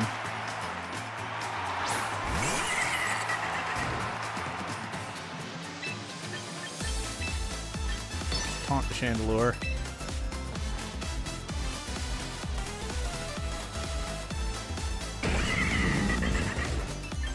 I don't know. Maybe just chip stuff. Yeah, Klefki is mostly just here to cover for them bringing Gardevoir. But if they're not doing that... I think Klefki's actually kind of bad in this game.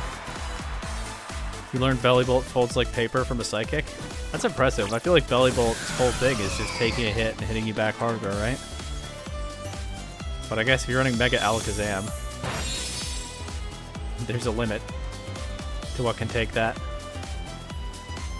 Okay, there's Heat Wave. Klefki survives. Interesting. I'm guessing Golurk's going to take a KO on something. Probably Salazzle. Salazzle was more dangerous than Klefki last game. Yeah. Okay. But I'm pretty well positioned, I think, to bring Sharpedo in now.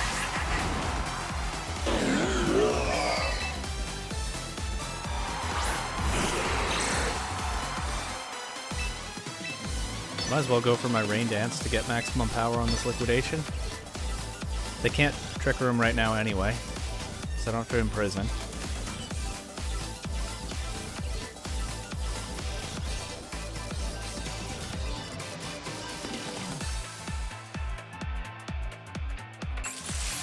They didn't protect or switch anything. Okay.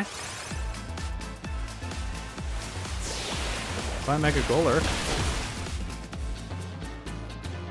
What's Sharpedo going for? Just trying to knock out Klefki? Or, not Sharpedo, Chandelure just trying to knock out Klefki. It misses the Heat Wave into Klefki. That's unfortunate for them.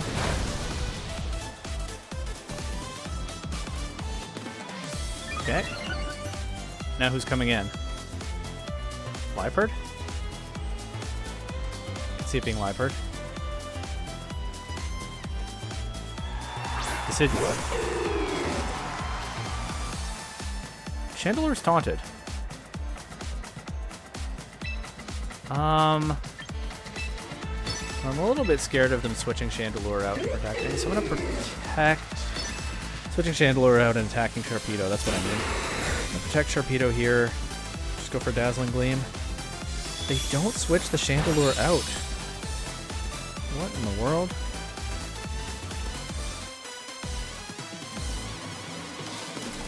Okay, if they're taking the KO on Klefki, I think that's good for me. Because now I can threaten Decidueye with my Mega Skarmory. And they don't have a good way to stop Sharpedo from knocking out Chandelure. So the taunt ends here, but Chandelure is not safe to go for Trick Room.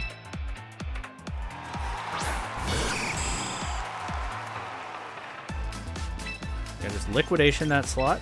We're still in the rain right now. And Mega Evolve Brave Bird Decidueye.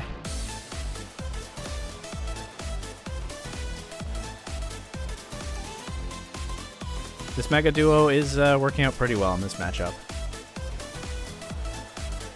Pretty much been what I hoped for. At least in this one round. I haven't seen their last Pokemon yet. If it's Liepard again, I'm good. If it's not Liepard, I'm probably still good. Because, like, not too afraid of Gardevoir with these two on the field. Maybe Empoleon could do something. Oh, it is Empoleon. Okay, so that's going to come in on the Brave Bird.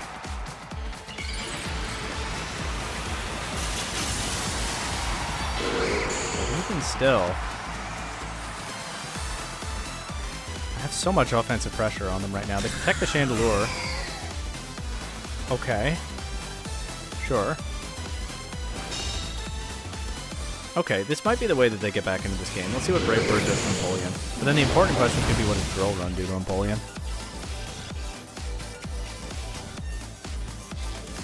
We're just going to have to find out.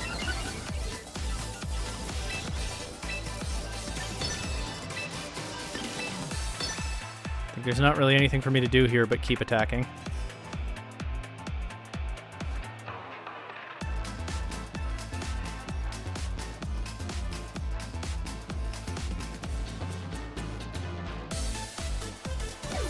Chandelure switches out. Yeah, that was always a possibility, so doubling Empoleon might have been good. Possible I get punished for not doubling Empoleon there. Let's see what this Drill Run does. It misses. Oh, that's so bad. Ice Beam into Skarmory. Okay. That's alright. That's alright. We can live with that.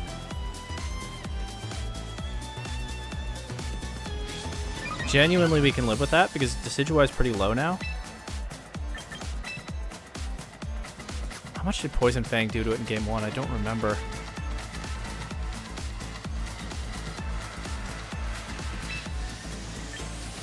Let's just go for it. I think Liquidation KOs. Let's go for Poison Fang. And Drill Run Empoleon again. Please connect this time. Empoleon protects. Alright, I hope this Poison Fang KOs. Nice, okay. Get the KO into Decidueye. That forces Chandelure back in.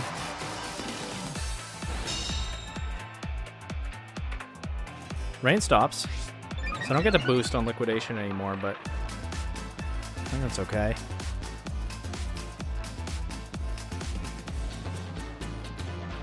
There might be something to be said for reading an attack, or reading a protect here. I don't really think it's safe to do that. Come on, big damage. 3 and 3. Still having fun though? Wait. Is this round 6? No, it's round 5.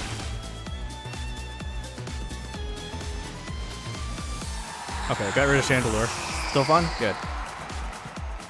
Drill Run, let's go. Connects this time, and KOs. 3 and 2. Okay. Well, I'm now 3 and 2 as well after this game. GG's to my opponent. Sharpedo and Skarmory put in work there, just like I was hoping.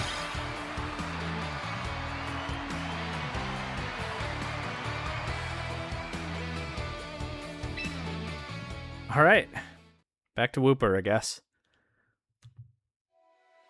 That was a fun match. Sharpedo and Skarmory just put out too much offensive pressure. So now I'm 3 and 2 as well. That's a step up for me.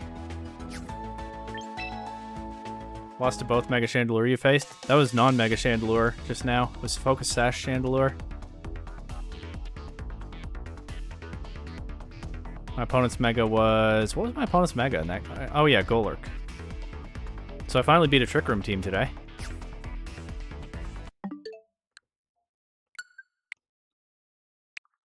Apparently Raymer had a scary game 1. Or a stressful game 1. So I'm looking forward to finding out what happened there when he's done with this set.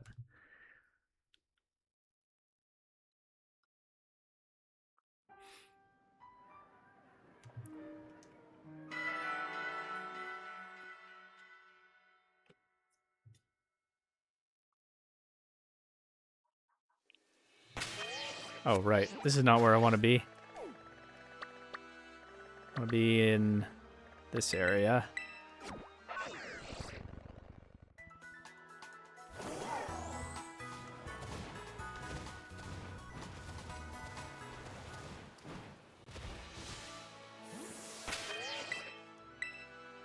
I don't think I can set up a picnic table on this slope, but let's see if the game lets me. No. Actually, maybe it was concerned about the cliffside? No, because I went closer to the cliffside and it let me set one up there, so much for not enough space.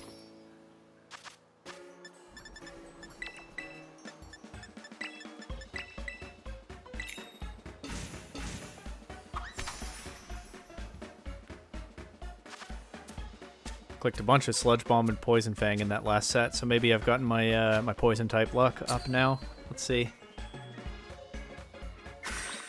Your whole team except Salazzle is weak to the most used Mon. Yeah, that's tricky to deal with. And Salazzle can't do anything to it, yeah.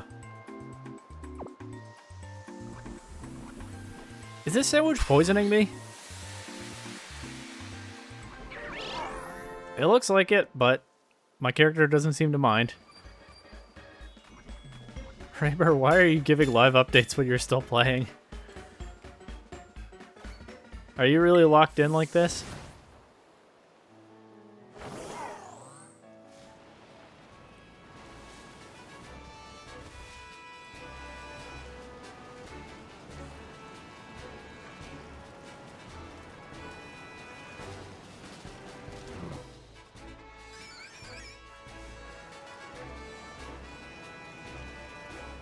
Going to game 3? Good luck.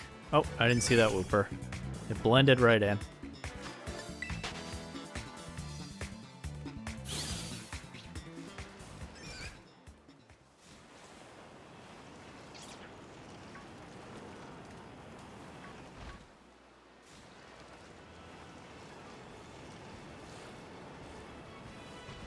These Wooper are kind of getting me with their camouflage, actually. There have been a few that have kind of snuck up on me, although only one actually started a battle. Make that 2.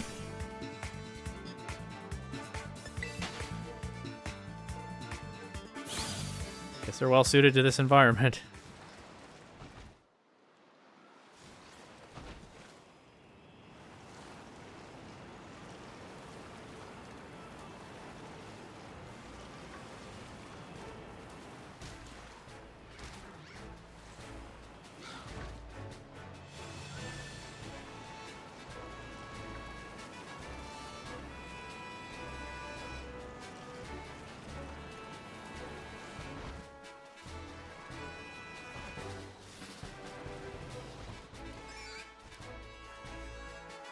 What happened to you? Did you just spawn in?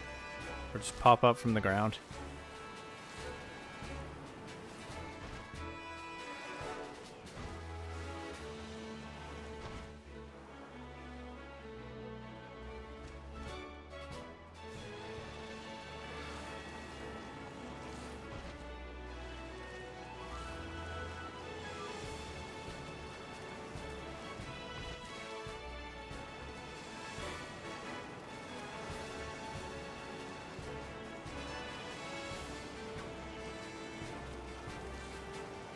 Oh, I'm getting a little tired. The tournament fatigue is starting to hit me all of a sudden.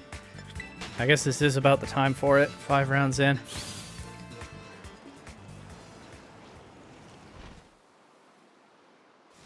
Well, only 2 more to play. 2 losses will definitely keep me out of top cut. It is so restrictive, this tournament. Got excited and then realized it was just a Krogunk again.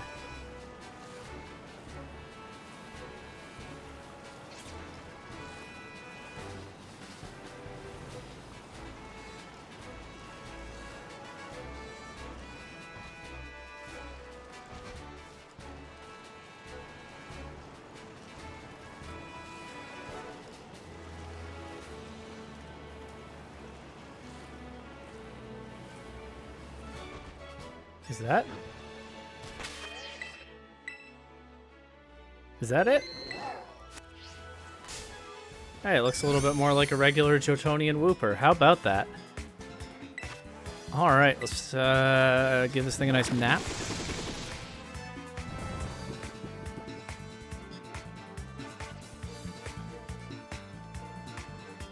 Wahoo, indeed. I will be asking for suggestions on... I'll be evolving into Clodsire, because Clodsire was the Pokemon that chat picked. And I'll be asking right now for suggestions on what ball to catch it in.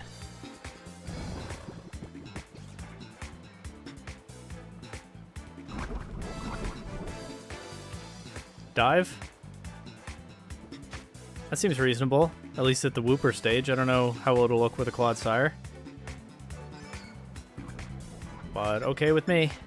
I feel like I've been using the dive ball a lot. I've been going for a lot of blue shinies in these streams. They're a brown looking ball. Ultra is kind of brown. Nest is it's got brown on it, but it's mostly green. I don't really want to use a safari ball in this, I don't think. So what are we feeling? Raymer suggested dive.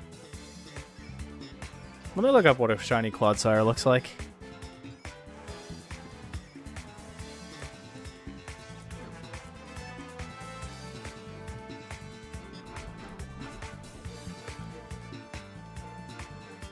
It's pretty blue. But it's not really dive ball blue.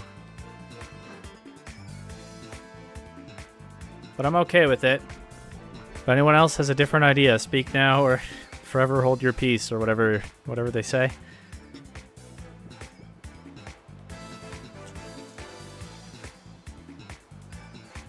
Three, two, one, dive ball. Also, anyone have any nickname ideas for this? Master Ball? Ha! I've already used one today on my Magikarp raid. So on the one hand, why not? But on the other hand, nah. Oh, I forgot. Okay, I forgot to ask for a nickname, but I can always do that after. So feel free to give me any nickname suggestions you have.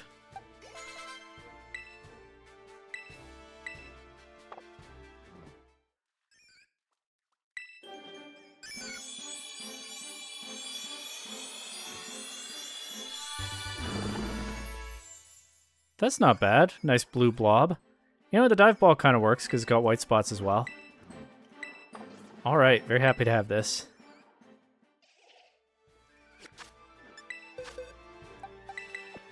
Just put it here for now.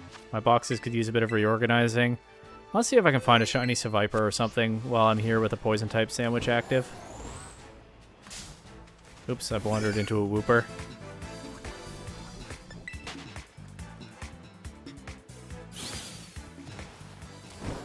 I don't know what I'm going to do after the tournament. Maybe I'll just put on some videos and go through my boxes or something. Sort some things out a little bit more. Or catch the Pokemon from my current Draft League team, because I haven't done any of that in-game yet. And maybe an opponent will want to play on Champions at some point.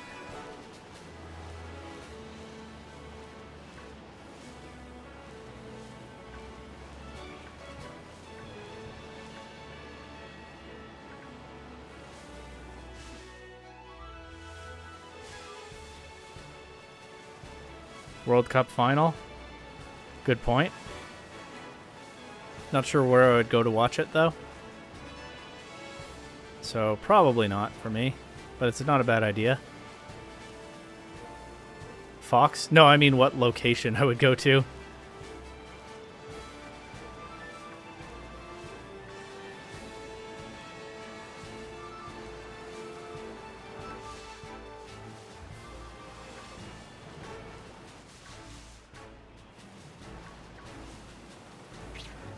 I mean, I'm sure there's a way to stream it online, but I don't know if I'm that interested in that. And I don't have a TV, so I'd probably want to go out somewhere to watch. You can watch online? Yeah, maybe. I mean, I'm sure it could be done. Maybe I will. Fox One app? What on earth is that?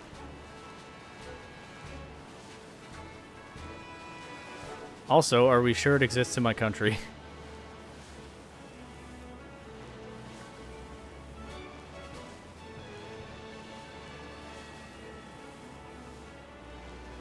It's Fox's app.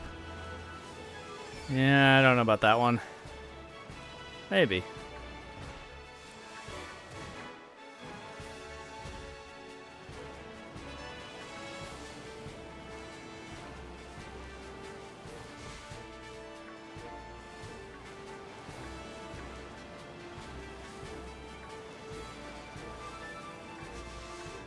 I don't know if I'm that motivated to watch the World Cup final, but it's obviously not a bad idea.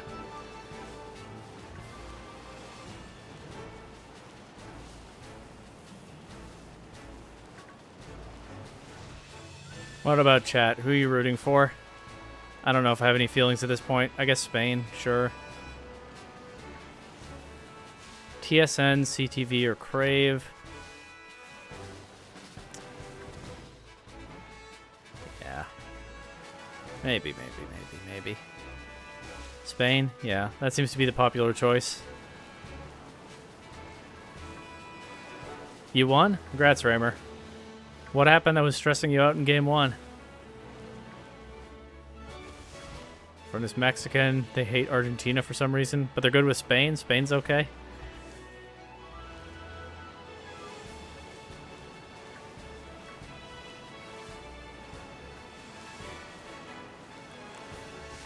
Argentina knocked us out. Oh, you said you're in the UK, right? So England is who you mean?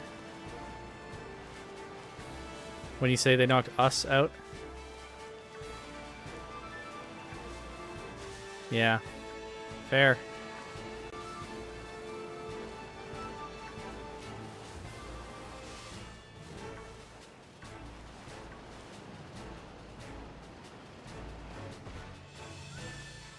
Umbreon snarling and no clue if Dazzling Gleam KO'd Umbreon. Oh yeah, I guess with your Psy spam, Umbreon could be kind of hard to deal with.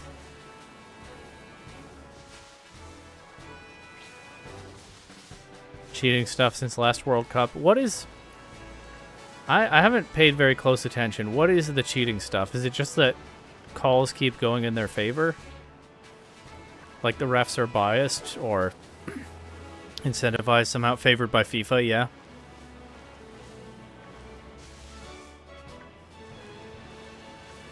Yeah, well, that's rough.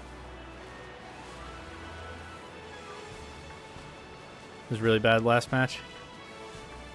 There's a version of that in hockey here in Canada. Well, in North America.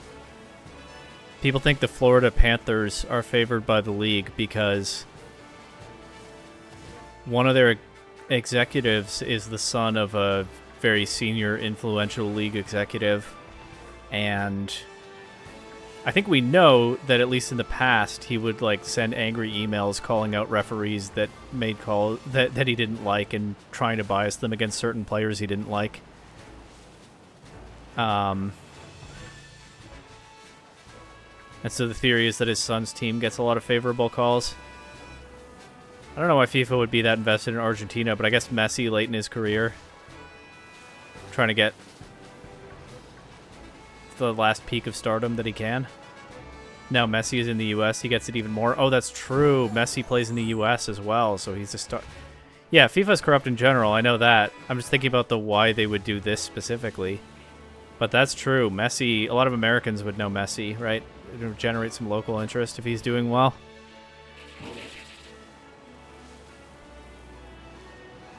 Yes, I do know that that Trump did that. I was rooting hard for Belgium the rest of the way after that, but then they lost. I don't know about hard. I was rooting for Belgium from then on. Didn't work out, though.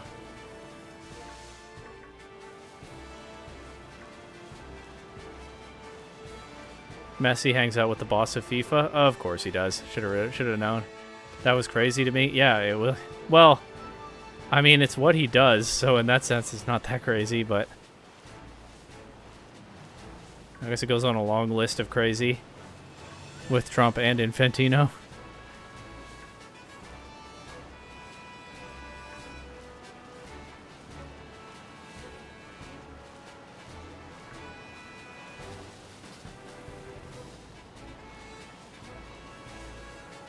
Just so blatant, yeah. McDavid wouldn't hang out with Bettman. I don't know how many people would hang out with Bettman.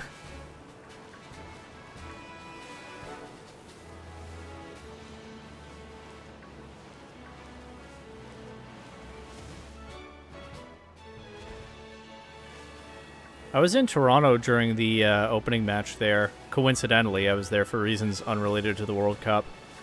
And I saw Infantino on the screen. I was like, uh-oh. It was like a cloud descended on the city. He's in town.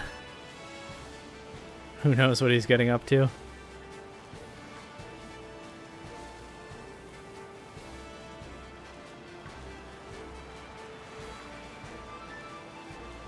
He's been to every game. That's what people tell me, but I don't know how it's logistically possible. Like, is he staying for 5 minutes and then flying to the next place, or what? Private jet bill must be crazy. Absolutely, yeah. Well, FIFA has money. Somehow. Don't ask too many questions about where it came from. Or he just has clones. Maybe he has clones, yeah.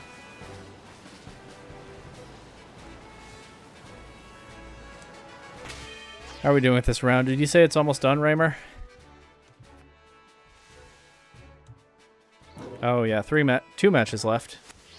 Well, I'm sure someone will let me know when it's done. FIFA the non-profit. Yep.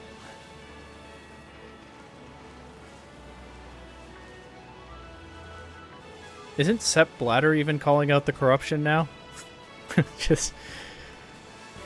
it is something else.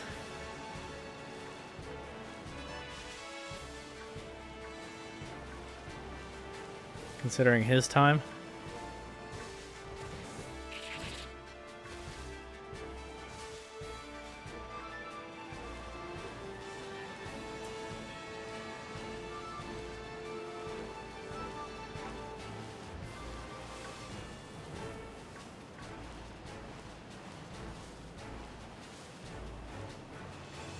Yeah.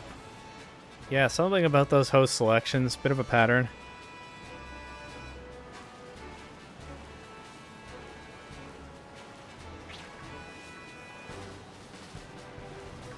I mean, it's not supposed to be random, but I get what you mean.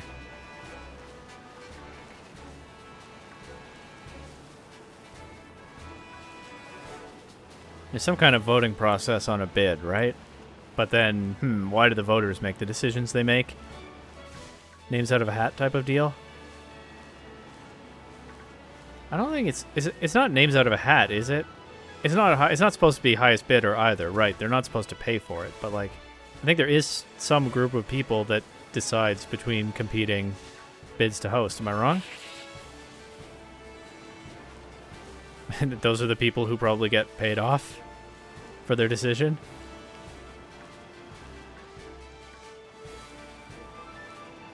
You might be able to make top cut with 2 losses? Really? Did a host say that or something? I mean, I'm probably doomed because I lost round 1. And I have 2 losses. Because my resistance is going to be not one of the best in the 2-loss pool. Or did you just do the math on that? You're looking at the list? Okay. Alright. Well, might not be doomed yet then. But genuinely, in this field, having not done the math, as soon as I lost round 1, I thought, okay, I'm probably out of contention. But we'll see. What is that? Oh, it's just a rookie D. Hey, that's the first thing you had me shiny hunt, Raymer. Last stream, Corviknight.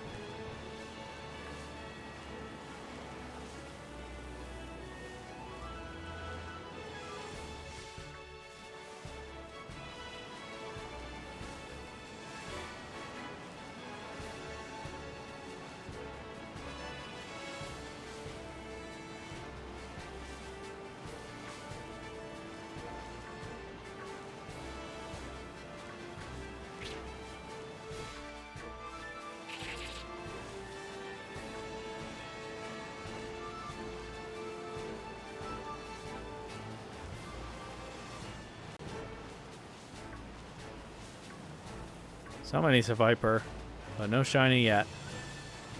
Oh well. I already got a shiny Wooper from this sandwich, so anything else is gravy.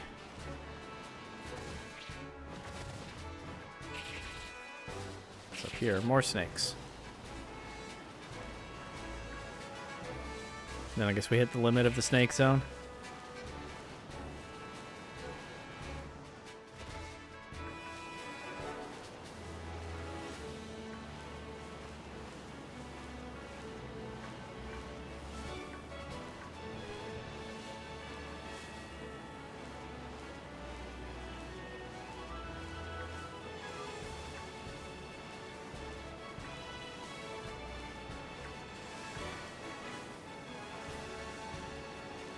Tournament fatigue is definitely hitting me right now. I'm a little bit quiet. Just looking at the zero loss teams, there's a Fissure Stockpile Hippo. Should I not have given up on Fissure Stockpile Hippo? I mean, I barely was seriously testing it in the first place, but I did throw a team together. What's the rest of the team? I assume Mega Hawlucha. But then what else? Or am I wrong? And is there no Mega Hawlucha?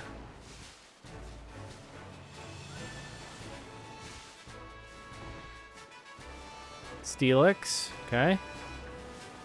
Liebird. Bellybolt, fun. And Spiritomb. And Hawlucha. Okay. I wonder what some of those do. Bellybolt makes a lot of sense to me because you need a threat to flying types. So my version that I just threw together quickly had Jolteon and Aurorus.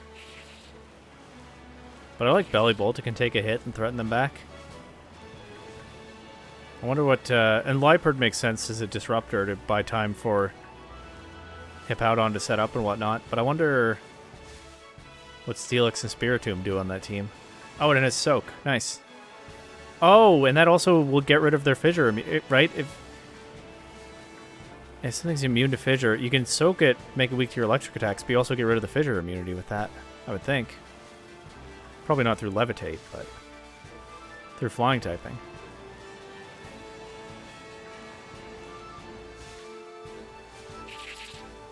Wide Guard Steelix? Cool.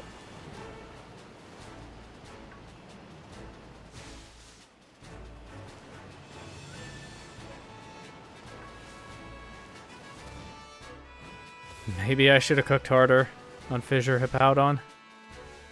I did not cook very hard. I was kind of set on Mega Sharpedo and I didn't really have time to flesh out a whole other team.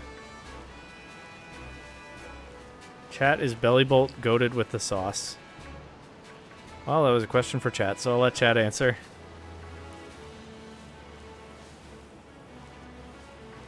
Get rid of those heat waves, yeah. True.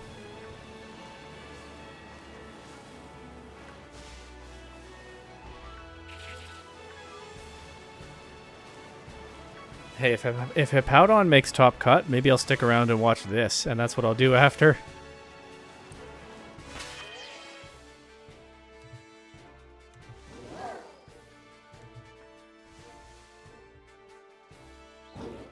There's shiny Bellybolt in your first revision, but he sucks for you. I've never really used Bellybolt, so I don't know how to use it best.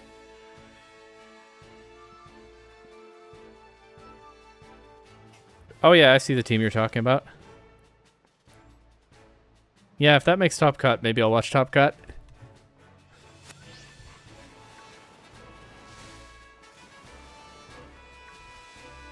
Also, anyone know how that Choice Scarf Charizard is doing? I have not checked on any of its results, not even that first round match that took extra long. But I'm kind of rooting for the Choice Scarf Charizard. Oops. Like Clay Screens? Yeah, that makes sense. I think I had that on my version with like a Klefki or something. Any idea on name? What are you asking? Charizard 02 drop. Unfortunate. I was really believing in Charizard to have a chance of winning this one. Another Charizard win would have been so funny. Okay, round is up. Let me make sure I save this game. Even though I know I already did after I got my Clodsire, let's just do it again. Just to be safe.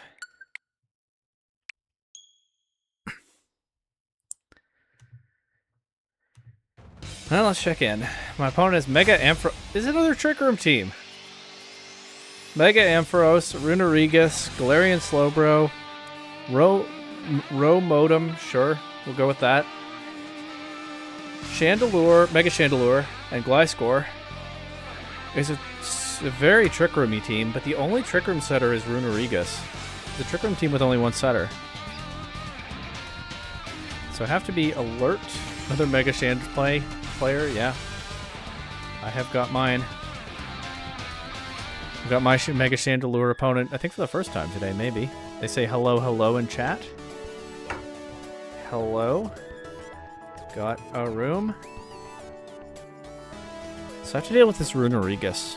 It's also quick draw slow, bro, so it doesn't have to go slowly necessarily, but you know. What can I do with Runerigus? Do they have Fake Out anywhere?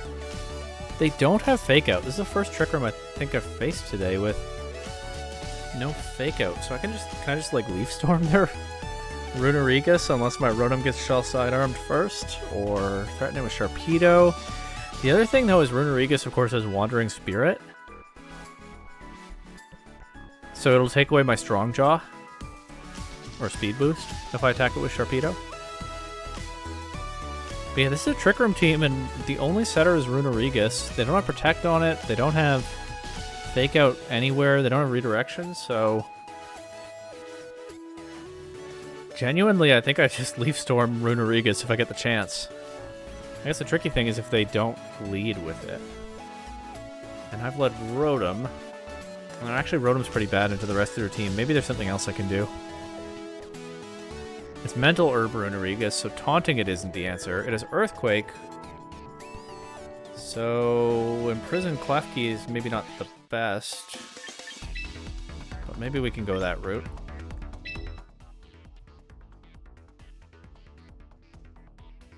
That's it.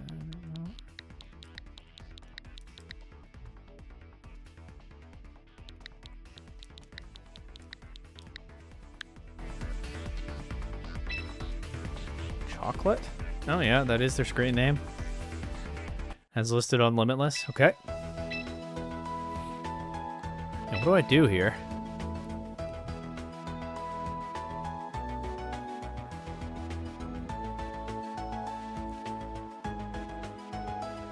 The thing is, Klefki gets cooked by Chandelure, and a lot of what else they have as well.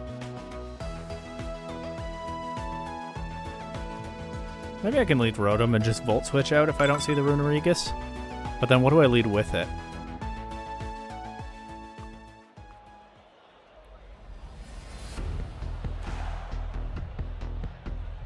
I think I want Sharpedo in the back for another threat to Runerigus. I think I want Dragalge. I think Dragalge's pretty good here.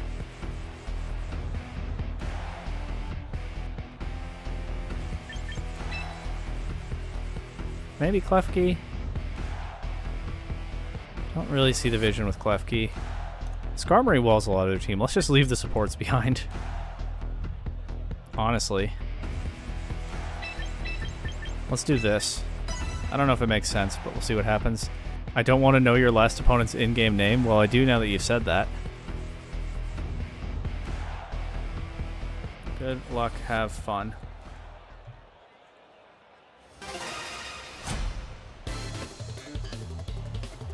Typhlosion Professor, okay. You're leading Runerigus and Rotom. We got an anagram nickname team, that's fun. Okay, yeah, thanks for letting me know, Raymer. You know what? My curiosity is satisfied. We'll take that. I'm just gonna Leaf Storm this Runerigus. What does a Rotom have? Protect, Leaf Storm, Thunderbolt, Discharge. I'm just gonna double into the Runerigus. I'll Leaf Storm and Scald. I could Sludge Bomb their Rotom, but it's not like Dragalge is massively threatened right away.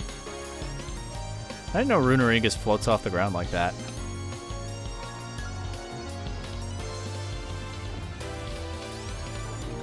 They stay in?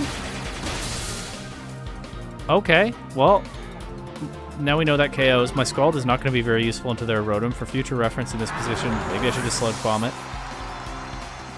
But, okay, I get rid of Runerigus turn 1, and that's their only Trick Room setter.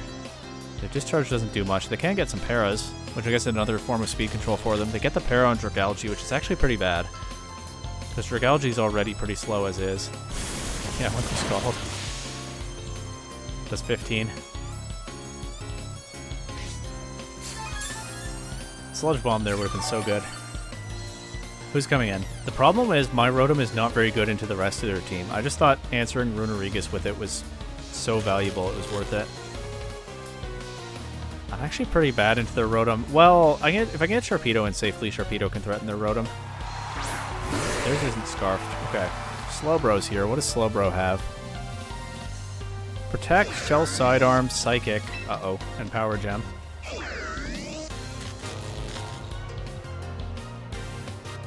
I think I have to stay in with Rotom, because otherwise I can discharge either of my electric weaknesses in the back. So let's just click another Leaf Storm, because I'm choice locked into it. Let's target the Rotom. Yeah. And hopefully land a Sludge Bomb into that as well, but with Dragalge paralyzed, things get a bit shakier. They get Quick Draw, okay. They switch their Rotom out. Yeah, that's a good call by them. Ampharos gets in. Shell Sidearm into Rotom. Denies me the -2 Leaf Storm, which might have been nice chip actually for the Ampharos, but I will get a shot at the Sludge Bomb unless full para, but it didn't happen. So get a big Sludge Bomb into Ampharos, okay. I think Skarmory is really bad now. Into what they have here, but actually I think Skarmory is actually not bad in this specific position because I can threaten Ampharos with Drill Run.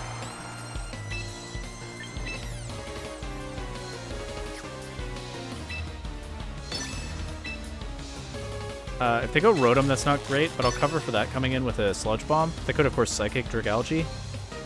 Does their Slowbro have something to hit Skarmory? Power Gem. Neutral.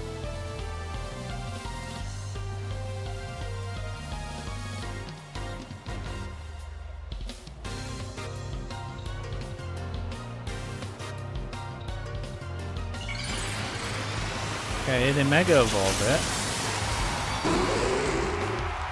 I hope this Drill Run KOs, but without my Mega, I don't know what it does.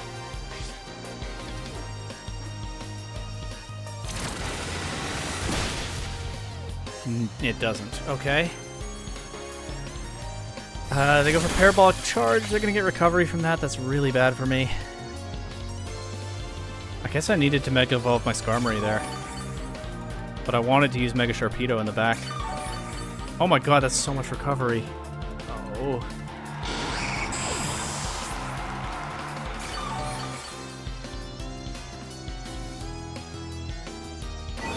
Do I take a Psychic? No. Okay. I think Sharpedo probably is not able to win this, but I'll try.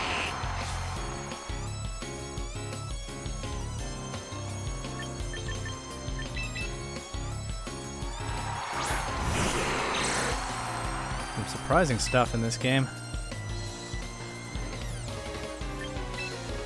I can get a speed boost. Yep, they can't click Trick Room because none of these have it. Get a speed boost for their Rotom in the back.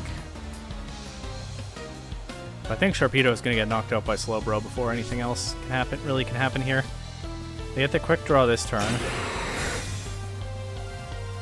It's okay.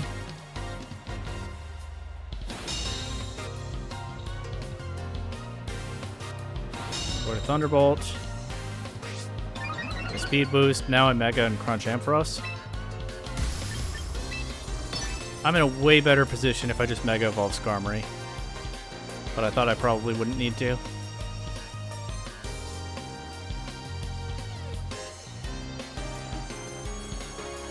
What a pain.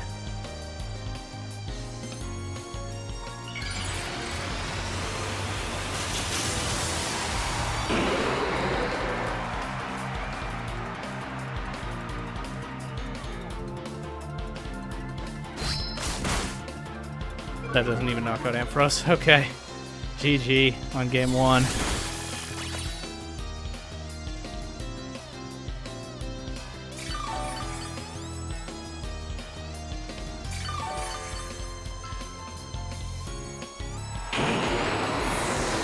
Alright, I don't know if I change anything for game 2. This one goes a lot better if I just play it somewhat differently. The question is, do they let me just have their Runerigus again? But, like, what else can I do about that, right?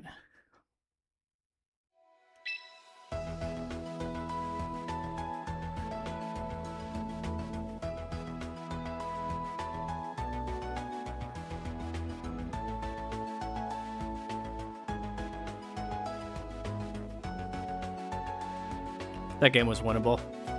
Frustrating, but we have to just not forget it, because I want to take away a lesson on how to play the rest of the set, but we have to move on.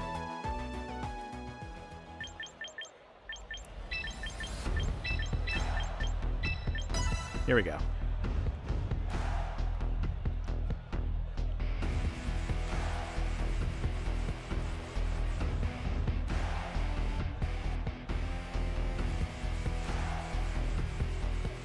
Get rid of the Ampharos, Rotom's Force back in. I can probably pressure it by doubling into it. And then I can beat the Slowbro. Oh well, can't dwell on it, but should take a lesson away. I may get the wrong Mon there. Lesson hopefully learned.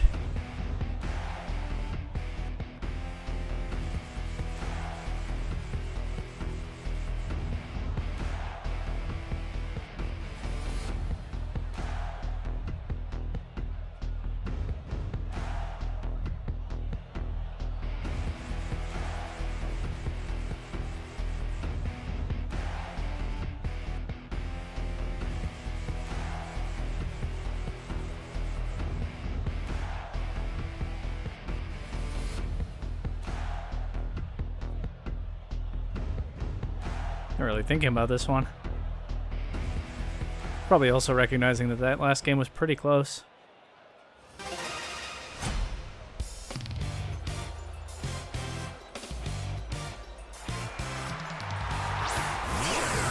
Rotom and Gliscor this time. Kinda scary. Definitely kinda scary. What does the Gliscor have? Protect, Dual Wing Beat, Rock Slide, Tailwind. No Earthquake. Okay. I'm gonna Volt Switch out against the Rotom, and I'll also go for a Sludge Bomb into it. If I can get Skarmory in on this Gliscor, that's probably good. Or, like, Sharpedo also can threaten the Gliscor, but if they set Tailwind, it gets a little bit trickier.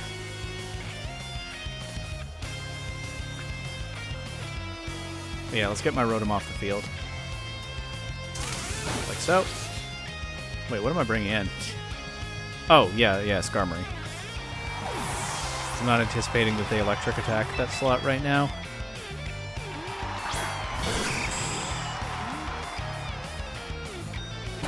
Dual Wing Beat.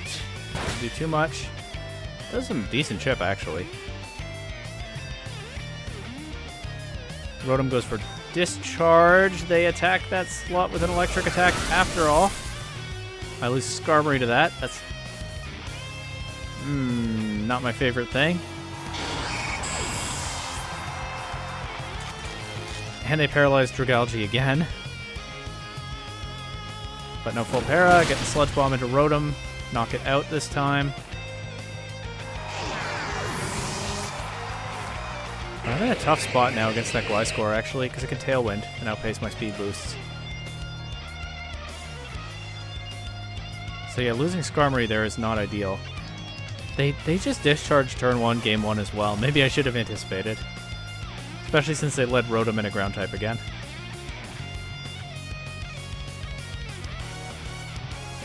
What would I do if I left my Rotom in?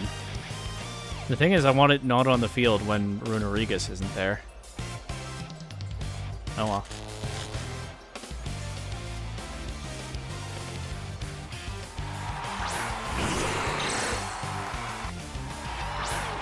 Ampharos, okay.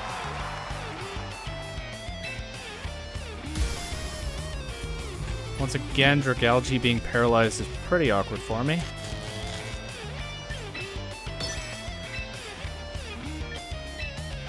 Let's see if I can get a Dragon Pulse into this.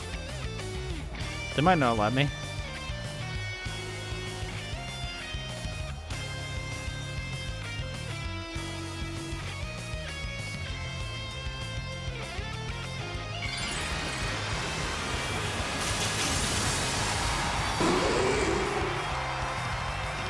There's their Mega. I mean, now even if they Tailwind, right, like +1 Torpedo should be fine against Ampharos. It will, I think, be slower than Gliscor, but... There's the Tailwind. What is it? Is it going to be Dragon Pulse into Dragalge? Nope, Parabolic Charge. It only hits Dragalge. Also, there's no recovery to be gotten anyway.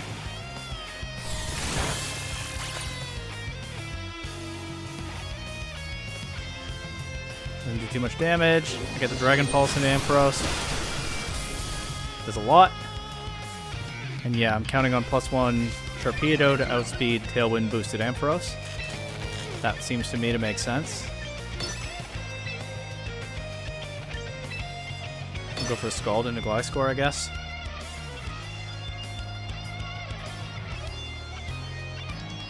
And they could flinch me with this Rock Slide. Good effort by them. Okay, but Sharpedo breaks through. Knocks out Ampharos. Dragalge could flinch or be fully paralyzed. But neither one happens. I get the Scald into Gliscor. Good damage. Okay, we see it activate a Citrus Berry. Sharpedo gets the +2 speed.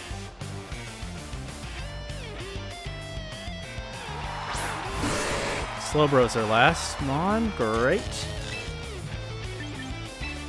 Protect Sharpedo, go for +3 speed, and I guess I'll just go for another Scald into Gliscor, but I think they'll probably knock Dragalge out before I can actually land that. So then I need to hope that Sharpedo and Rotom can win this.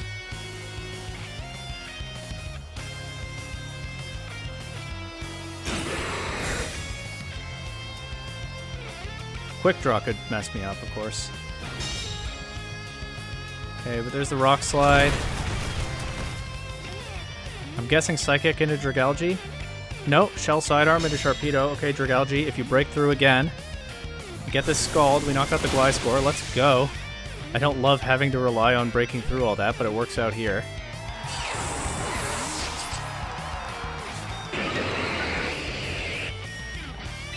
And now, Mega Evolve, Crunch, Dragon Pulse. I still have Rotom in the back. I could still lose through the right combination of like Quick Draw and full paras. But let's see.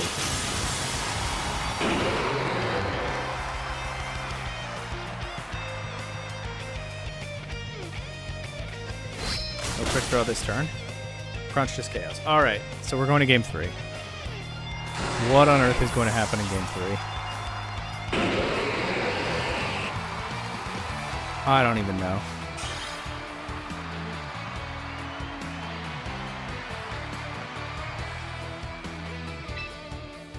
I think if I see the Gliscor, I can reasonably guess that they haven't brought Rune. I keep wanting to call it Rune.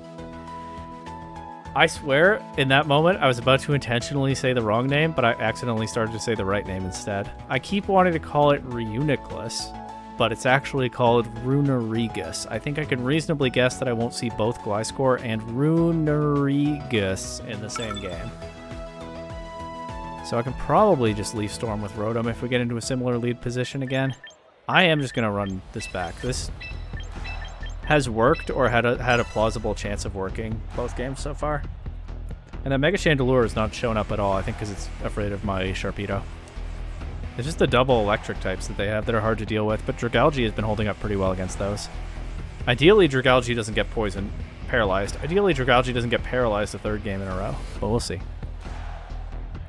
But my opponent has given themselves a lot of ways that they could, that luck could swing in their favor, right? Like I was lucky that Dragalge never took a full para or got flinched by Rock Slide in that last game. But here we go, game 3. Let's see.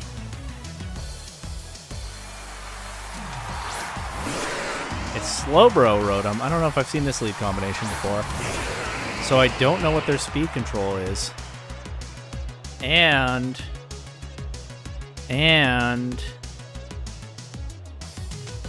my Rotom is awkwardly positioned again. Great, okay.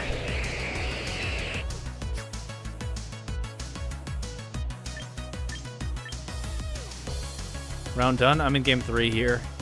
This is a hard lead for me to deal with. I don't want to just bring my Skarmory in on a discharge again. So I'm going to do the thing that I didn't want to do and lock Rotom into Thunderbolt, and maybe I'll regret it later. Good chance I do regret it later. Okay, got a Para on the Slowbro. Maybe some luck will be on my side this time. They discharge. Doesn't quite knock out their own Slowbro. No Para on Dragalge this time. I get rid of their Rotom. The problem is they can get one of their ground types in pretty freely now. That's the trade-off for leaving my Rotom in and not sacking one of my Megas to the discharge. This way I get to actually play with Skarmory in this game. Okay, Dragalge takes a Psychic. Not very well, though. Their Slowbro can only attack one more time before it drops his Life Orb. You still haven't done it Game 3? That's pretty impressive through 6 rounds. I think I've had a tournament or two like that in the past, though. Like every round either went very well or very badly. Okay, it's Ampharos. Don't really have anybody that can switch in on Ampharos. But I can try to Dragon Pulse it. Do they go straight for the Mega again?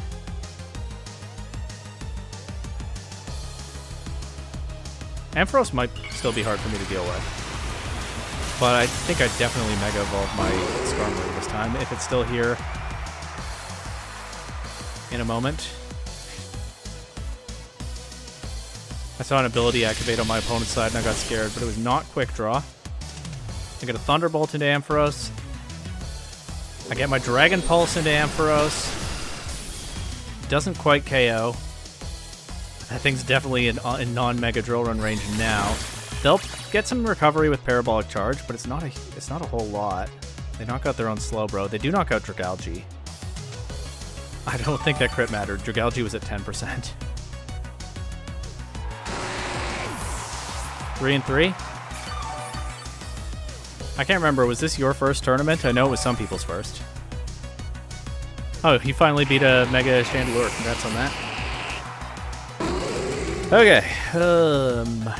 I'm probably fine to Mega Evolve Skarmory now. It's your first? Well, 4 and 2 is awesome then. Well done. Gliscor last. Okay.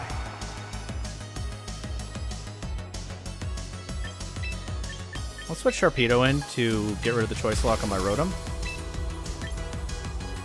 And just Drill Run this Ampharos. Are they gonna... Tailwind? Tailwind could be a problem, actually. But if they protect and Tailwind, that gets Sharpedo in safely, so I can beat Ampharos with that. 3-3 or 4-2 in your first tournament, either way, pretty good. And it does seem like you're both having a fun time as well. Okay, they do let me just Drill Run their Ampharos, so I should be fine now. I don't think Gliscor's pulling this one back for them. Well, we'll see. It does set Tailwind, but it's the only Pokemon they have left to take advantage of it.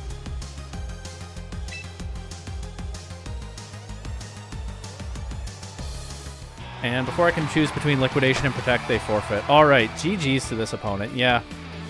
I made a slightly wrong play in Game 1, but managed to turn it around over the rest of the set, so now I'm 4-2 as well. That's not bad for a slightly undercooked team and no practice.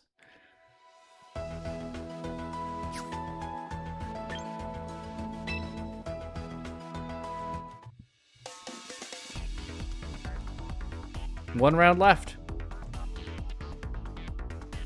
And we're about halfway through the matches, or about half of the matches are finished by the looks of it. I'm going to go to the washroom quickly. I will be right back.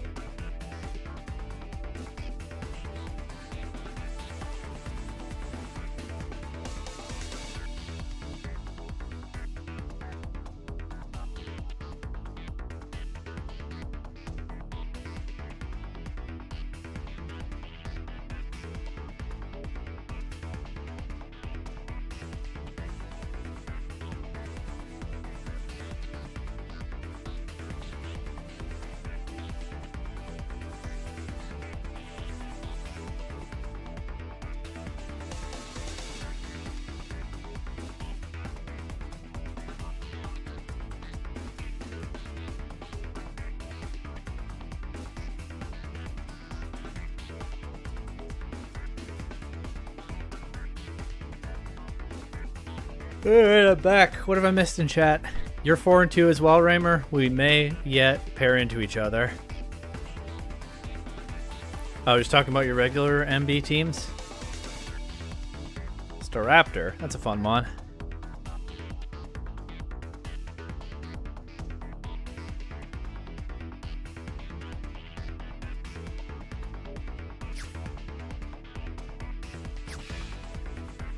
Is there anything to do with this downtime between rounds? Don't really feel like starting another shiny hunt when this is the last break here. Well, I'll probably stick around after round 7 just to find out what the top cut field looks like. So maybe I could do something, I don't know.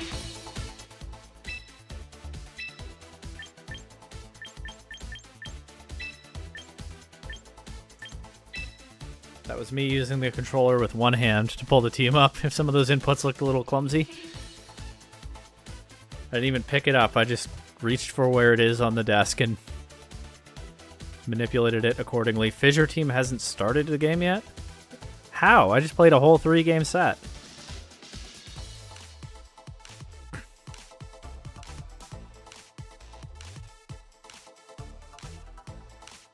Wow, the Fissure team is still undefeated though, huh? There are 5 people undefeated right now, so one more round. Actually, wait, some of them might not have finished yet. Hang on. Like the Fissure team. There will be 3 or 4 people undefeated after this round. So at least 2 undefeated spots in top cut. Yeah, there might be room for somebody to sneak in at 5-2.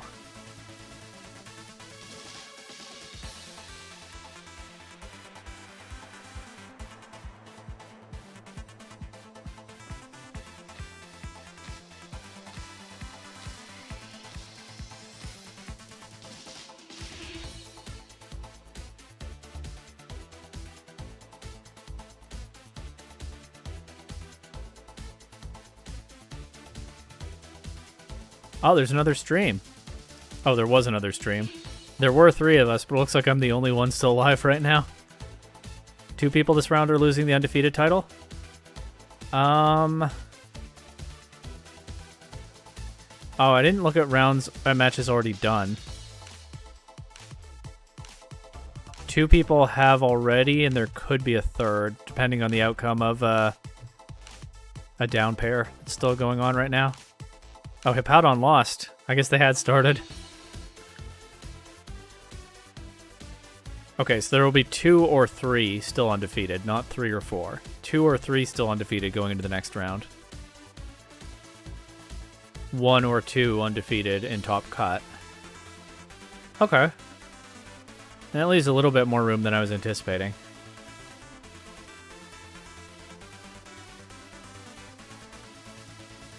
Oh, Shaboogles is doing well. Let me check on people who've been watching. Yeah, Raymer, you're 4-2. Maybe we'll pair into each other.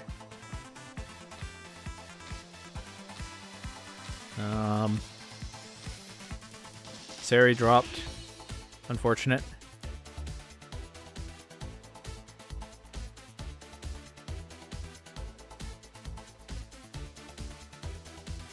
Shaboogles is 4-1 though. Pretty good. Oh, 4-2 now. Well, still W Shaboogles.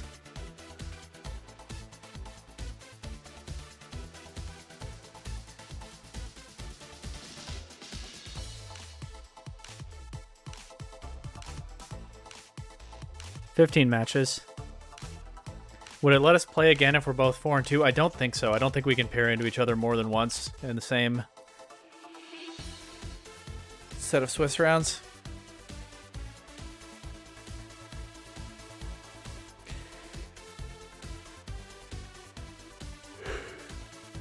I'm definitely getting a little tired, but hey, almost done here.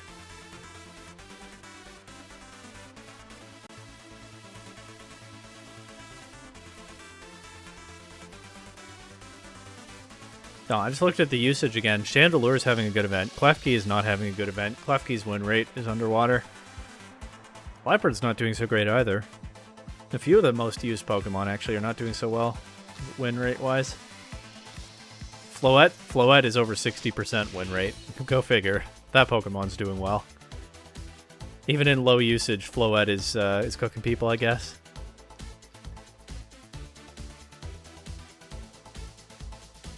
One of the 6-0s, one of the undefeated players was the one who got you with the Empoleon.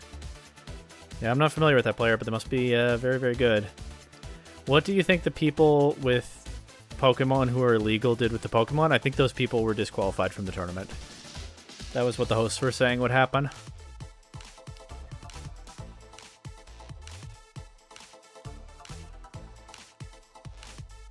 Swap Liepard for Salazzle for faster fake out. Yeah, I felt like people were sleeping on Salazzle going into this. I didn't know why I wasn't seeing it on more of the teams people posted in the Discord.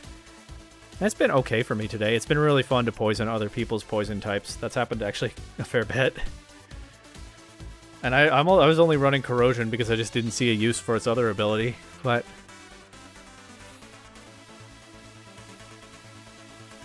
Raymer means not low usage.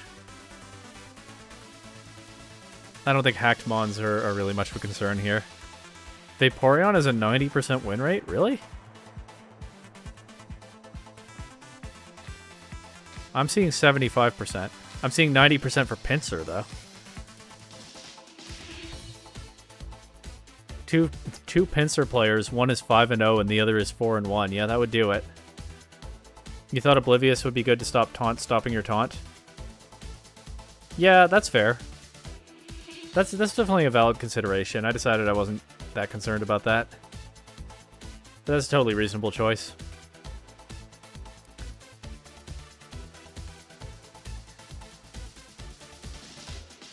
Vaporeon is doing well, though. It's on two teams, 1 4-1. Oh, 1-2-1 drop. Okay. Is there anything else in the low usage cooking people? Arbok is doing pretty well.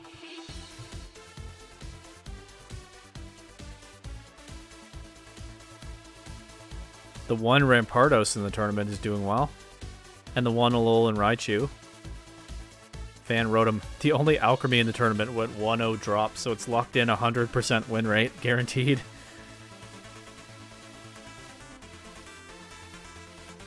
Don't think anything's dethroning Alchemy.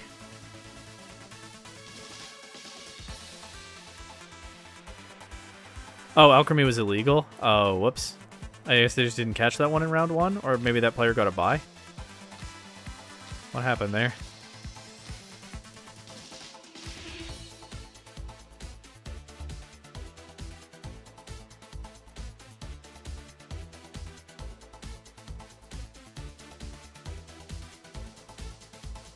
I don't know. It's not showing me. The players tab doesn't really make sense to me what it's showing me. But okay. 100% win rate though. Good thing Alchemy's banned. Apparently it's OP.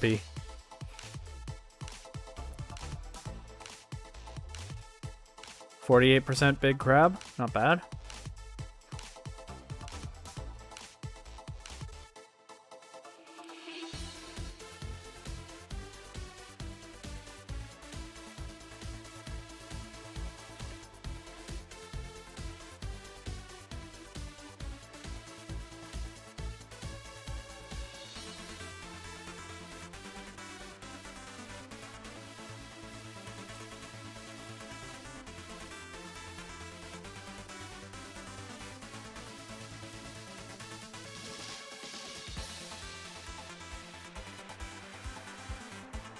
Oh yeah, there was Toucannon that had a bad run and dropped, but I didn't see Toucannon at super low usage, so there must be a few people running that, and I think I did see it on a few pastes that people shared.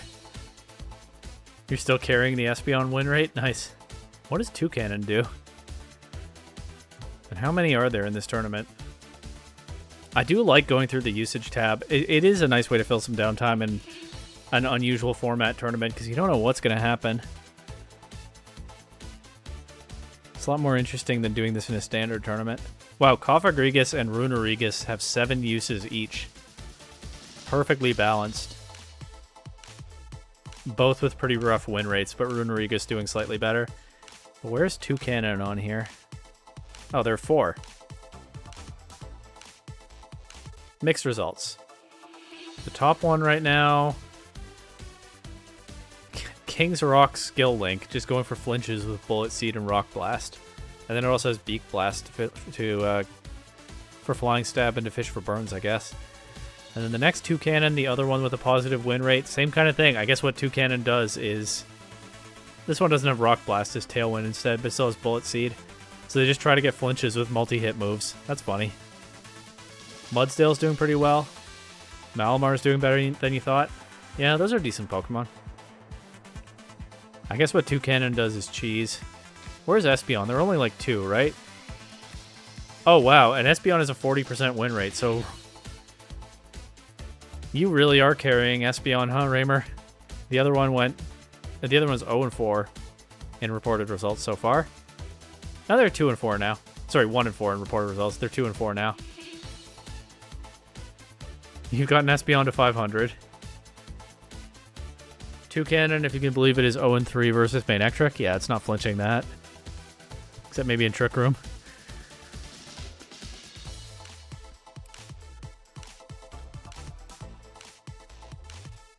Yeah, a lot of fun teams this tournament. I'll probably take some time to go through a bunch of them when it's over. But right now, hey, it's almost time for round 7. There are only 2 matches still going, and they're both in Game 3.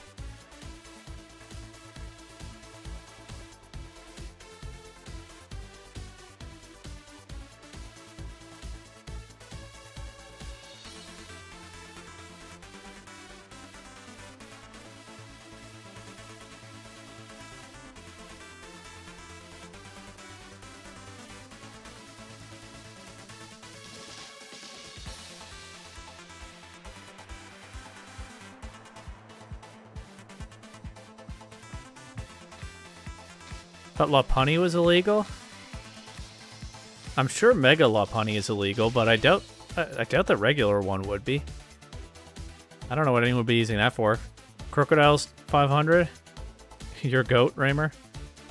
Thought Mr. Rhyme looked decent. Yeah, Mr. Rhyme is probably decent. I didn't really take a serious look at it, but it's probably pretty good.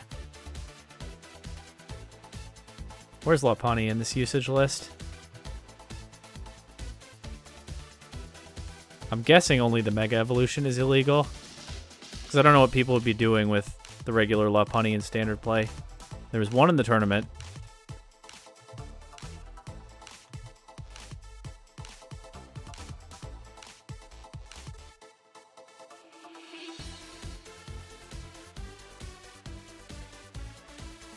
They went 1-1 drop. They did not have the Mega Stone. I mean, I can check.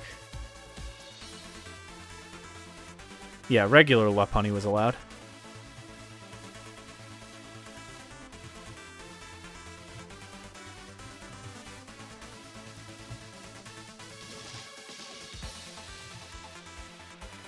Alchemy did win a set.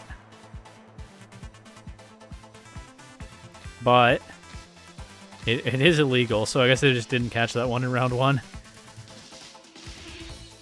One match still going. Don't think 5 and 2 will make it? Maybe not. Maybe like the very best 5 and 2 by Resistance. We'll see. How would I feel about a 1v1 after round 7? Yeah, I could play you, but then I'd probably want to go pretty soon after that. Hey, I guess the rest of chat I've already played today. But you, Raymer, if we don't pair into each other in round 7, sure. I'm okay with it.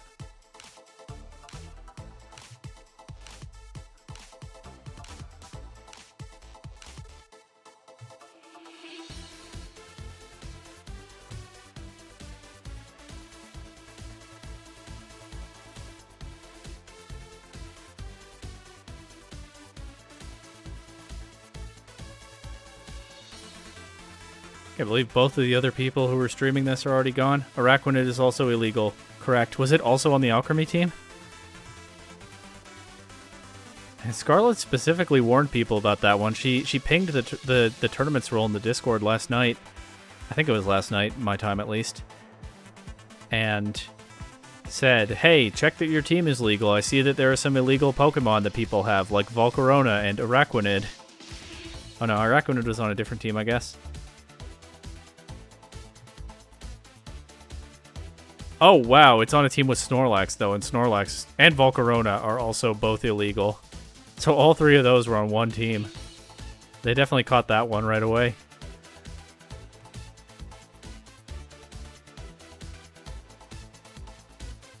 From your theory crafting website, you're using some of the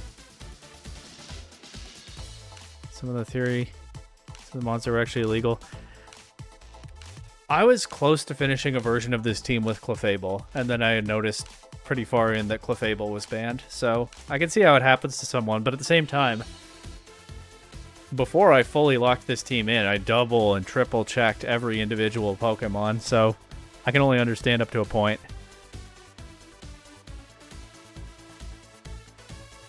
What Pokemon is that? Just Hibby?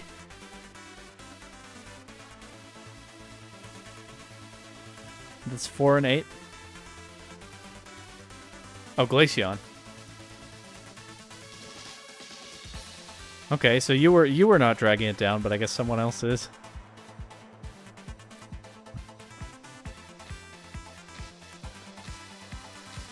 Round's done?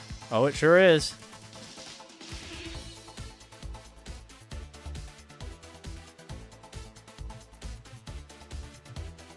And a new round has started. Let's go.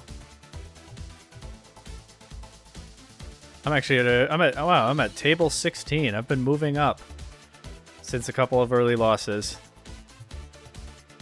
My opponent has Mega Chandelure, screens Klefki with Sunny Day as well. Interesting. With competing weather moves on our competing Klefki. Noivern, Weirdeer, Hisuian, Decidueye, and Empoleon. This is scary. This is a tough team. How do I play into this? Mega Skarmory is okay if they don't cook it with their Chandelure. Their only Trick Room setter is Weirdeer. This one has high horsepower, so it's not hard. It also has Helping Hand. That's so gonna be so powerful, assisting something else. But it's also not hard walled by my Sharpedo like the other Weirdeer I faced today. Mega Skarmory could be pretty good. The opponent's speed control is an issue. Opponent's checked in. Hi. Got a room?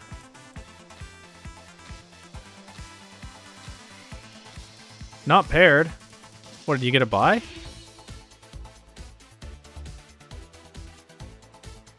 think usually buys go to the low end of the list, though. What happened, Raymer? Oh, not paired with me. Okay, yeah. My opponent's speaking. Yeah, this is a scarier team than a lot of what I've seen today. How do I beat this? I think it's probably Mega Skarmory. But then I have to beat their Chandelure somehow. I also have to make a room. My opponent said, my opponent just said, nope, I don't have one.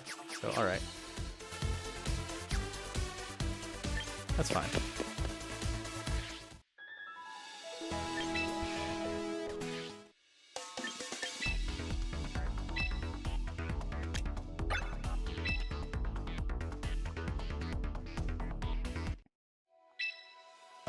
Okay.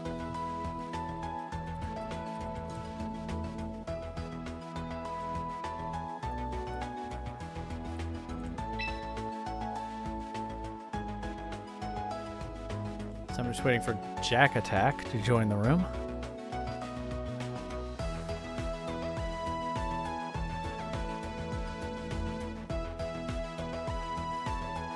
Yeah, Mega Skarmory is strong here if I can just beat the Chandelure. I can threaten it with Drill Run, but that's not enough. Probably need Sharpedo. Rotom could be good because I can like Electro Web stuff. Did I fake out on this team? They don't have fake outs, so and they don't have mental herb on Weirdeer, so I can taunt Weirdeer if they go that route. Question is, does Salazzle do enough if they bring a different mode? I also have the Imprisoned Klefki option, but man, I really should have run Aqua Berry on Klefki. I didn't know Chandelure was going to be #1 in usage. Chandelure kind of just cooks my Klefki, so imprisoning their Trick Room is not that valuable. I think it's okay to lead Salazzle. And I could lead Rotom with it. I think that best covers for their multiple speed control options, and then Sharpedo and Skarmory in the back. Let's try that for game 1. You're facing another terrain. Uh-oh. What could it be?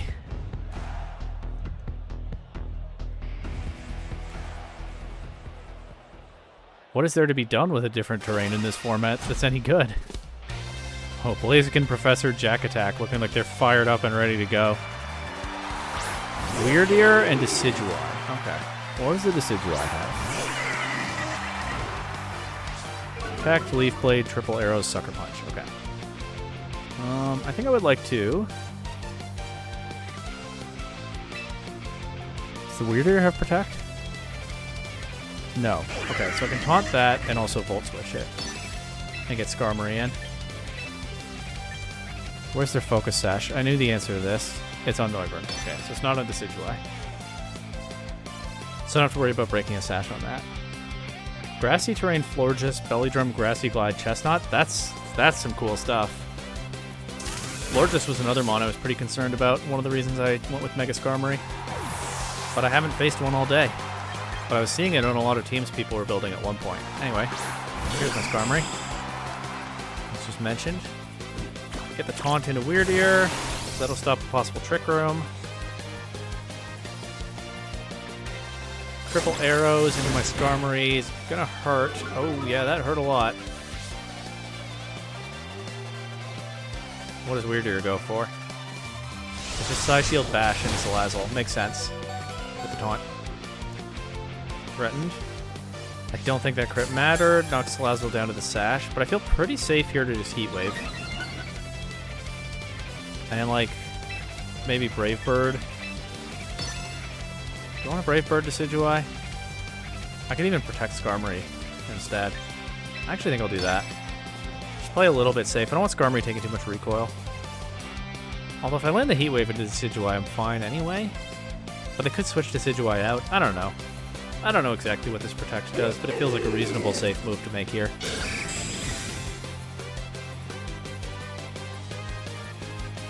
They do protect the Decidueye, okay. Heat Wave comes out. They'll probably take the KO on Salazzle now, which is fine, I think. Citrus Berry on their Deer. It's a little bit awkward that the Deer is at +1 defense. Is Psy Shield Bash going to boost it again? What is the rate on Psy Shield Bash? It might be 100. I don't know. I think it's like 50. But I'm just going off of memory there. In that case, if it's a +2 defense, I'm not sure Sharpedo even threatens it that much, so I'm going to go Rotom. Thunderbolt the Deer. I'm just going to Brave Bird Decidueye. And because I'm afraid of losing my Skarmory to Recoil, I'm not going to Mega Evolve. So I might want to Mega... Yeah, I might get more value out of Mega Sharpedo.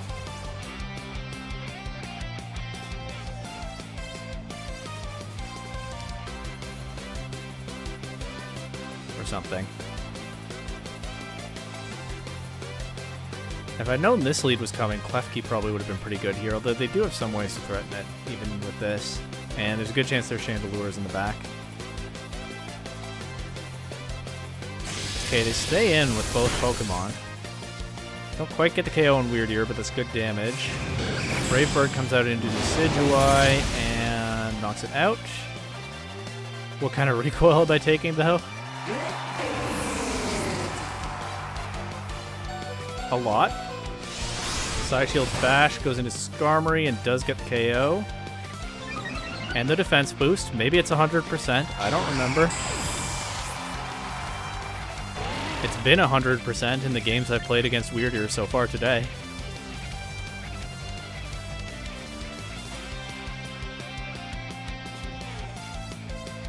It'd be nice to be able to Electro Web whatever comes in, but nope, Rotom's locked into Thunderbolt for the rest of the game, and we'll live with that.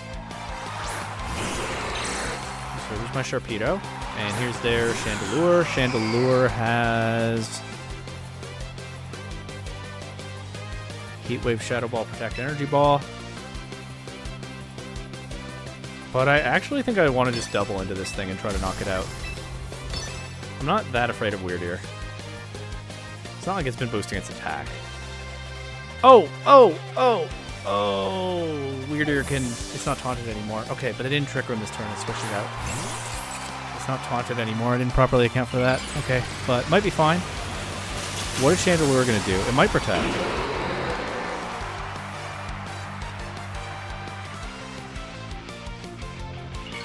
It's Mega Evolving. And then what? Protect?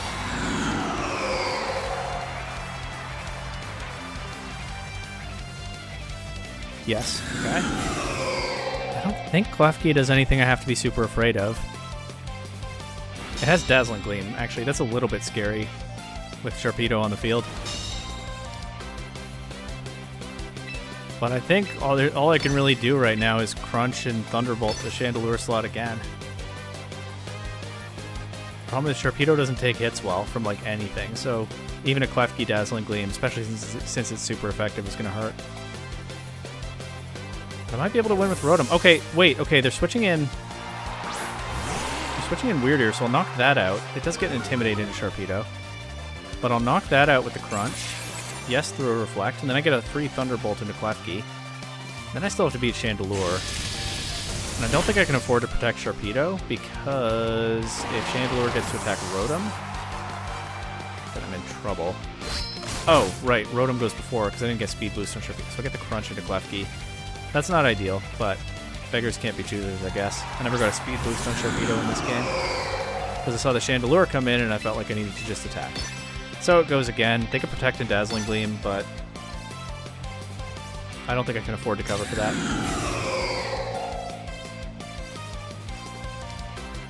It looks like that is what they're doing.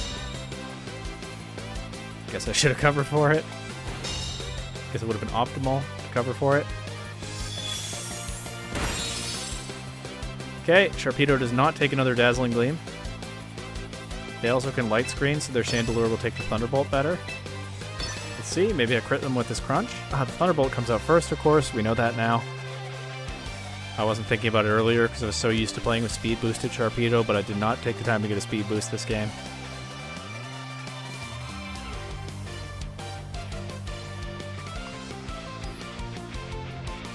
Maybe I crit them.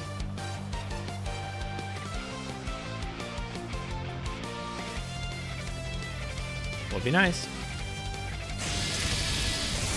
Thunderbolt. They didn't Light Screen.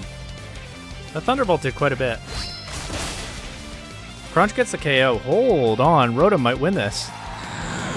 Even with Klefki definitely knocking out Sharpedo here. No. Rotom is kind of chipped. Let's see what my Thunderbolt does to this Klefki.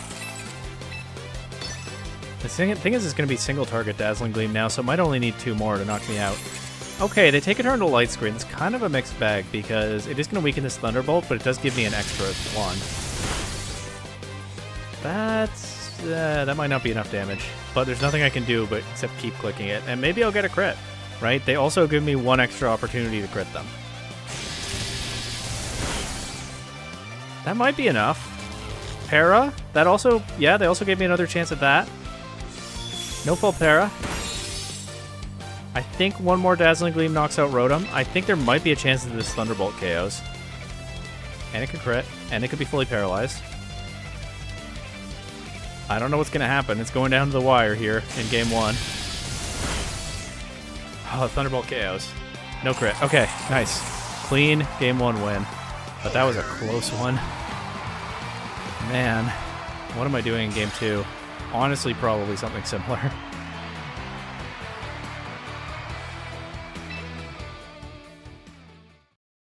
Hey, Rotom finally got a big game, though. That Mon hadn't been doing a ton up to this point.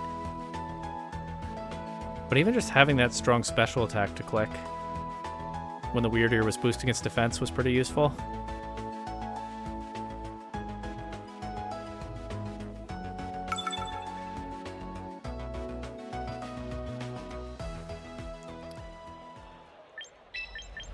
Alright, I think for game 2 I run it back. Probably. I'm going to take a moment to think. The problem with Klefki is it's so afraid of the Chandelure. It does like nothing into that. Dragalge is not afraid of Chandelure, but Dragalge is kind of afraid of Weirdeer. I am absolutely convinced now that the best item on Dragalge would have been the Psychic Resist Berry. Maybe Shuckaberry, actually. So not absolutely. Those are the two contenders, but this Yash Berry has not been useful a single time today. Dragalge with the Psychic Resist Berry would be pretty good to have here. It'd be good into... But I don't have it. Would it be good into stuff? Alright, I'm gonna run this back. Maybe there's something I can do with Dragalge in Game 3 if we go there. But hopefully we just don't go there.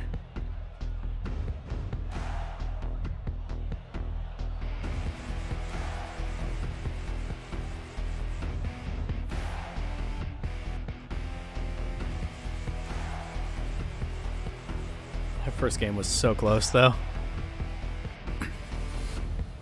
And who knows what adjustments my opponent will throw at me now.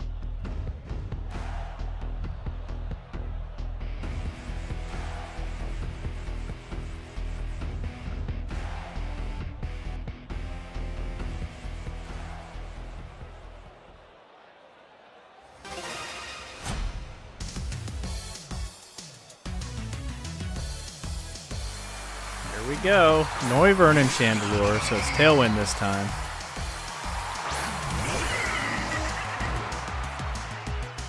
I'm down to go for a Choice Scarf Electro Web.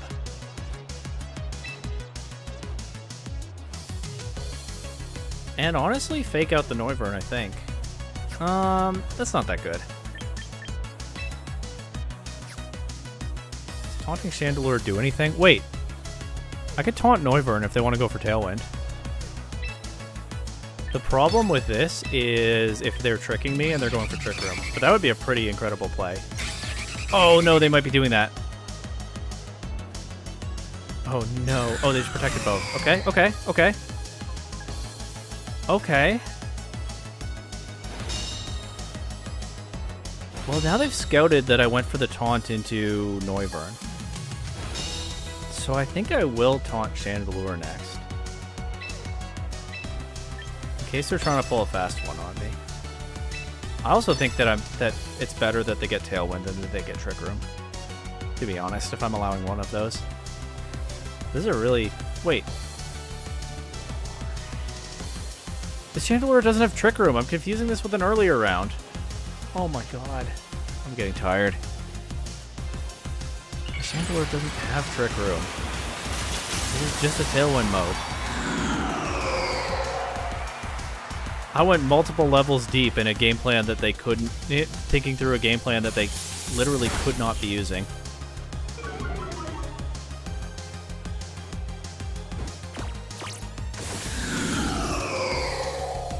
Yeah, I'm getting tired. Alright. It's just Boom Burst from Noivern. Okay, makes sense. Partner's immune. That means no Tailwind. And I'm guessing Heat Wave from Chandelure just wrecks me? No, they Shadow Ball... Salazzle, okay. Okay, well that makes things a little bit interesting. I'm gonna go straight to Sharpedo. I think I'm just gonna Mega Evolve it. And I think I'm gonna call a Protect on Chandelure or a Switch Out and crunch the Noivern and still try to deny that Tailwind. I think that's pretty strong here. Maybe the Chandelure will just attack, but that's not what my gut is telling me. Also, they can't Protect because I taunted it. So I'm calling that it switches out. Yeah, okay. And who's coming in? Klefki. Klefki's kind of scary. Genuinely is kind of scary. But here's my Mega Sharpedo. Noivern could Protect again, actually. But it doesn't. It's a -2 speed now, and here I crit the Klefki with the Electro Web, sure. And here comes a Crunch. Chomp. Okay, so no Tailwind. Rotom is still kind of dominating the speed control game, but they could knock that out with Chandelure sometime if they want. So they're going to go Decidueye right now. So I think the best thing I can do against that is switch to my Skarmory. Skarmory is so threatening into their Decidueye, because I don't need to Mega Evolve to wreck it with Brave Bird. The fact that they still have Chandelure in the back makes this a little bit dicier, but... Yeah, I'm not leaving Sharpedo in on full health Decidueye. That Poison Fang definitely doesn't do enough, especially when Klefki goes for a Reflect.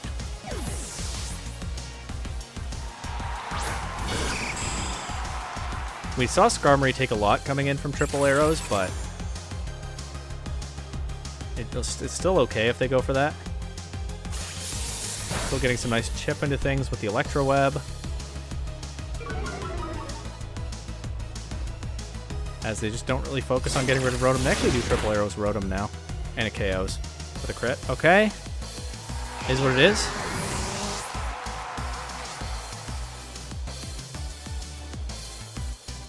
But I get Sharpedo back now. Don't know why I selected the wrong Mon there. I get Sharpedo back now. I think 1,000,000% I protect this turn. And I Brave Bird this Decidueye.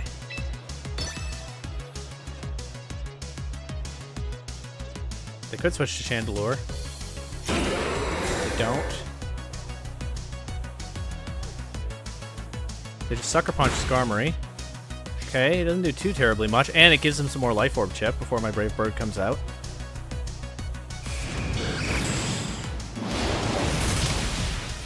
Get rid of Decidueye. I do still have to beat Chandelure and Klefki, this time without my Rotom. But okay, avoid any Dazzling Gleam damage this turn. And do Sharpedo, which is the more relevant one. I think there's an excellent chance that their Chandelure will protect when it comes back in here. But I don't think there's much value in trying to cover for that. I do think I'll Drill Run Klefki, but I'm also going to crunch Sharpedo. I mean Chandelure.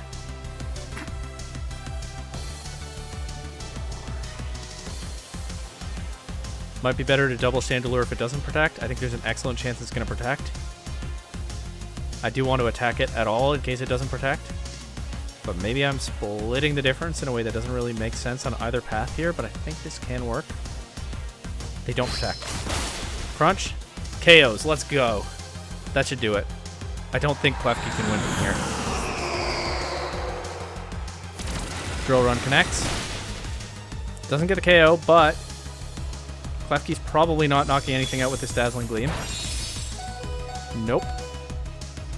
Both of my Pokemon might be in range of the next Dazzling Gleam, but there is no next Dazzling Gleam. Drill Run can miss, but Liquidation will not.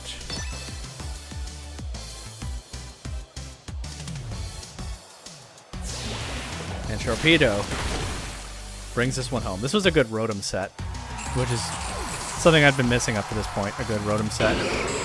But Sharpedo, in the end, delivers the last KO, I think, of the tournament run. I finished 5-2, which is pretty good. We'll take that. But my losses were early, so I think my resistance will not be good enough to make top cut, even if a 5-2 gets in. But, oh, that was a fun set. That was a scary team. But Mega Sharpedo and regular Skarmory, though I had the option to Mega Evolve it, and Choice Scarf Mo Rotom, we're able to pick it apart. Raymer King in the chat says he might be cooked. We'll get the details soon, I'm sure. Take care. Are you heading out, Stibby? Thanks for tuning in. Did you just finish round 7 as well? They have Beludrum and Grassy Terrain? Yeah. I bet you did not expect to see another terrain today, and I don't blame you. I wouldn't have expected it either. My opponent just asked if I had any advice. I don't know. Not really right now. Their team was scary. Hi, DK. Your team was scary. So I think you're off to a good start.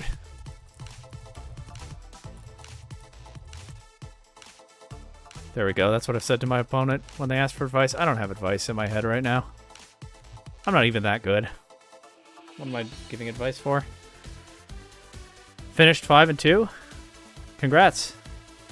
That's an awesome run. I've now just finished 5-2 as well.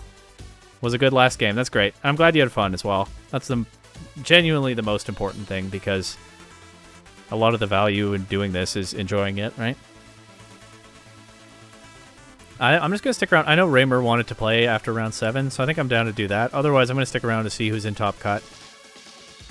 I finished 5-2 as well, but my losses were early, so I'm sure even if any 5-2s get in, my resistance will not be high enough.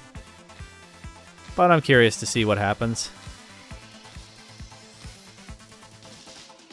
Yeah, my resistance is one of the worst in the 4-2 pool, which is expected, because I lost round 1 and what, round 4, I think? Oh, that one's in the middle, but losing round 1 is an issue. You definitely think you'll do one again? Good. Looking forward to seeing you next time. Your first turning went bad, you're not sure you do it again? Well, fortunately, we don't have to find out about that timeline. How do you see resistance? The standings tab will show you. So, the column called opponent win percentage is what VGC players traditionally call resistance. Basically, resistance is your strength of schedule. And that's what breaks ties between people at the same win-loss record. So I keep saying my resistance is probably bad because I lost round 1, because that meant that I dropped into the lower bracket early, right? I was being paired against people who had also lost early. So usually that's not good news for your resistance. Usually you get higher resistance if you're undefeated until the late rounds and you're facing other people who are undefeated until the late rounds. But yeah, in the standings tab, it's the opponent win percentage column is the answer to your question.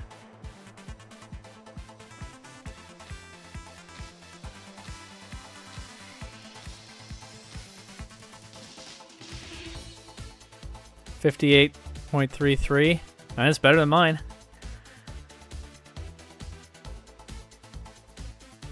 Yeah, you had a pretty good run. Very good stuff for your first time.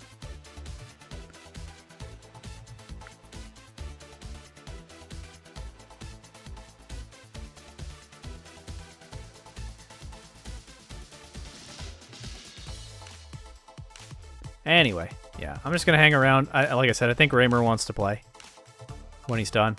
And otherwise, I'll hang around to see who's in top cut, and then I'll probably end at that point. Go do my laundry. That's something I can do once my tournament run is over. Or I could go to the grocery store and buy something to cook tonight. So many options. Bomber helped you quite a bit. I'm not familiar with who that is, but I guess that's another wolf head in the Discord. That's good. Also good that you knocked out the chestnut, Raymer. Congrats. I cannot believe you're giving me live updates while you're playing. That is dedication to chat.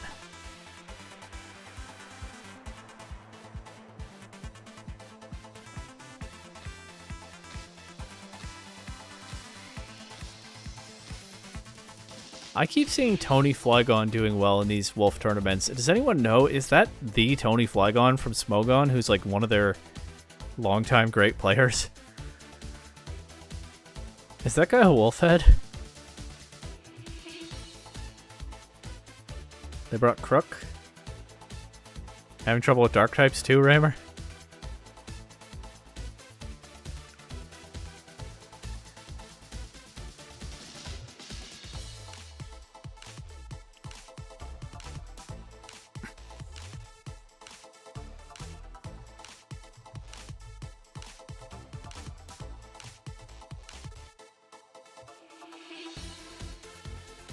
Oh, I see the matchup you're playing. You're facing an Orthworm, too. Which you can't just blast through as easily, huh?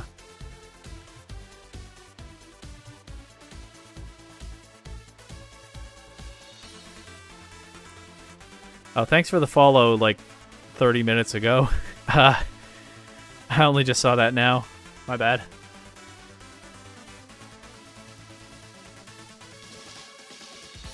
You soaked the Crook. Okay.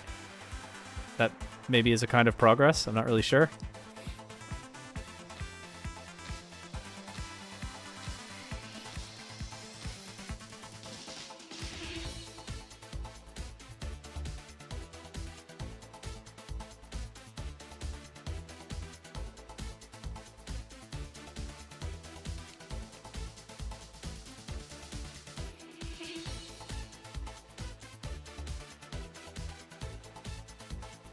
Fun to chat between rounds? Yeah, thanks for being here. Definitely helped pass the time.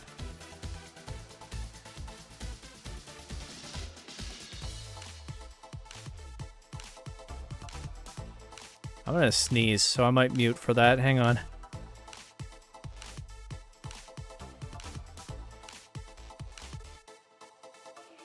Yeah, that was a pretty violent sneeze. If there are any more, I'll try to be quick on the mute button again.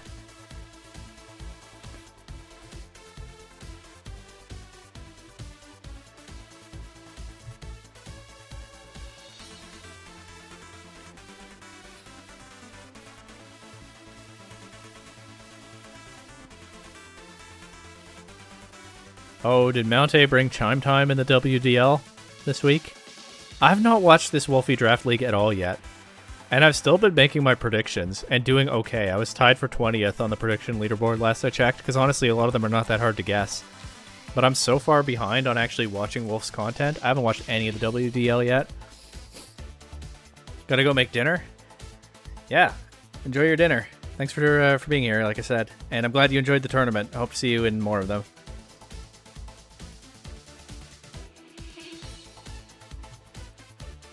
I'm rooting for Necra in the WDL because I decided I would root for whoever drafted the most of my team from the VGC League. Because our draft board was modeled on the WDL one. I thought my team was pretty good. And a bunch of people drafted exactly one Pokemon from my VGC draft, so I thought that this would not actually work out for me. But then Necra took Arbok late in their draft. Got her to 2. I don't think she's having a good season. I haven't been watching, but I have been playing the prediction game. But that's who I've been rooting for. So hopefully Mount A didn't beat her with Chime Time.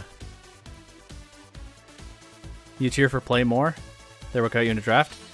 Yeah, I'm not that familiar with that side of Pokemon YouTube. I know PM7 from something that's not his connection to Wolf, but I can't think of what it is. Maybe it was that group that used to collab way back in the day with that guy who was, the guy who was exposed for a bunch of wrongdoing and did not get those collabs anymore after that. Maybe PM7 was in that space, but I'm not sure he was. I can't place where I know him from. But I've never watched him very much.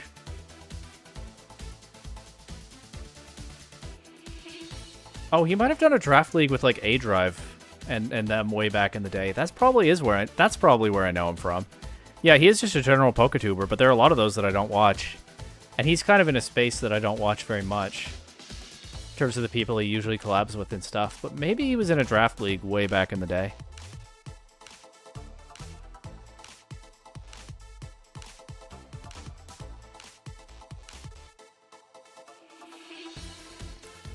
The big region shiny hunts? That's true. I did watch one or two of those. Wolf was briefly in one of them, and that was how I found out they were happening.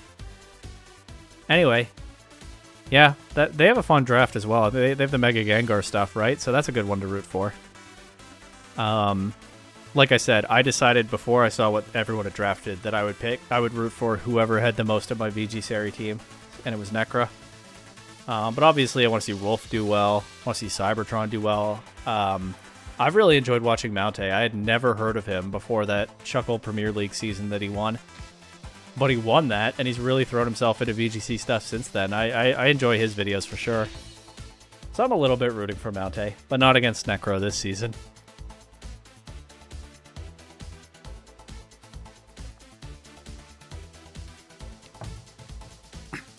You finished 4 and 3? All right, you want to play?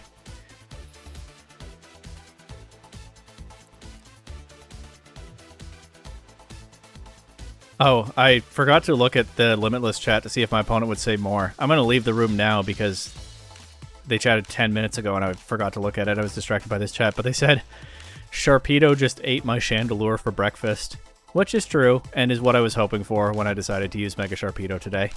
So hey, that part of the plan worked out pretty well.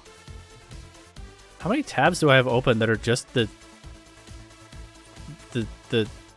standings or the pairings? Jeez. All right, here, I'll make a room, Raymer.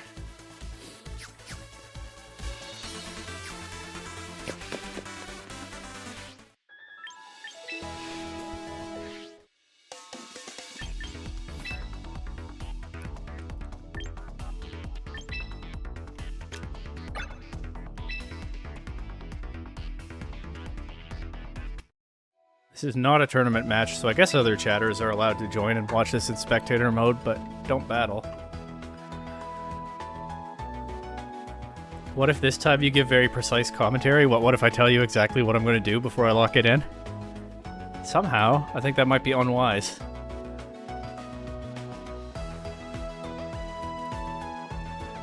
I think the commentary I did last time we did one of these was just the right method. Okay, now I've not looked closely at your team before. Should I open up your open team sheet? I mean, you know what I've been using all this time, so I think that's only fair.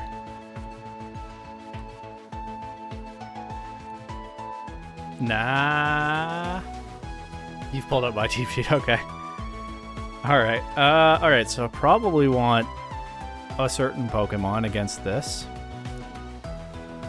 I think of something that I probably would be better off having. I don't know how I deal with this Belly Bolt, actually. Well, I mean, what's my electric answer, right? Oh, wait, but Dragalge is so bad into, like, everything else on this team. It's good into Houndoom, but that's it. Wait, Dragalge is awful. Wait, what do I have that's good here except Sharpedo? Wait, how do I beat Belly Bolt?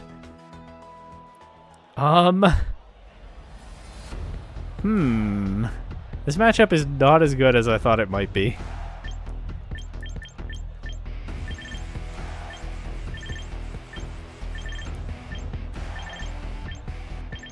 What do I do?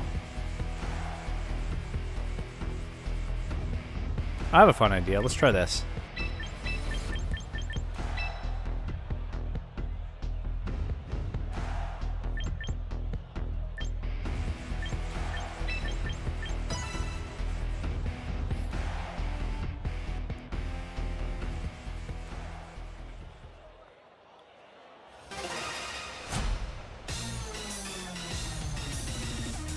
There we go.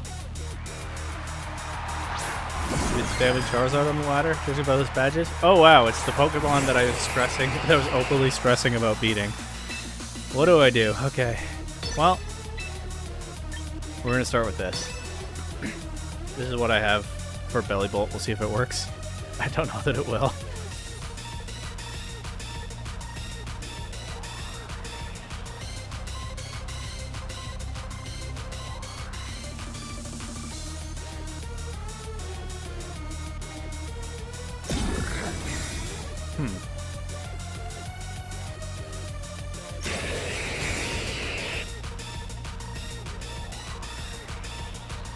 Psychic Terrain, okay. Scary. Not that okay, I guess. Pretty scary.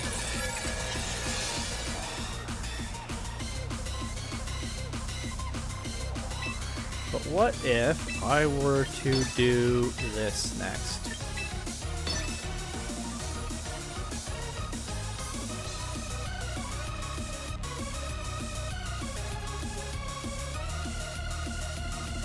What then?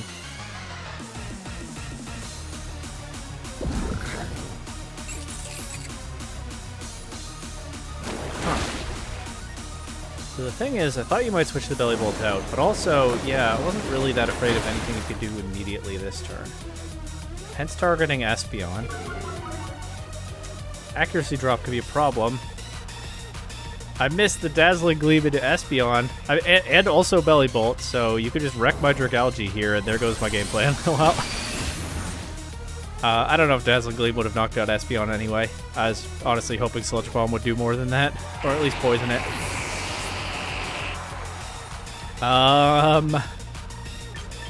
Yeah, I'm in trouble now. Okay, let's go this. Actually, there is something I can do here. It starts with this play. You're not going to be ready for this, Raymer.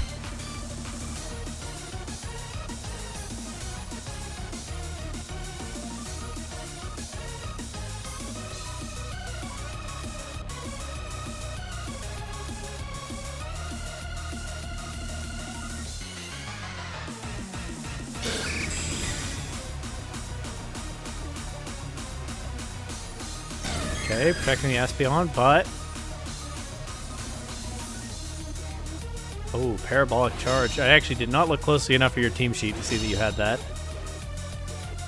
But Klefki takes that and then eats the citrus berry and then surprise! No more trick room. Get this frog out of here if I possibly can.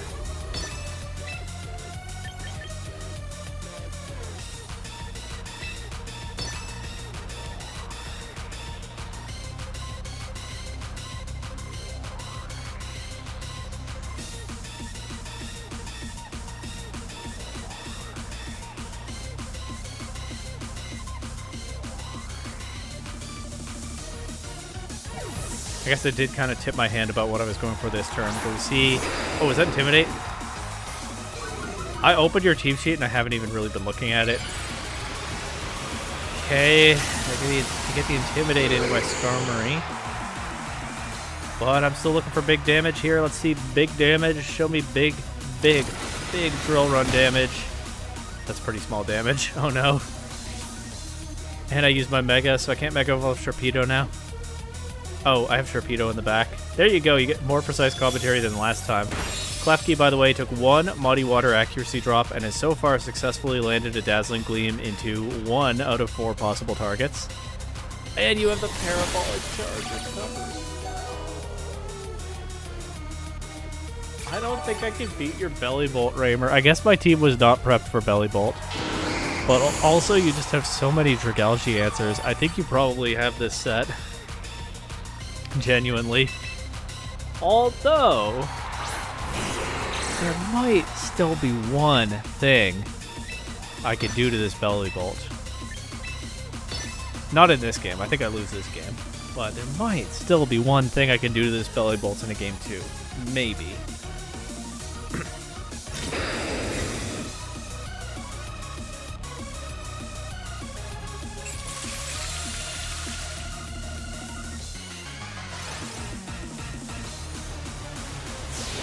For now, I'll just hit it with the strongest thing I have. For less than 50%, oh my god. This is the Belly Bolt that I'd heard was a menace, yeah. Rain boosted Liquidation. Granted, no non-Mega, because I used the Mega on Skarmory, but just get absolutely cooked by that Pokemon. Okay. Well, GG. I have one idea left for Game 2. And if it doesn't work, then good thing I never ran into a Belly Bolt in the actual tournament.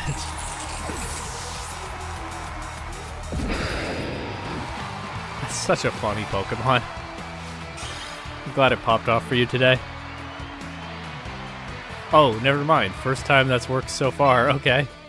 Well, my team did have a known electric weakness. I kind of gambled on not running into a lot of electric types. Because it didn't seem like there were all that many in the format that were interesting to people. I did have one opponent with double electric that I managed to beat, but... Oh, the Muddy Water play. Yeah, getting the accuracy drop into Klefki and dodging 3 out of 4 Dazzling Gleam targets. That worked out pretty well for you, huh? Although, I don't think it made a huge difference in the end. Alright, there's one... How do I want to do this, actually? Let's do it this way. I have one idea left.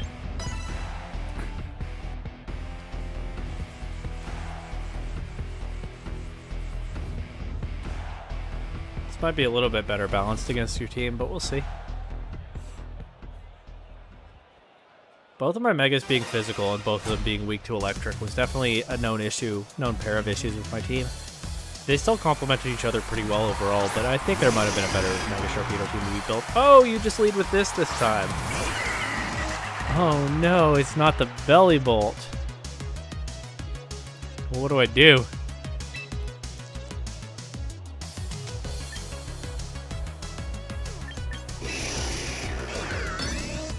What's the item on your Espeon? Okay, I see.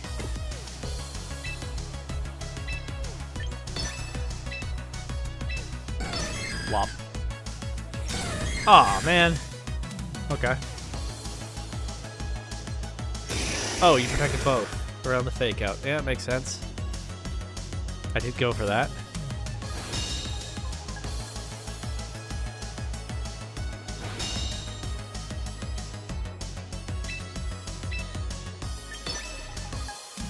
Okay, well, let's see what damage I could get at least.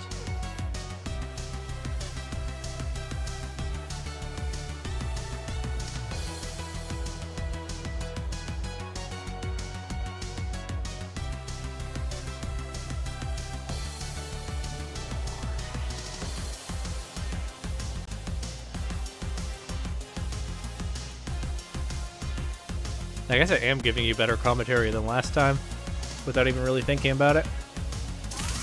Okay, take a sash on that.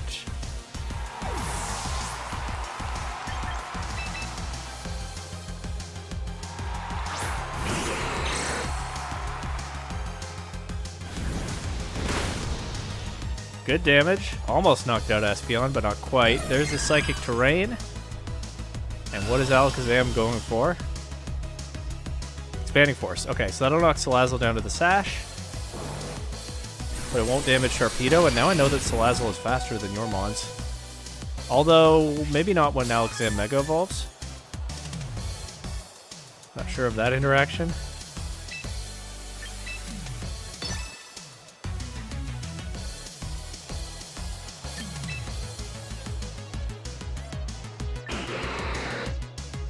So let's try... I don't know if I like this play, but let's try it.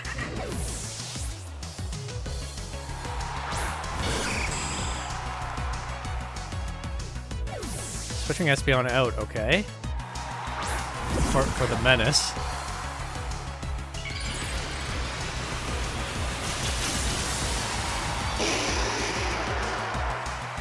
Parabolic Charge Menace, oh no.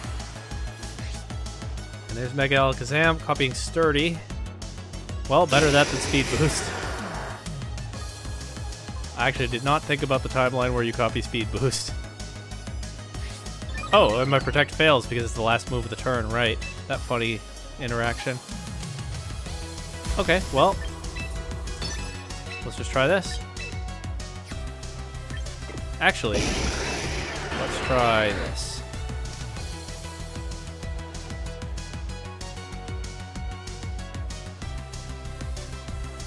Actually, I think this loses, but we'll see.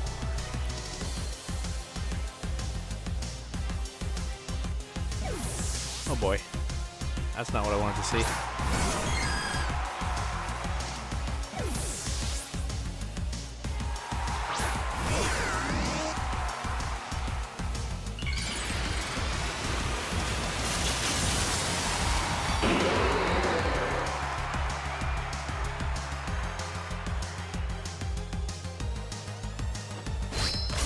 Yep, that was, Espeon was not the target I wanted to hit with that. That's for sure.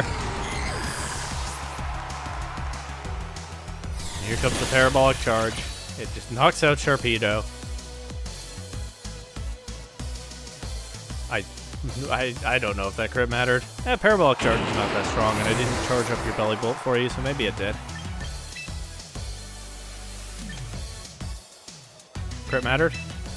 Okay, good to know, I guess. Wait, I have a giant problem now.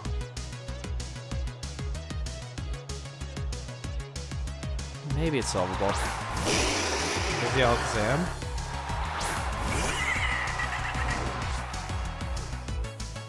You get Corrosion. You can poison my Salazzle if you want.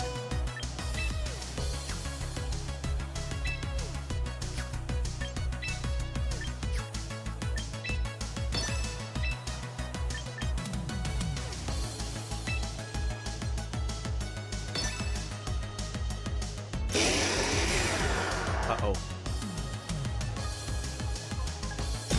Okay, protecting both, sure.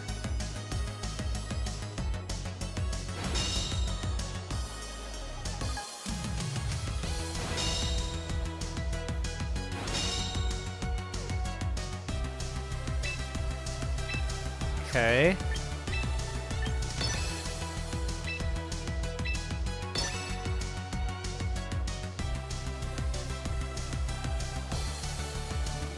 Oh, this idea doesn't work. Well, too bad. I do knock out the Alakazam. That thing went flying when I hit it with that Leaf Storm.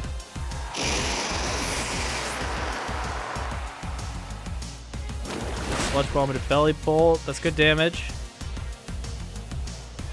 It's not going to recover a ton. Oh, it gets to soak my Rotom. Wait, okay, that...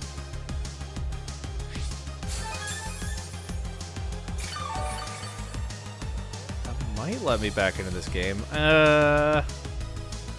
We'll see. Crocodile last, okay. Might be able to work with this, but it's very, very shaky. First I do this. What does the Crocodile have? Earthquake, Throat Chop, Iron Head, Life Orb, okay. Okay, just protected here. The Parabolic Charge. Get Sludge Bomb first. Good damage. It is Parabolic Charge.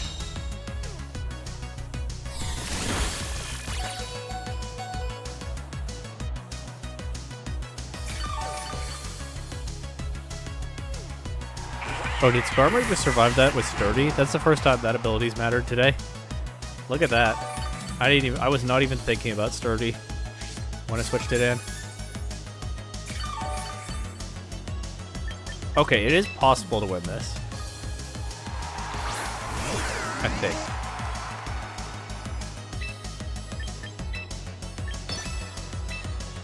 I think the first thing I have to do is this.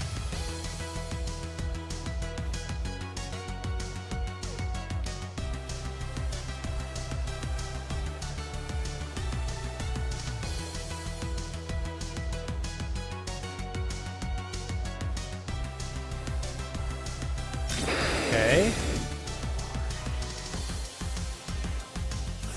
Didn't protect the Belly Bolt.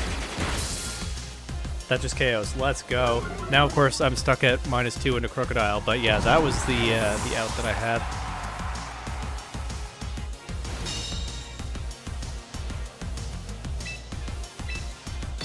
Just throw my strongest attacks at this thing.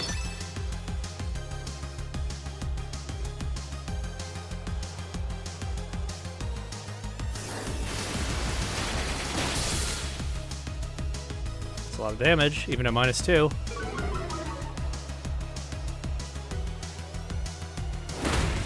Okay, knock out the Skarmory. I don't get the Brave Bird, but I just have to land this -4 Leaf Storm, and that should do plenty. Or take a hit and watch Crocodile drop the Life Orb. Yeah, switching Rotom out, getting Skarmory in to reset the Leaf Storm drop definitely came in clutch here. Okay, so we're going to game 3. GG. One more, huh? Let me check out the tournament really quickly before we start game 3. Oh, the round is done. Top cut to be announced at any moment, I think. But, much more importantly, game 3 against the Raymer King. Let's go. First time you leaf both Psychics? What does that mean?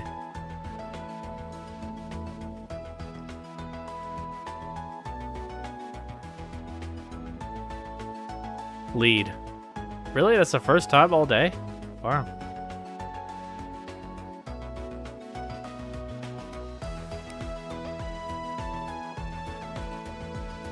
We played in round 6. Just wanted to hit you with a GG. Definitely knew it wasn't a positive matchup for me going in. Yeah, GG. Thanks for stopping by. I'm just playing I'm playing a just for fun set against the Raymer King before I end. I'll probably wait and see who's a top cut as well. You have a fun tournament overall?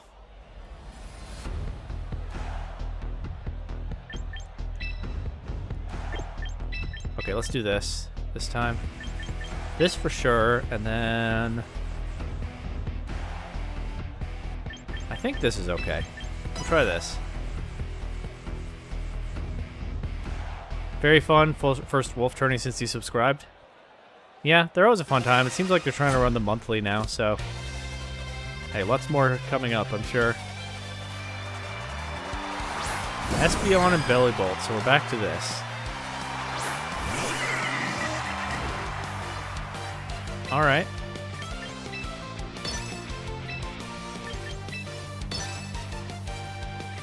I'm not giving very precise commentary because my opponent is in chat.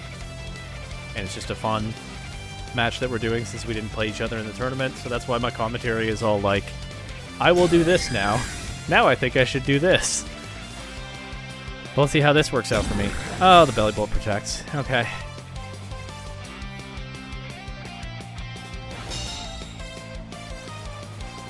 Oh, right. Whenever I lead the Salazzle, you protect around my fake out. I forgot.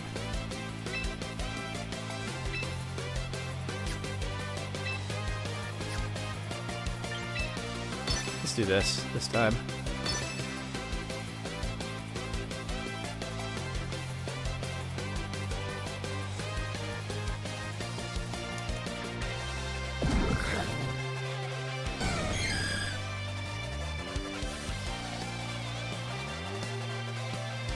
You just went for the double? Okay. Oh no, I missed Leaf Storm, so it kind of worked out for you. And I also missed Heat Wave into Belly. Oh my god. Belly Bolt functionally just got the double protect there, because I missed both of my attacks into it. At least I broke the sash on Espeon. What in the world? And here I was laughing because you went for the double protect, but you kind of got it. Alright, well...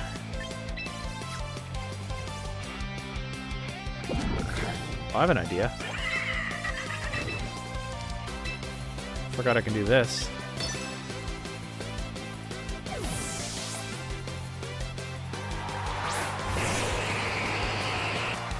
So I brought Trigalgy this time.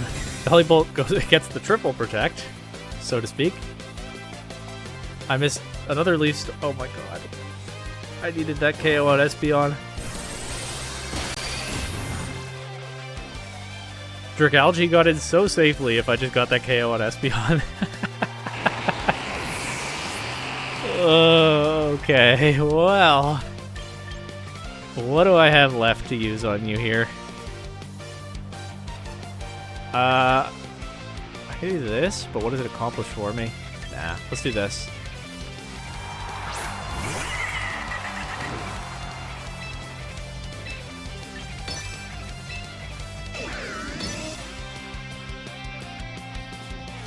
You gonna get the quad protect on Belly Bolt?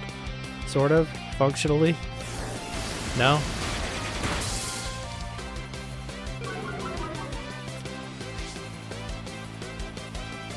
I should have heat waved here, but I didn't. I wanted to make sure I got the KO on Espeon. But maybe heat wave would have been better. Hi, Rick and X. You're gonna drop my accuracy now, Raymer. Oh, you didn't even get a KO with that. No accuracy drop. Incredible. Okay. Wasn't Floette banned? No, only Mega Floette. The regular one was legal. The regular Eternal Flower form was legal.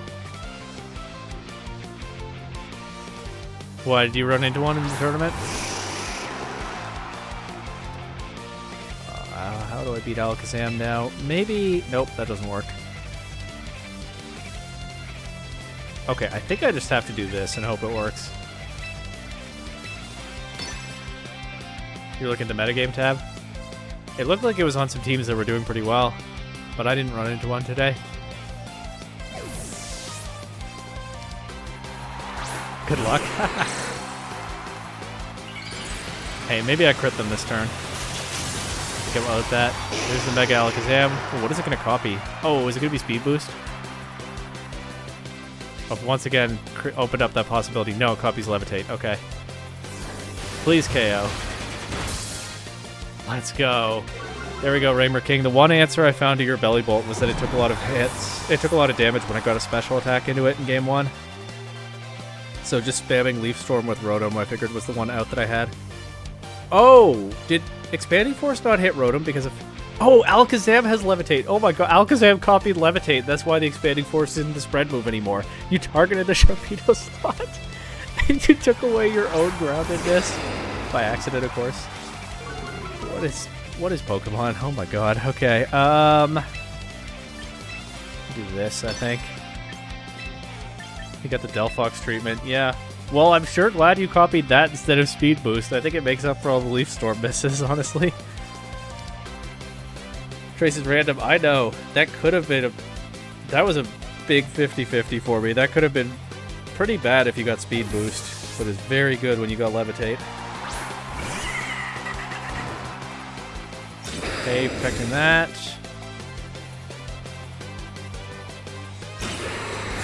Let me get a speed boost here. Dazzling Gleam.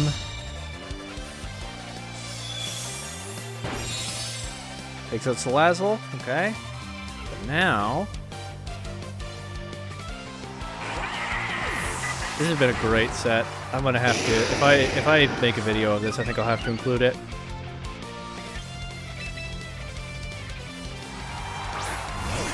Crocodile just protected. Of course, we know that doesn't guarantee that I'm about to knock it out. But here we go.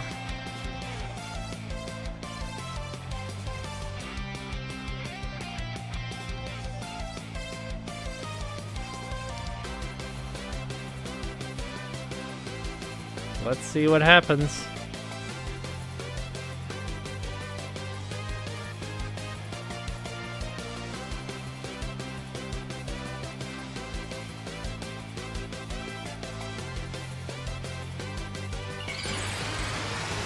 First by Mega. And then...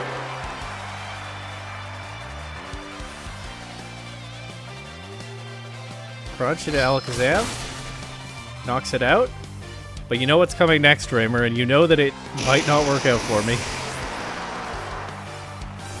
Let's go. Spamming Leaf Storm was the answer to your team after all. GG's. That was... that was the craziest set I've played all day, and it didn't even count for the tournament. Alright. Speaking of the tournament, let me see if Top Cut's been announced. It has. Oh, Cal is in it. Nice. We got one person undefeated, and then all the other spots are 6-1. So yeah, 5-2 was not enough to get in, but also I'm one of the lowest 5-2s. Because losing round 1 will do that to you. That's my tournament. Actually, wait, did the Hippowdon get in to Top Cut? The Fissure Hippowdon? It looks like it didn't. 6-1, but 10th place on Resistance. Alright, I think I'm gonna go do chores or something. This has been a super fun tournament day, though. I've hugely enjoyed this one, and I haven't always had the best time playing tournaments lately. But this one was almost everything I could hope for. But I'm gonna end stream there. Thanks for challenging me, Raymer. That was a great set to end on.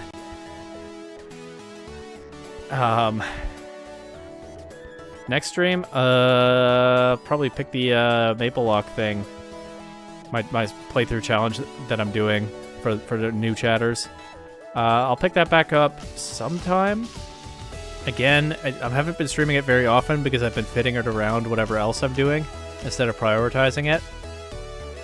I might find time this week. I'm not going to promise that, but there's a decent chance that at some point this coming week I'll pick that back up. But it all depends on what else I'm doing. Anyway, I'm going to go for now. See you next time.